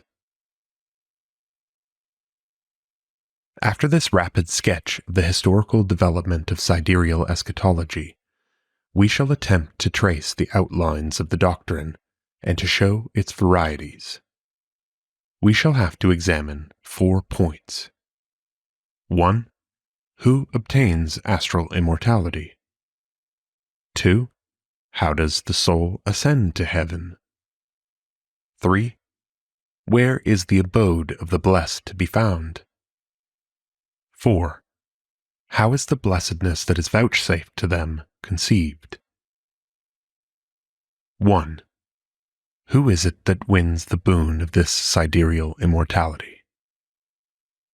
It appears certain that in the East it was at first reserved for those monarchs who, while still on earth, were raised by the reverence of their subjects above their fellow men, and put almost, or altogether, on a level with the heavenly powers. Traces of this primitive conception survived even at Rome. According to a tradition which is echoed by Manilius, nature first revealed her mysteries to the minds of kings whose lofty thoughts reached the summit of the heavens. Another doctrine was also taught, that the divine souls of sovereigns come from a higher place than those of other men, that the greater a man's dignity, the greater is the dower he gets from heaven. But, in a general way, the rites employed to ensure immortality to kings by putting them on a level with the gods were by degrees extended to important members of their entourage. This was a sort of privilege, of posthumous nobility, which was conferred on great ministers of state, or which they usurped long before the common crowd of the dead attained it. Such is the idea to which Cicero gives expression in the Dream of Scipio. To all those who have saved, succored, or exalted their fatherland, there is assigned a fixed place in heaven, where they will enjoy everlasting bliss. For it is from heaven that they who guide and preserve states have descended, thither to reascend. This is the Republican paraphrase of the doctrine of the divinity of kings. But if an ex-consul is thus willing to accord apotheosis to statesmen, philosophers claim it for sages, men of letters for great poets, and artists for creative geniuses. Here the old Greek worship of heroes, combined with their belief in catasterism, comes in to enlarge the narrow conception of monarchy. Hermes Trismegistus taught that there were different kinds of royal souls, for there is a royalty of spirit, a royalty of art, a royalty of science, even a royalty of bodily strength. All exceptional men resemble the gods, and the people were loath to believe that they perished forever. Some modern writers have shared this sentiment. That a Shah of Persia or a critic of Milan, said Carducci, who had suffered at the hands of the latter class, dies irrevocably, I believe, and I congratulate myself on the belief. But that Mazzini or that Dante Alighieri is utterly dead, I am entirely unconvinced. Among those heroes, whose merits had opened to them the gates of heaven, virtus recludens immeritis morti caelum, as Horace puts it, the military monarchies of the East placed in the forefront the warriors who had died sword in hand in defense of their country, or rather of their king. This doctrine, which was deep-rooted particularly in Syria, has been preserved, as is well known, in Islam. But side by side with these valiant soldiers, pious priests also were judged to merit immortality, or rather, they adjudged it to themselves. Who could be more worthy to mount to the stars than those who, while yet on earth, lived in their society and in contemplation of them? Then, when Oriental mysteries spread, they all professed to prolong the existence of the initiated beyond the hour of death appointed by destiny, and to exempt them from the fatal law imposed on mankind. Participation in the occult ceremonies of worship become an infallible means of securing salvation. The gods welcomed among them the faithful who had served them fervently and had purified themselves by the scrupulous performance of rites. But the demands of a less exclusive morality did not allow happiness beyond the grave to be secured as the reward of sectarian piety. Side by side with devotional observances, the practice of more essentially human virtues was demanded. The purity necessary to salvation, which was originally ritual purity, now became spiritual. Though priests doubtless insisted strongly on the fulfillment of religious duties, the more philosophical theologians looked, above all, to the psychological conditions necessary for translation to heaven. We have indicated in dealing with the subject of ecstasy, and we shall return to it shortly, how souls made gross by carnal passions were unable to ascend to the abode of the gods of light. For those who have not kept themselves pure throughout their lives, a posthumous purification is indispensable. This brings us to the second question which we have set before ourselves. How did souls rise to the stars? It may be said that originally they made use of every method of locomotion. They ascended to the heaven on foot, on horseback, in carriages, and they even had recourse to aviation. Among the ancient Egyptians, the firmament was conceived as being so close to the mountains of the earth that it was possible to climb up to it with the aid of a ladder. Although the stars had been relegated to an infinite distance in space, the ladder still survived in Roman paganism as an amulet and as a symbol. Many people continued to place in tombs a small bronze ladder which recalled the naive beliefs of distant ages, and in the mysteries of Mithra, a ladder of 7 steps, made of 7 different metals, still symbolized the passage of the soul across the planetary spheres. Though it had become difficult to reach heaven on foot, it was still possible to get there on horseback, or on the back of a winged horse. Thus, the large cameo of Paris, called the Apotheosis of Augustus, represents a prince of his house, Germanicus or Marcellus, borne by a Pegasus which doubtless had no connection with Bellerophon's mount. Sometimes a griffin is preferred to Pegasus. The monster flies heavenwards, carrying on its sturdy back the deceased raised to the level of the gods. The dead, however, more frequently traveled in a car, the car of the sun. The idea that the divine charioteer drives a team across the heavenly fields existed in very early times in Syria, as well as in Babylon, Persia, and Greece.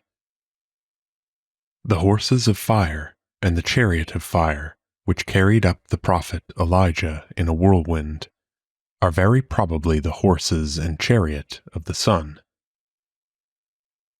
In the same way, when Mithra's mission on earth was fulfilled, he had been conveyed in the chariot of Helios to the celestial spheres over the ocean, and the happy lot which the hero had won for himself he granted also to his followers. The emperors in particular were commonly reputed to become companions of the sun god after death, as they had been his protégés in life, and to be conducted by him in his chariot up to the summit of the eternal vaults. Finally, there is a very widespread belief of Syrian origin that souls fly to heaven on the back of an eagle. According to the story, Atana in Babylon, like Ganymede in Greece, had been carried off in this way. The pious shared this happy lot. This is why the eagle is used as the ordinary decorative motif on sepulchral stelae at Hierapolis, the holy city of the great Syrian goddess, and it appears with the same meaning in the West. At the funeral rites of emperors at Rome, there was always fastened to the top of the pyre on which the corpse was to be consumed an eagle, which was supposed to bear aloft the monarch's soul and art frequently represents the busts of the Caesars resting on an eagle in the act of taking flight, by way of suggesting their apotheosis. The reason is that in the East, the eagle is the bird of the Baals, solar gods, and it carries to its master those who have been his servants in the world below. All these supposed methods of reaching heaven are very primitive. They start from the supposition that a load has to be carried. They hardly imply a separation of body and soul, and they are anterior to the distinctions which philosophers established between different parts of man's being. They are religious survivals of very ancient conceptions, which only vulgar minds still interpreted literally. The same idea is involved when magicians, by secret processes, profess to assure the credulous of the possibility of raising themselves upwards. If we are to believe Arnobius, they asserted that they could cause wings to grow from the backs of their dupes, so as to enable them to fly up to the stars. One of the wonders which miracle mongers most frequently boasted of working was that of soaring up into the air. The phenomena of levitation are produced at all periods. The power which magic professed to bestow on its adepts is merely one particular application of this art to eschatology, or rather to deification, apathanatismos. Of this, the papyrus erroneously called the Mithraic liturgy is the most typical example. These mechanical means of raising oneself, body and soul, to the starry vault could still be recognized by superstition, which picks up all the ideas that have dropped out in the evolution of beliefs. They carry us back to an extremely low stage of religion, as we said. Hence, theologians no longer accepted them, save as symbols. Other doctrines of a more advanced character were developed, and these constituted the true teachings of the great Oriental mysteries, just as they had secured the adhesion of thinking men. They connected the ascent of the soul after death with physical and ethical theories, and thus caused sidereal immortality to enter into the order of the universe. They either appealed to solar attraction or based their doctrines on the actual nature of the soul. The Pythagoreans already believed that the glittering particles of dust which danced ceaselessly in a sunbeam, xusmata, were souls descending from the ether, borne on the wings of light. They added that this beam, passing through the air and through water down to its depths, gave life to all things here below. This idea persisted under the empire in the theology of the mysteries. Souls descended upon the earth and reascended after death towards the sky, thanks to the rays of the sun, which served as the means of transport. On Mithraic bas-reliefs, one of the 7 rays which surround the head of Sol Invictus is seen disproportionately prolonged towards the dying bull in order to awake the new life that is to spring from the death of the cosmogonic animal. But this ancient belief was brought into connection with a general theory held by the Chaldeans. We saw that in the eyes of astrologers, the human soul was an igneous essence, of the same nature as the celestial fires. The radiant sun continually caused particles of this resplendent orb to descend into the bodies which he called to life. Conversely, when death has dissolved the elements of which the human being is composed, and the soul has quitted the fleshly envelope in which it was imprisoned, the sun elates it again to himself. Just as his ardent heat causes all material substances to rise from the earth, so it draws to him again the invisible essence that dwells in us. He is the Anagogeus, he who brings up from below, who attracts the spirit out of the flesh that defiles it. By a series of emissions and absorptions, he in turn sends his burning emanations into bodies at birth, and after death causes them to reascend into his bosom. In this theory, it is to the power of the Sun, the great cosmic divinity, that the ascension of the soul is due. According to another doctrine mentioned above, which we are now going to consider more closely, the cause of this ascension is the physical nature of the soul. This doctrine is set forth with great precision by Cicero in the Tusculan Disputations, doubtless after Posidonius. The soul is a fiery breath, anima inflammata, that is to say, its substance is the lightest in this universe, composed of 4 elements. It necessarily, therefore, has a tendency to rise, for it is warmer and more subtle than the gross and dense air which encircles the earth. It will the more easily cleave this heavy atmosphere, since nothing moves more rapidly than a spirit. It must, therefore, in its continuous ascent, pass through that zone of the sky where gather the clouds and the rain, and where rule the winds, which, by reason of exhalations from the earth, is damp and foggy. When finally it reaches the spaces filled by an air that is rarefied and warmed by the sun, it finds elements similar to its own substance, and ceasing to ascend, it is maintained in equilibrium.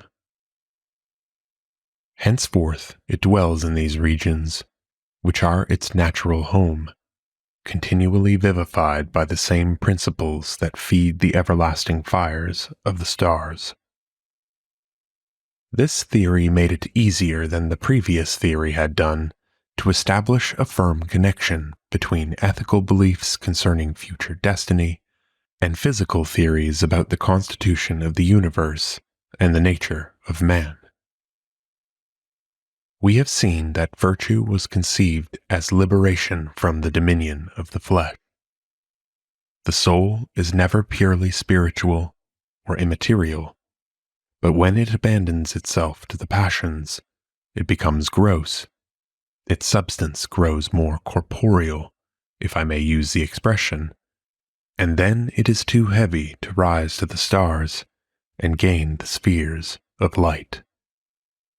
Its mere density will compel it to float in our mephitic atmosphere until it has been purified and consequently lightened.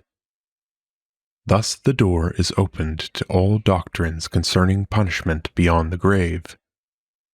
How did pagans conceive this purgatory situated in the air? There is a very old opinion that the soul is a breath, and that, at the moment when it escapes through the mouth of the dying man, it is carried away by the winds. Thus the atmosphere was filled with wandering souls, which became demons with power to succor or harm mortals. The origin of these beliefs goes back to the most primitive animism. But the mysteries introduced into them the idea of purification. Souls tossed by whirlwinds are freed from defilements contracted during life, just as linen hung in the air is bleached and loses all odor. When, after being thus buffeted and blown about by the winds, souls are purified from part of their sins, they rise to the zone of the clouds, where they are drenched by rain and plunged into the gulf of the upper waters. Thus cleansed from the stains that polluted them, they reach at last the fires of heaven, whose heat scorches them. Not till they have undergone this threefold trial, during which they have passed through countless years of cruel expiation, do they find at length everlasting peace in the serenity of the ether. Virgil alludes to this doctrine in the famous line of the 6th book of the Aeneid, where speaking of souls he said, Aliae panduntur inanes, suspensae ventos alii subgurgite vasto, infec eluitur scellus autexoritur igni. Again, the passage of souls through the elements is represented symbolically on a funeral monument almost contemporary with the poet. Above the portrait of the deceased, there appear first in the spandrels of this quipus 2 busts of the winds facing each other. Higher up on the architrave are 2 tritons and 2 dolphins, which evidently represent the idea of the aqueous element. Finally, at the top of the stone, in the pediment, we see 2 lions, which, as on the Mithraic monuments, are symbols of fire, the igneous principle. Side by side with physical ideas, mythological beliefs always retained their sway. Various sects profess to assure to the deceased a passage through these regions peopled by malevolent demons. They taught their members prayers which would propitiate hostile powers. They instructed them in formulae consisting of veritable passwords which would compel the commandants, archontes, posted to guard the gates of heaven, to allow them to enter the upper sphere. Here is a legacy from the ancient religions of the East. The Egyptian Book of the Dead is a veritable guide to the other world, and the Orphic tablets of Petilia are of the same character. The Papyrus of Paris, called a Mithraic liturgy, affords us the most characteristic example of the use of these magical processes. But more often, the priests profess to give the soul a god to lead it on its perilous journey through the whirlwinds of air, water, and fire to the starry heavens. Among the dead, says a funeral inscription, there are 2 companies. One moves upon the earth, the other in the ether among the choirs of stars. I belong to the latter, for I have obtained a god as my guide.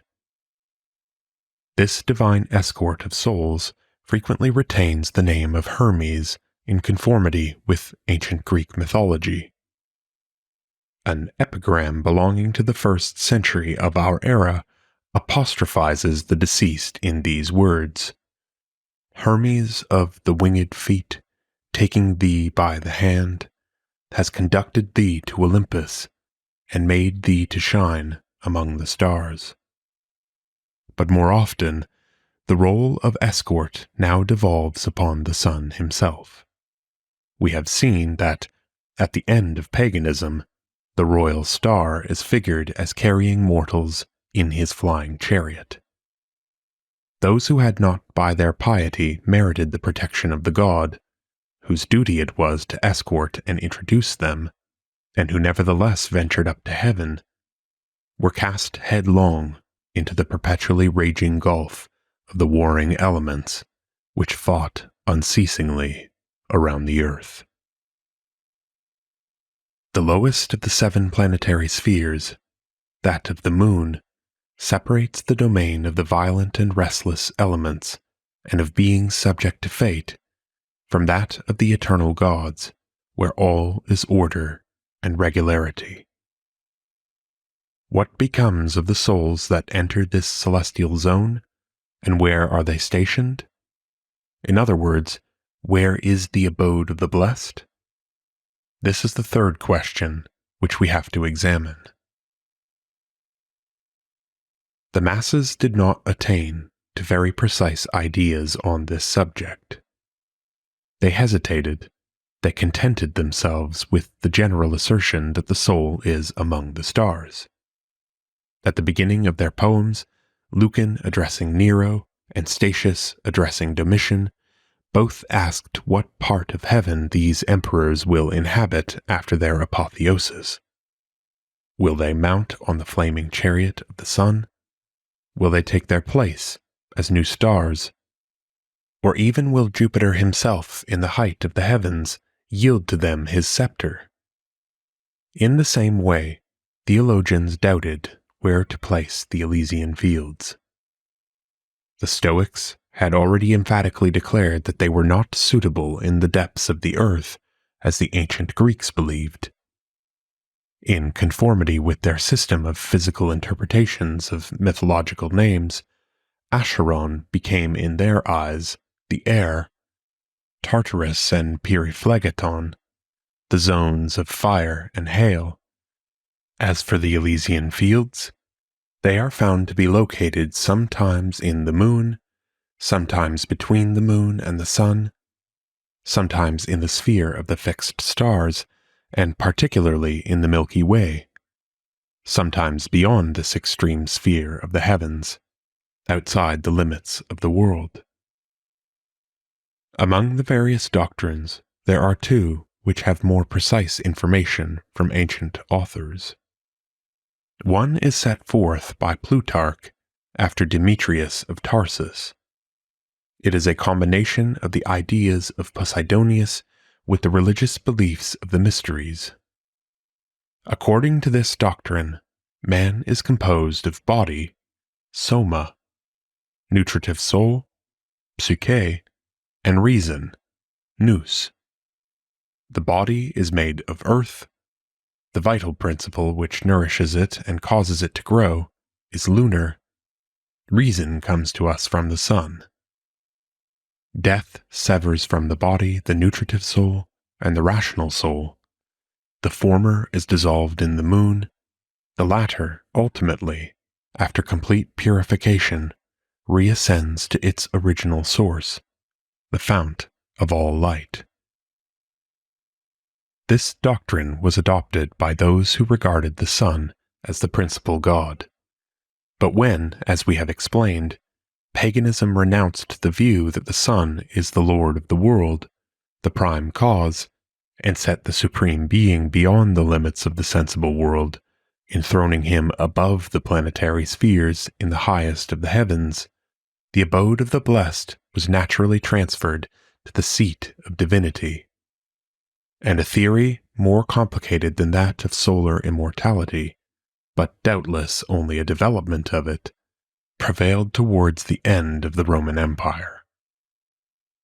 This psychology, which owed its triumph to the astrological cults of Asia, professed to establish a sevenfold division in the soul, to which corresponded 7 creations. It taught that our soul descends from the height of heaven to this sublunary world, passing through the gates of the planetary spheres, and thus at its birth the soul acquires the dispositions and the qualities peculiar to each of these stars. After death, it regains its celestial home by the same path. Then, as it traverses the zones of the sky, which are placed one above another, it divests itself of the passions and faculties which it has acquired during its descent to earth, as it were of garments. To the moon, it surrenders its vital and alimentary energy. To Mercury, its cupidity. To Venus, its amorous desires. To the Sun, its intellectual capacities. To Mars, its warlike ardor. To Jupiter, its ambitious dreams. To Saturn, its slothful tendencies. It is naked, disencumbered of all sensibility when it reaches the 8th heaven, there to enjoy, as a sublime essence, in the eternal light where live the gods, bliss without end. All these doctrines, then, in spite of differences in detail, taught that souls descended from the light above were raised to the region of the stars, where they dwelt forever in these radiant divinities. This eschatology of Chaldean origin gradually displaced all others under the empire. The Elysian fields, which not only the ancient Greeks, but also the followers of Isis and Serapis still located in the depths of the earth, were transferred to the ether which laves the stars, and the subterranean world became henceforth the gloomy abode of malevolent spirits. This conception, a novelty in Europe, had long been that of Persian dualism, which the mysteries of Mithra imported into the West. Their theology systematically contrasts the infernal darkness into which are plunged demons and reprobates with the bright abodes of the gods and the elect.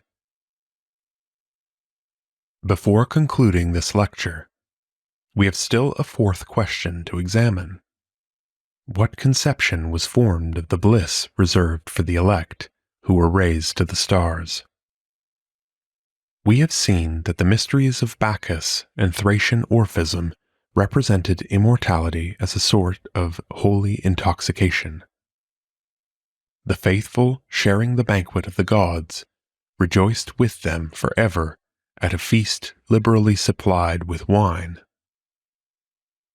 These beliefs were combined with sidereal eschatology, only the locality of the repast was transferred to the new Olympus, and the idea of a celestial banquet was to survive up to the end of paganism and to impose itself, at any rate, as a symbol, even on Christianity. But Plato had already ridiculed those who looked upon ceaseless wine-bibbing as the highest reward of virtue, and the author of the Epinomis already conceived of eternal life as the contemplation of the most beautiful things which the eye can perceive, that is, the constellations. And Posidonius was to set forth in stately language how the contemplation of the sky and the study of the stars is the preparation for another existence, in which human reason will know the fullness of the sublime joy which a transient ecstasy causes it here below. As soon as it is delivered from the trammels of the flesh, the soul will soar to these lofty regions, whither it has hitherto been unable to escape except at intervals. Flying across the immensity of space, it will reascend to the stars from which it descended. Embracing in its view the entire circuit of the world, it will perceive our globe as a scarcely visible point, or as an ant-heap for the dominion of which a host of minute insects contend. This earth, frozen in the north, scorched in the south, submerged all round by the ocean, intersected by deserts, devastated and defiled, is uninhabitable except here and there.